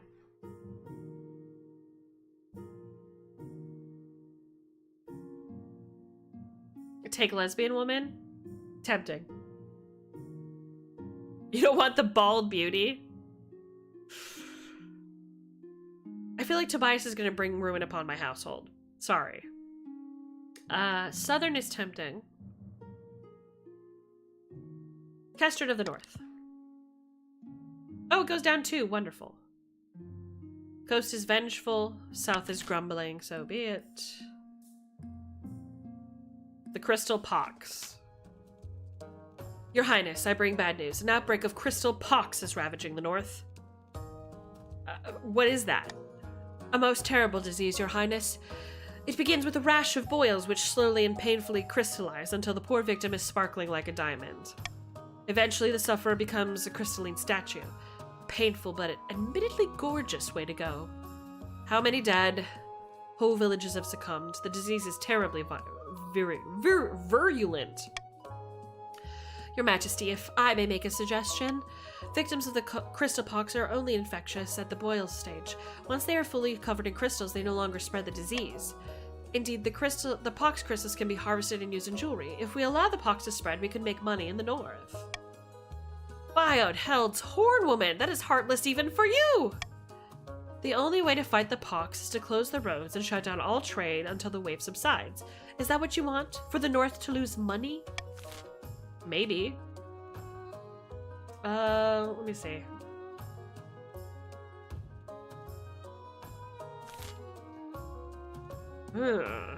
Her.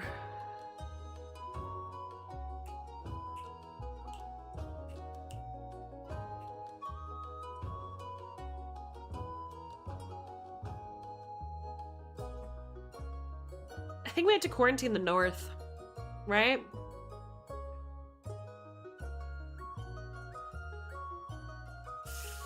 Let's see. All right, let's do this. All right, start your vote. I trust ya.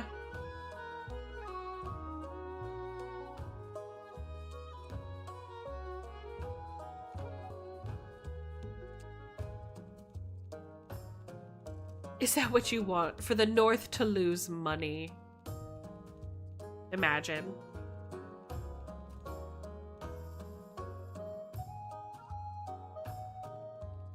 Three, two, one.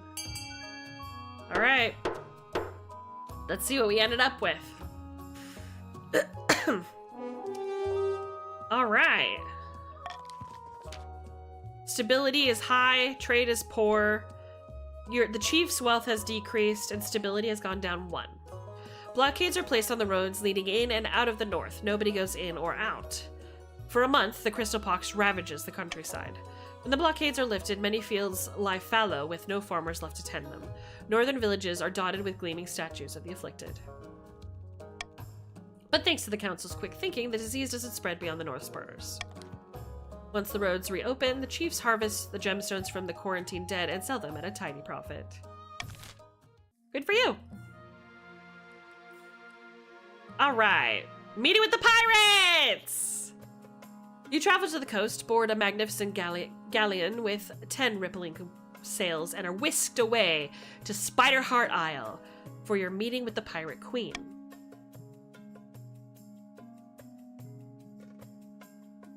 I'm gonna bring the honor guard with. Well, do I? Yeah, why not? Her throne room sparkles with heaps of gold and jewels. The walls are bedecked with works of priceless art. She sits on a throne of driftwood, a stolen tiara upon her head. All around her court, pirates are stamping and singing and drinking. They turn quiet when they notice you have arrived. Ooh. Mama.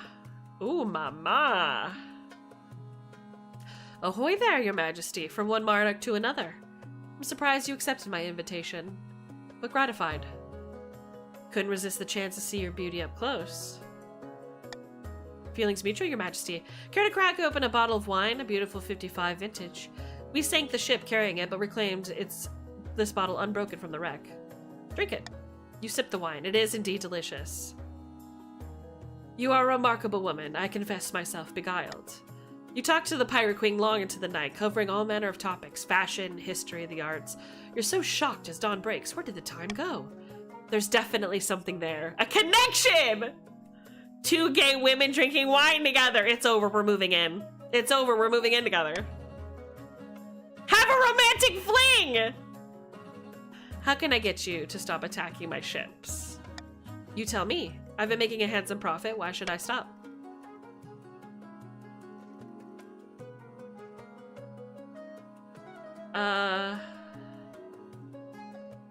Offer to pay her to attack other countries' ships on your behalf. How much gold, you say? Well, yes, I think we can come to an agreement. Your pirate ship fleet disrupts foreign shipping even further.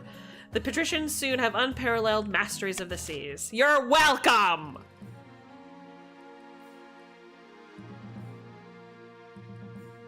Listen, I wanted to, but what changed my mind was a fling wouldn't have gotten me anything that I wanted. At the end of the day, I have 2 options, right? I can either benefit from our fruitful interactions thus far and enhance. I mean, she's created a kingdom. You know what I'm saying? I'm not trying to step on, don't hate the player, hate the game. You know what I mean? She's built up her own empire. I respect it. You know what I'm saying? I respect the hustle. So what do 2 queens responsible for their own kingdoms and managing of them do? Why, they come to an agreement, of course.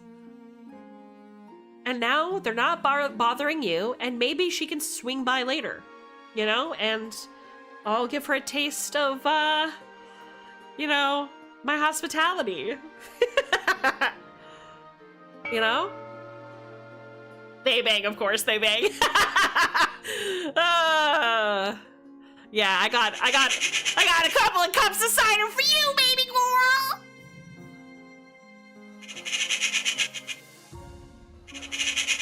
All right.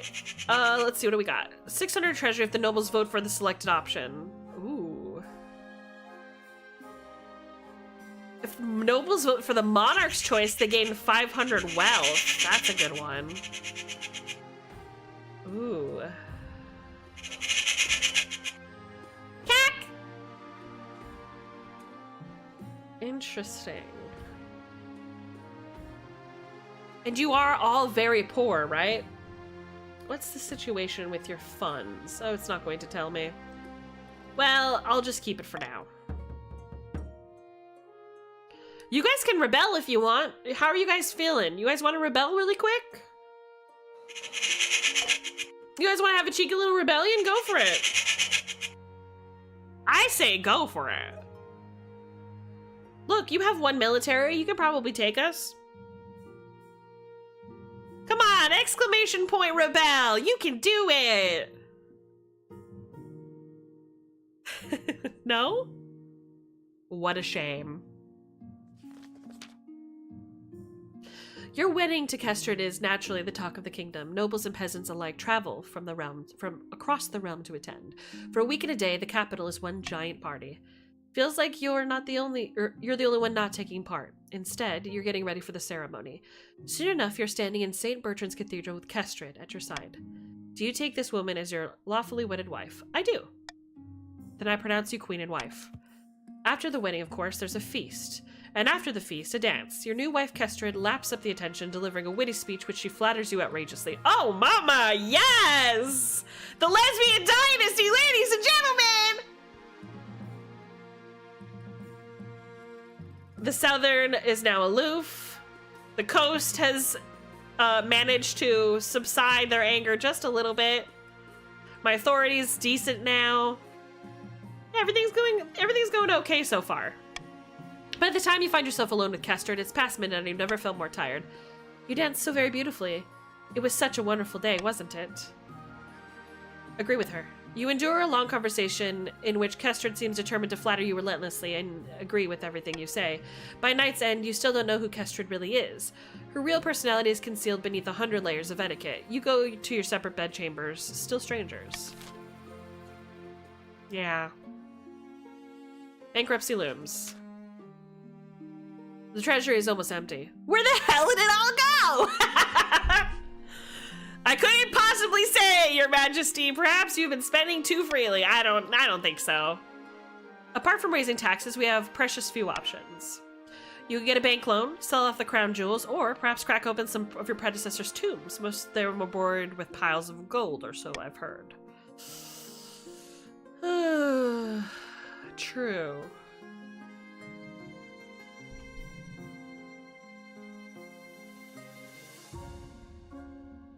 Let me think.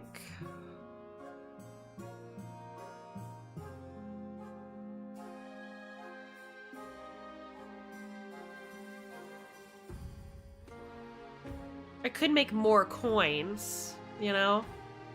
Tomb cracking does sound fun. Stability down, defiance up, treasury up. Nah. It's my authority. 5. Nah. I'll just print more coins. The Royal Mint begins churning out new coins, allowing you to pay off several old debts. Yippee! We did it. Now I'm rich and all of you are poor. That's how it works, isn't it? Anyway, a call for apprentices.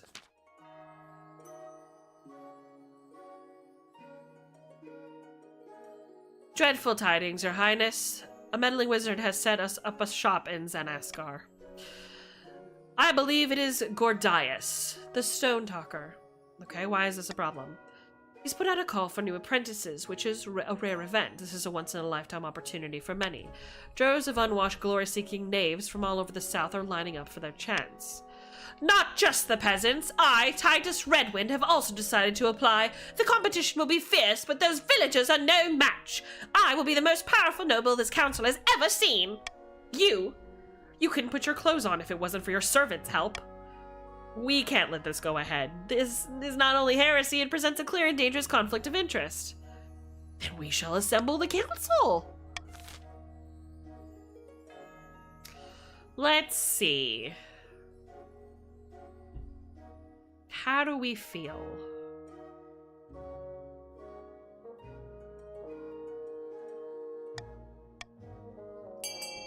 Let's vote, shall we? Require him to forfeit his noble title or forbid him? Which would you like?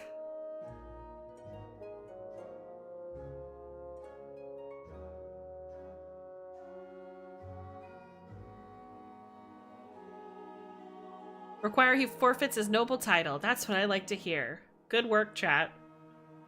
Good work, chat. I agree. I agree wholeheartedly.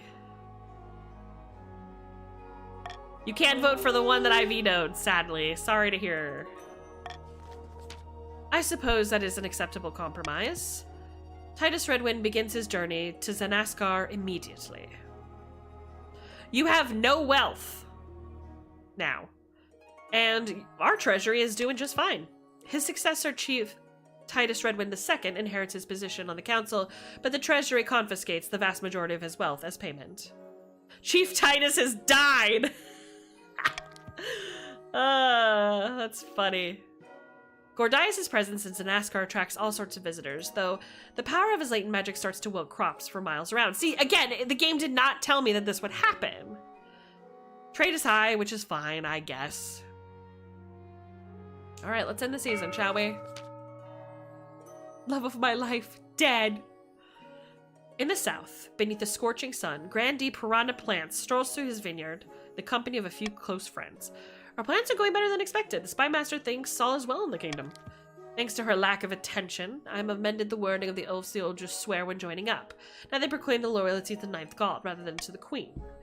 Things are proceeding better than I ever imagined. Our next step is to replace the Palace Watch with our own agents. We already control the Honor Guard. If we can buy the loyalty of the Watch, we will have complete control over the palace.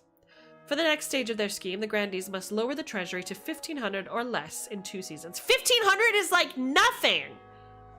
That's so fucked up. Is this serious? Like, okay, something's gonna happen that's going to lower this treasury an enormous amount. I know you guys are saying, oh, you guys only had 400. No, that's not how this game works. They are going to take 5K of this soon. They're hoping we spend all of this and it fucks us, right? They're going to take all of this. So the fact that it only needs to be 1,500 or less in 2 seasons is nothing. You guys don't even know.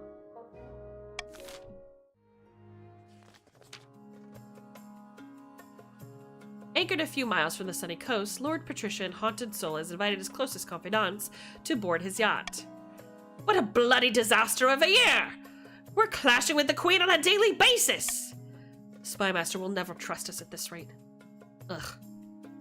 How goes the search for the look-alike? Not well. The best I've found is a peasant with the wrong-shaped nose and the wrong-colored eyes. Oh, and the wooden leg. Don't let that discourage you. Keep searching. Our doppelganger is out there, I'm sure of it. The patricians aim to lower the defiance to 4 or less.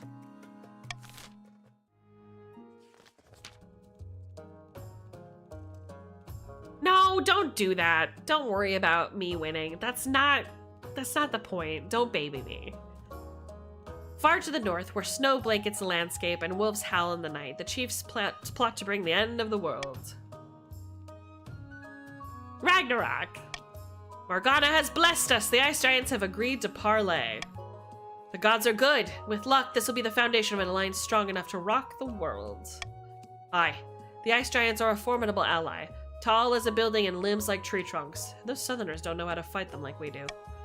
But first we must offer something the giants desire. A whole kingdom's worth of pillage? Just what I was thinking, yes. If we fill the kingdom with bountiful goods and plunder, the giants won't be able to resist. They must raid the other region's trade to 12 or more. So what's the trade?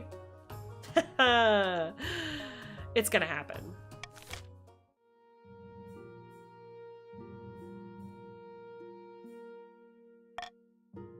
Yeah.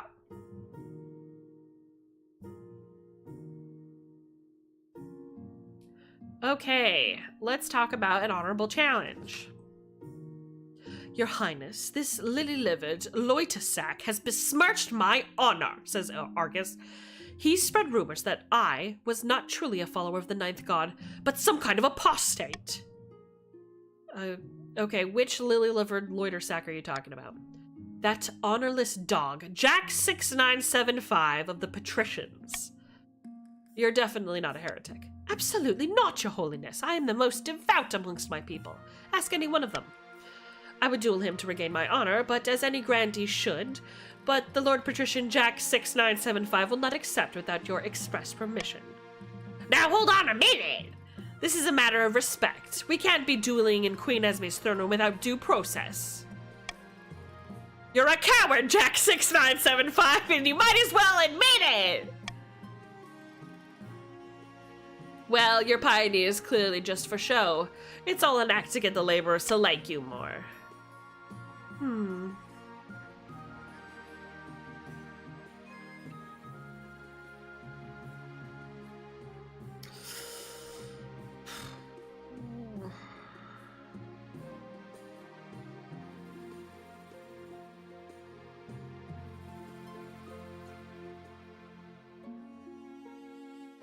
You may duel. It might be fun to watch. Argus grins wickedly, drawing his sword. Jack turns up his nose slightly and then draws a bejeweled rapier and points it squarely at Argus. The duelists circle each other before Grandy Argus steps in for the first move. Jack6975 jumps backwards, batting the sword away. The second strike comes straight after, but this time it's a feint. As Jack6975 moves to defend, Argus twists and redirects his attack. The sword cuts cleanly through Jack6975's clothing, who howls in pain. With that, Grandy Argus steps back and bows deeply. First blood, I win. Bravo, nicely fought. The court returns to their business. Argus and the Grandees view your sanction of duel as respecting their customs and are clearly grateful. You're welcome. Oh, not the crabs again. Esme, I've come to ask you a favor. I love how the patricians are hella defiant, but everyone else loves the queen. Crabs, crabs, crabs, crabs. Craft, craft, craft, craft. I recently purchased a very rare reagent for one of my alchemical studies, a small vial of Tajoran frankincense. Unfortunately, it's been delayed. I was buying it from Grandy Starfire Espo. It'd be a great favor to me if you could chase it up on my behalf. I'll link it to it. Thank the gods. Let me know how you fare. You summon the Grandy Starfire Espo. Whoa, nice hairstyle! To the council chambers the next day to talk in private. Greetings, your majesty. What can I do for you? Bald! Bald! I hear you have something for my wife. Alas, I can't give you the frankincense just yet. I was led to believe the frankincense that would be used in the whole ceremony, as it is regularly done down in the south. But recently I've heard disturbing rumors that your wife wants to use it to conduct devilish rituals and experiments not sanctioned by the ninth god. Until I am convinced that this isn't the case, alas, I cannot hand anything over for fear of invoking the wrath of the ninth god.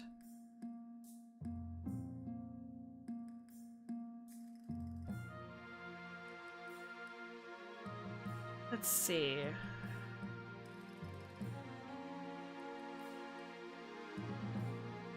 Give me the frankincense, or you'll understand the meaning of the word holy wrath. Alas, you cannot threaten me, your majesty. The wrath of the ninth god would be far beyond anything you could muster. Okay, then what was the point of that option?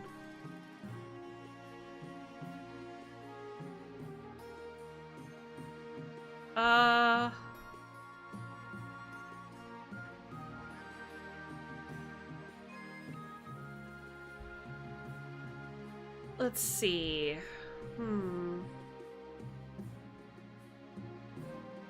Defiance would go up a lot. Extra coin. I'm afraid I cannot be bribed. Seriously?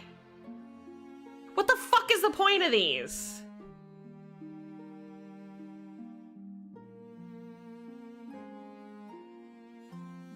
You have my word. Very well, your majesty. I shall take you at your royal word. Kestrad receives a frankincense before week's end. She is most pleased with it. Unfortunately, the Grandees are quick to find out the truth and just what your royal word is worth. News of your wife's heretical experiments, far and wide. Okay. Great. See, it went up 2! That's crazy! You don't understand how quickly this shit goes up, chat. Hello, your majesty. I've traveled all the way from the north to beg you to do something about the price of grain. I can't afford to feed my family. A day of back-breaking work just isn't enough to buy a day's worth of bread. She's right. The grain price in the north is beyond all control. Greedy merchants may rake in a profit while the common folk starve. That's fucking unacceptable, isn't it? Hmm.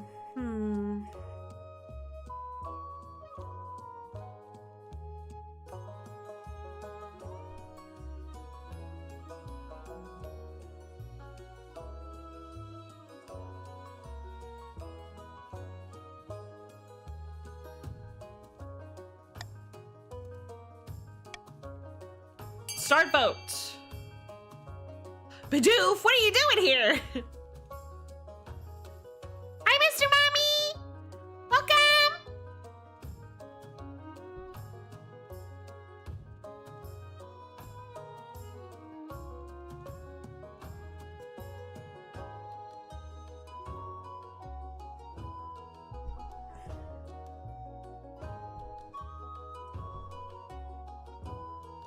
I mean, I think putting a cap on the price of grain would be best, chat, but I mean, I don't know.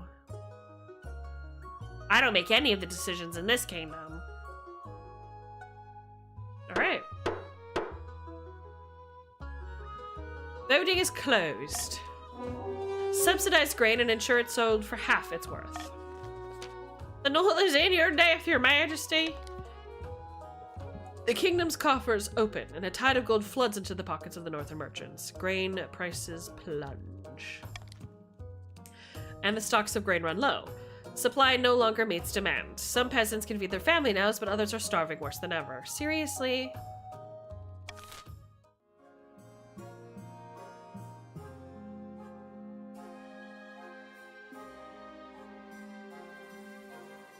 End season. Still no air, by the way. All right. Nobles, start your auctions.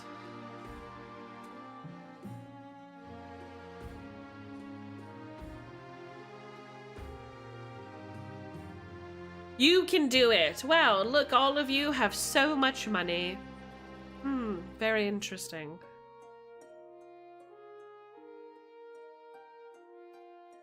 All of the instructions on how to fund things are on the screen.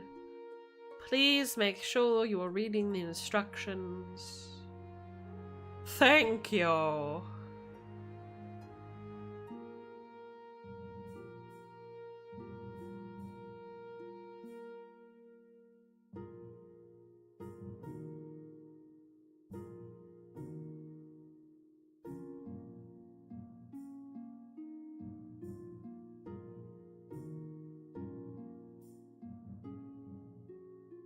The coast has been bullied to hell and back. Yeah, well, now you know how it feels. A fortress, which increases my military, thank you very much, and a stadium, which decreases our military. Okay, very interesting. So we've got nothing from that. Well, look at all this. You patricians gonna start a war or anything? How you feeling? No?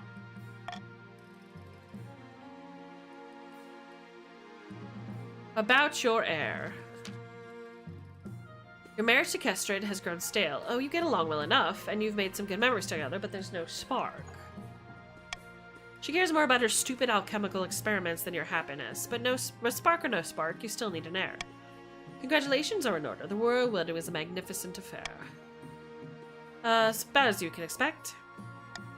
You're still in power, aren't you? Still got a crown on your head? That's what matters. You've done well so far, but something's still missing. An heir.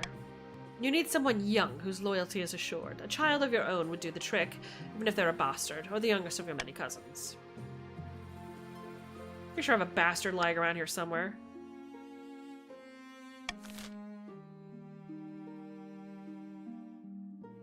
Legend is rising. I know, right? God, she couldn't get me pregnant? You're aware of the ice giants, I hope. Brutish creatures that live in the frozen wastes beyond our northern borders. In a time before time, they ruled the north and kept people as slaves. The chiefs are willing to let bygones be bygones. They're forging an alliance with the giants to bring down your kingdom.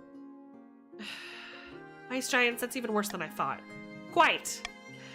My intelligence suggests that the chiefs have offered up the kingdom as plunder for the giants when the time comes. It's not often I say this, but the kingdom's strong economy is a problem. Even the ice giants can sense a lucrative opportunity. fuck am I supposed to do? Tank my economy? That would certainly be one strategy, yes.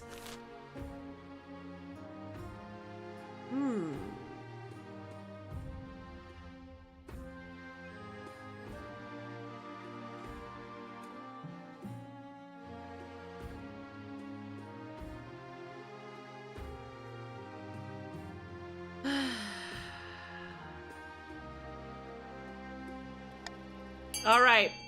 Send a tribute to the ice giants, build a great wall for the northern border, or trust in the strength of our arms to defeat them.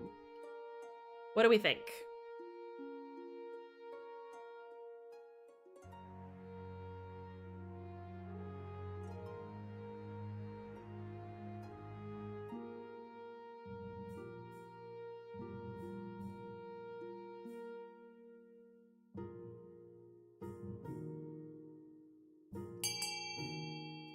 What do I think? Listen, I don't pass the laws around here.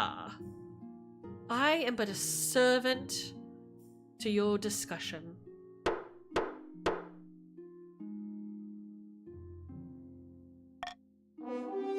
Trust in the strength of our arms. Okie dokie. The council has decided not to act. Even the threat of an ice giant invasion isn't enough to get them off their backsides. Sounds about right. Oh, Sparrow wants to rebel, does he? Very interesting. Wizardly meddling. Gods be good, how many times do I have to tell you? It's not my responsibility anymore. It was your father who stole all my gold. Someone must pay.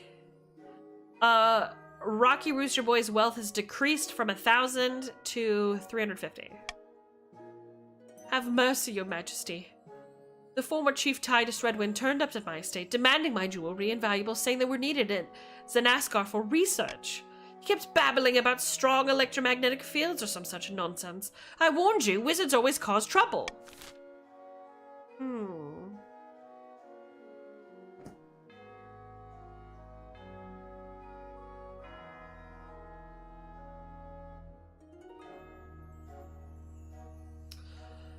Let's see. Okay, time to vote. My man causing trouble? Never.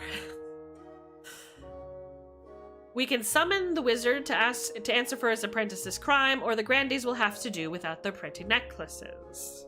Your choice. Seems like we're pretty content.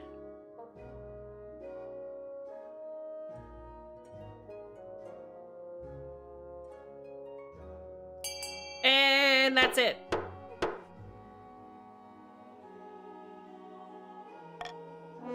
Summon the wizard to answer for the apprentice's crimes. You send out the summons, but receive no answer. So what was the fucking point of it then?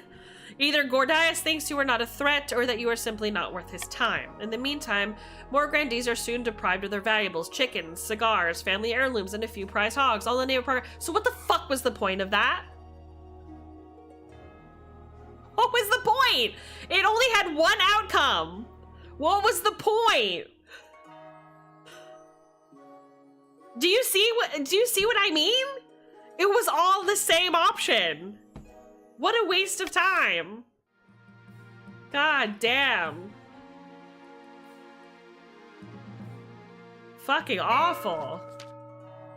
And what happened? I thought I was gonna be able to change taxes. I haven't seen that in a while.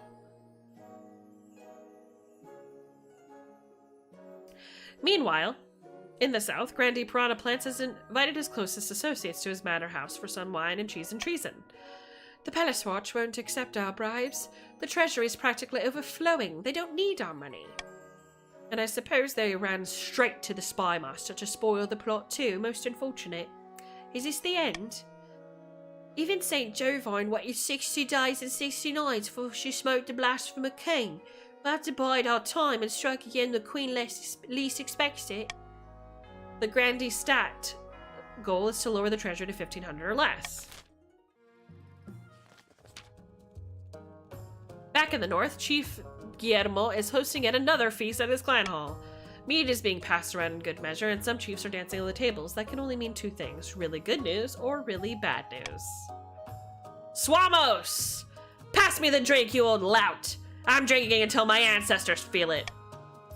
Were those ice giants I saw on my way through your lands? Have we really done it? Your eyes don't deceive you, lad. They'll be marching with us come tomorrow, and by Granala's beard did they come out in force! We must have really impressed them about our reports of the kingdom's bounty. The gods are good, but what happens after the ice giants march? Ask my ancestors, I hadn't thought about that! Someone fetch me another drink, then assemble the other chiefs. Quickly, damn you! How should the chiefs use their alliance with the ice giants to their advantage? Let the ice giants fight alone and swoop into the kingdom's rescue, or march with the giants to devastate the kingdom.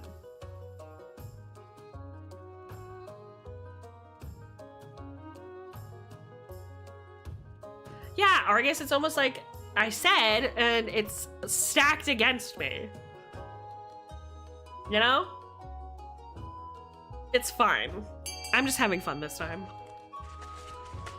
I don't care.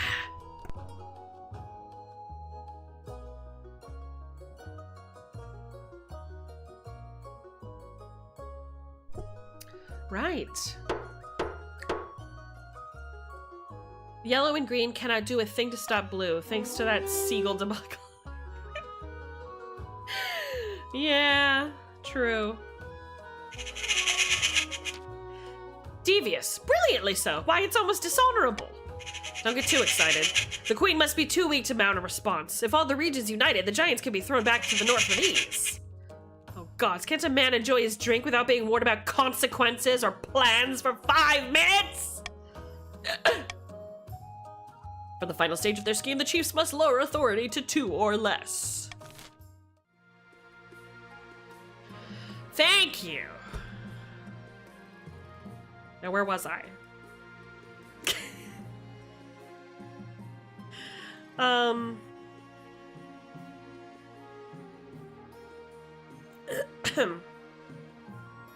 it seems fair. Yeah, let's do it.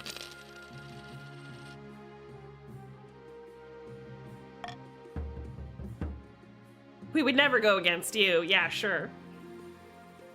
Sure, buddy. Why? Oh, love this. Hey, let's take a pisser. 10-minute pisser? How we feel about that? Everybody want to take 10-minute pisser? Also, by the way, if you're enjoying the show and you want to hang out with us more, tomorrow we're going to be doing a Pokemon tournament. If you're interested in joining that, or if you just liked my skis, !Discord to get a link to join the Discord. Thank you so much, Argus. I'd love to see you all there. See you at more of these streams. It's been a fucking joy. Most of my streams are chat participation, so if that's your skis, come see me more often. Anyway, everybody take a 10-minute pisser. I love you. I'll see you in 10 froggin' minutes. See you soon.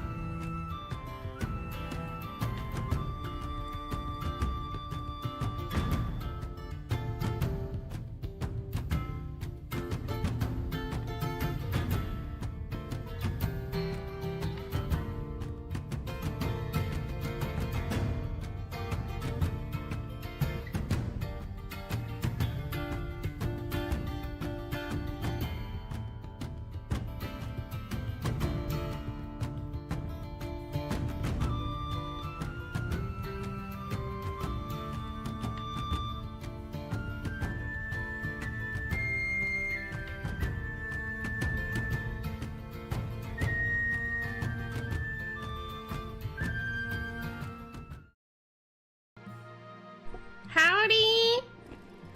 Howdy, gay frogs! How are y'all frogs doing out here, huh? How are my queer frogs out here acting, huh?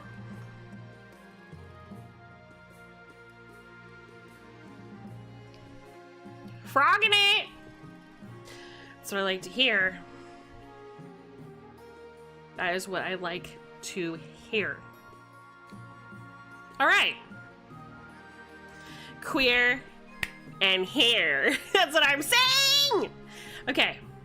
Hyperinflation. What did I fucking tell you, chat? As you ordered, Your Majesty, the Royal Mint has turned out thousands of new coins using cheap gold-like metals. The treasury is technically replenished. I sense a but coming. It's also devaluing the currency across the kingdom. A loaf of bread now costs 100 times what it used to. Something must be done. If it gets worse, our currency will be worthless. Okay.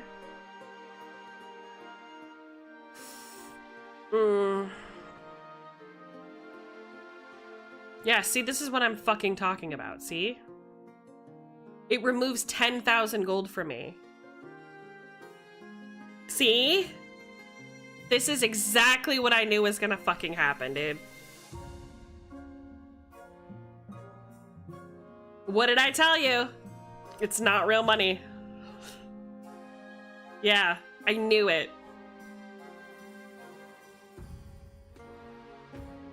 Should have robbed those tombs. Yeah, man. Okay, so what are my options? Lower basically everything? Lower basically everything, or lower basically everything. Gosh, so many options here. So trade is already down, so I'm trying to avoid something that decreases trade.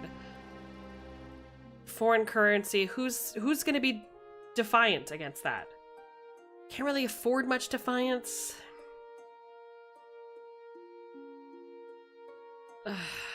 We lose 10,000 gold. 2,250 gold from personal bank. And we also lose stability by 2, it looks like. And, oh my god, these options all fucking suck. That's what I'm fucking saying! No matter what, I lose 10k.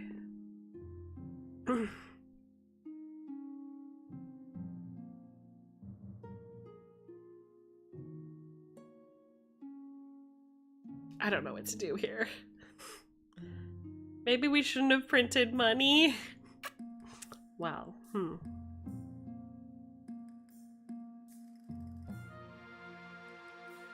I can take the stability hit, right? If I choose call for unity and we all vote for one thing. Adopt a foreign currency. That would increase defiance. Yeah, fuck it. That's all I can really do. Just do your best. I mean, there's nothing that's gonna save me here. It's hard and it's frustrating because you want to play a game with your friends, but like, we're not really able to participate. It makes things really hard.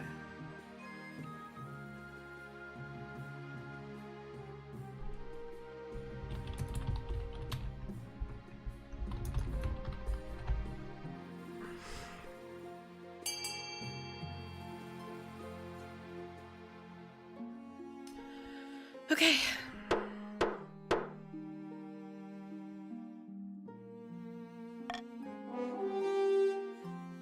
Adopt a foreign currency. You slowly adopt the currency of the Ashmedian Empire, resulting in kingdom-wide shame and loss of pride. Okay, our stability went up to 7. Asmedian gold is chunky and hexagonal, adorned with the sneering face of Emperor Shamorath II. Oh my god, it went up 3! Look at this! Look at it!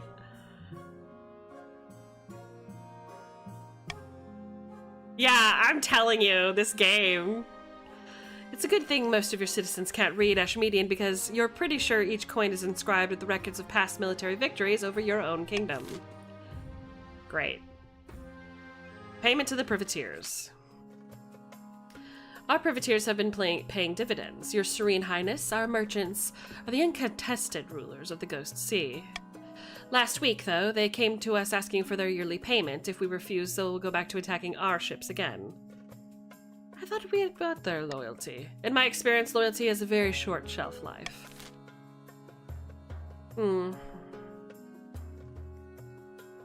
That's what I'm saying! Well... Can I do this? What happens? I just want to see what happens. You know? What happens?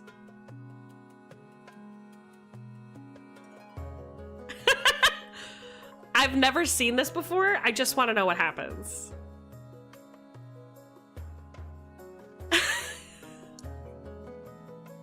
Nobody gets to play. Yeah. 1. Is it broken? Interesting. Oh! Oh, it was the only one I could have chosen. Okay, well. Your privateers turn against you. Over the coming months, your coastal trade routes are blighted by escalating pirate rates. Still, what are you expected to do? You can't keep paying them forever. Defiance can't go higher! Love that. Chief Mr. Mommy. Your Highness, we've fallen upon hard times. Our villagers are flocking to the south and we're running out of workers. It's not a surprise. The south is just a better place to live. I'm sorry, what's going on?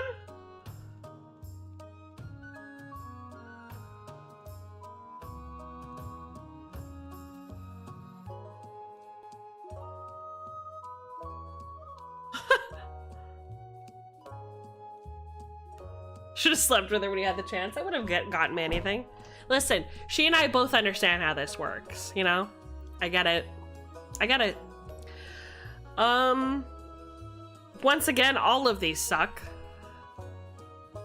Yippee!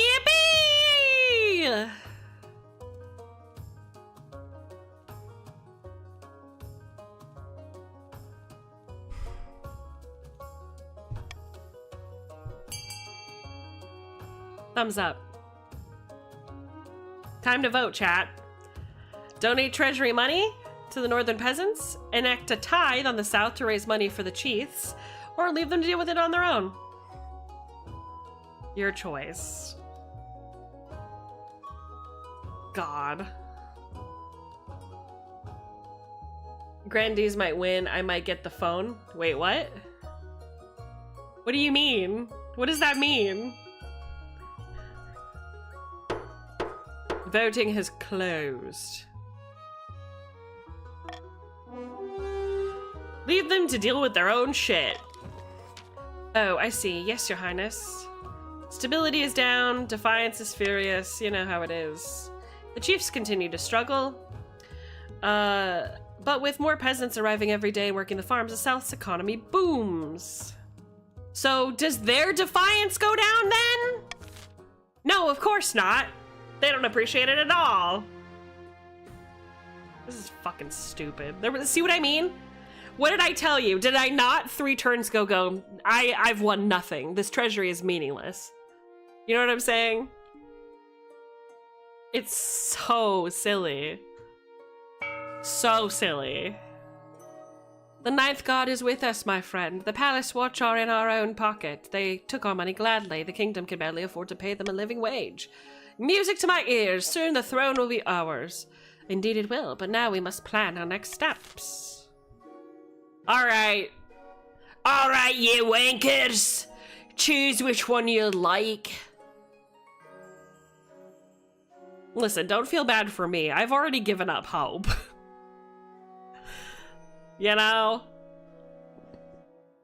It's not fair. But life's not fair. The unjust can crucify the just. The bold can squash the meek. You know?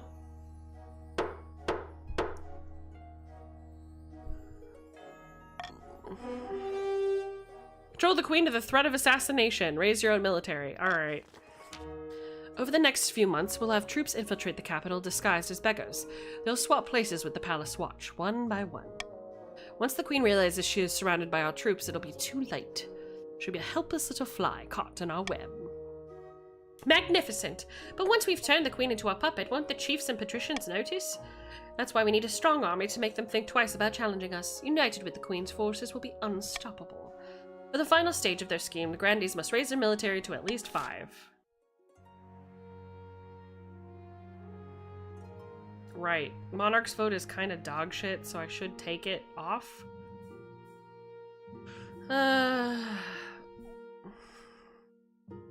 Nobles must vote for their least favorite option, and the option with the least votes will pass. That's weird. I don't like that.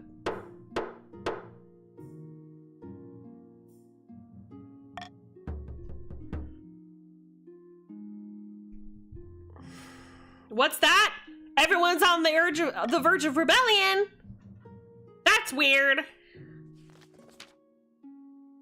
It's another day of poring over maps and battle plans with your marshal. It's hard to remember the last time you did anything else, and yet, just when you thought things couldn't get any worse, Your Majesty, you won't believe this. Let me guess, ice giants? She stares at you blankly. Yes. Ice giants. They've entered the Crown Lands just last night, according to my scouts, and the chiefs, they've abandoned us. This must have been their plan all along. Then we are lost. Perhaps, but there is one path that remains. Lord Patrician Startled Sparrow and the rebels may agree to a truce. If we're invaded by ice giants, there won't be a kingdom left for anyone. Send our best diplomats. I will fetch the Chancellor then. Ninth preserve us. The next week is agony. Every second you spend waiting for your Lord Patrician Startled Sparrow to arrive, the giants cause more damage to the capital, and nevertheless you are patient. When the patricians finally arrive, they bring a whole battalion, clearly fearing a ruse. I'm surprised you come calling for us. You must be desperate. I won't fight for free. Crown Kinta as queen, or we will let the giants do their worst. You can't have my kingdom. You have nothing else to bargain with. Your August Majesty, if you decline, I walk. Over my dead fucking body. More than a few hands reach for their weapons as you say the words. Just as it looks like a fight will break out, a horn sounds in the distance. All heads in the room swivel towards the source of the noise. Someone is outside the walls. Everyone rushes outside, all previous hatred forgotten, and is greeted by an extraordinary sight. Giants are outside your walls, and they have already demolished any soldiers that they see. Lord Patrician Startled Sparrow's mouth opens in stunned silence as he realizes his army has just been decimated. With nothing but a scattered contingent of the Watch left to defend them, the capital walls crumble like paper. Giants kick down the gates and pluck soldiers off the battlements with their fingers. All is lost, Your Majesty. I failed you. I must get to safety. I have a way out. We'll head south to avoid the giants. Several loyal grandees have agreed to take you in while we plan to retake the capital. Before you can fetch your traveling clothes, your chief architect rushes in, clearly out of breath. Your Majesty, the chiefs, they've come to save us! My beautiful ramparts will live to see another day! He collapses into a heap on the stone floor. You rush out of the palace with your honor guard in tow to see for yourself. Climbing the outer battlements, you are met by an incredible sight. The giants are fighting with their backs to you. They aren't fighting the Watch, they're fighting a horde of battle-painted northern warriors. We're saved. The soldiers on the walls cheer desperately, as if they hadn't dared hope until you hoped first. The battle is quick and bloody. The giants are slaughtered, but not without inflicting heavy casualties on the chief's forces. You meet them at the now-open gates, where you find Chief Guillermo drenched in blood and grinning like a saber-tooth. Your Greatness, what a glorious battle! Lucky we turned up when we did, eh? Very convenient. And for your people here in the city, I'm sure they'll be mighty grateful. We did just save their lives. You aren't going to let anyone forget that, are you? We helped the capital and the kingdom, only because you failed to do so. Just thinking out loud, but maybe it's time someone else took over. Someone who doesn't buckle at the sight of a few lumbering giants. Your soldiers shift nervously, and you notice the northern warriors encircling you. Their faces are twisted into bloody snarls. What do you think, Your Majesty? No certain chief who'd be happy to take the burden off you. Oscar, his name is. I think you can go to hell. There's an axe flying at my face. You duck. Yes! And just in time, the axe sails over your head and strikes one of your honor guard. Kill them! Capture the queen! Your battle nuns put up a noble defense, but the northerners are not only more numerous, but more ferocious. There is a clear, still fire in their blood after the fight with the giants. They throw themselves at the Sisters of Steel without care for their own lives, and the honor guard are completely overwhelmed. You're left until the end so that the Chief Guillermo can gloat one final time. You Southerners just don't get it, do you? You'll never rule the North. No matter how many centuries it takes, we'll always be its true masters. And now, thanks to you, the entire kingdom will be ours. We're the gift of gratitude for our destruction of the ice threat. I hope you choke on it. Strong words from a dead woman. So, I passed the check and still failed. You know? Exactly! What was the point of the success? A shame no one has sound run hear them. The flesh feaster awaits. I die. Yep. There it is. Yeah. And what's that? I still couldn't get a fucking heir to the throne! Yeah. It's just like, things happen so quickly, but nothing ever happens for, like, you as the monarch. It's fine. It's fun up until all of that starts happening. Yeah, it's fine. Yeah, it's just a corridor, it seems like. We launched a rebellion that accomplished nothing. I'm glad I didn't buy this dumb game. It's okay. The game is fun, that's the thing. I enjoy the game, it's just, like, come on, man. What are you doing? Give us more options here. You know? Help us out a little.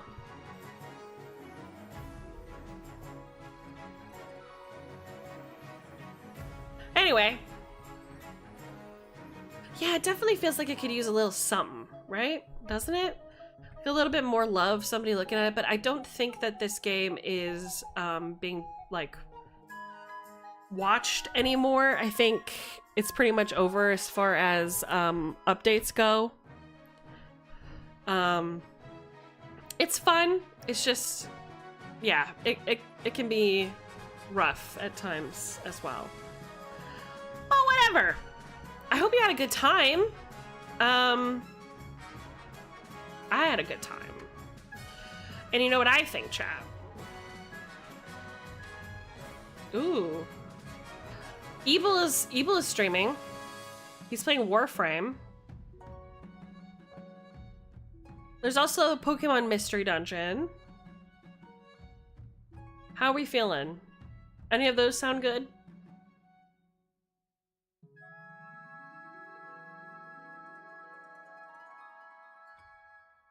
I had a blast too! What do you guys feel like watching next? We're gonna make some friends here.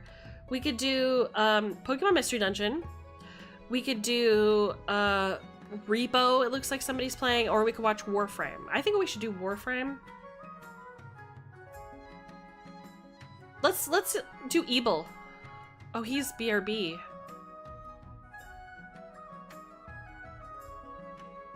How long has he been BRB? Does anybody know? Ebel? Yeah, let's do Ebel. I'm sure he'll be right back. If you haven't already, please consider staying with us and following Ebel as we raid into him. He's playing a mech game called what's it called? Warframe. It would mean a lot if you'd stayed till after the ads. I love ya. I mean it. And I will see you tomorrow for the Pokemon Challenge. And then after that, Monday for more fun and games. Bye-bye now.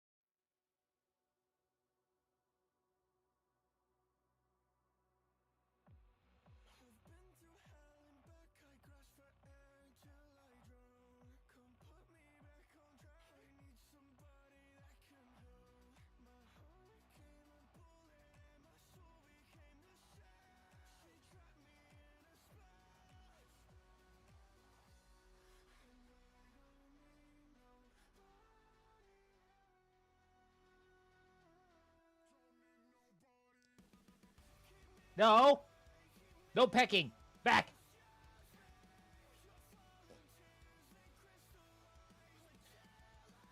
I literally... No! I was literally in the bathroom finishing up before I came back. And Stinking Myth was like, you might want to hurry up. I'm like, why? And she was like, you got raided. I was like, what? Stop it! No pecking!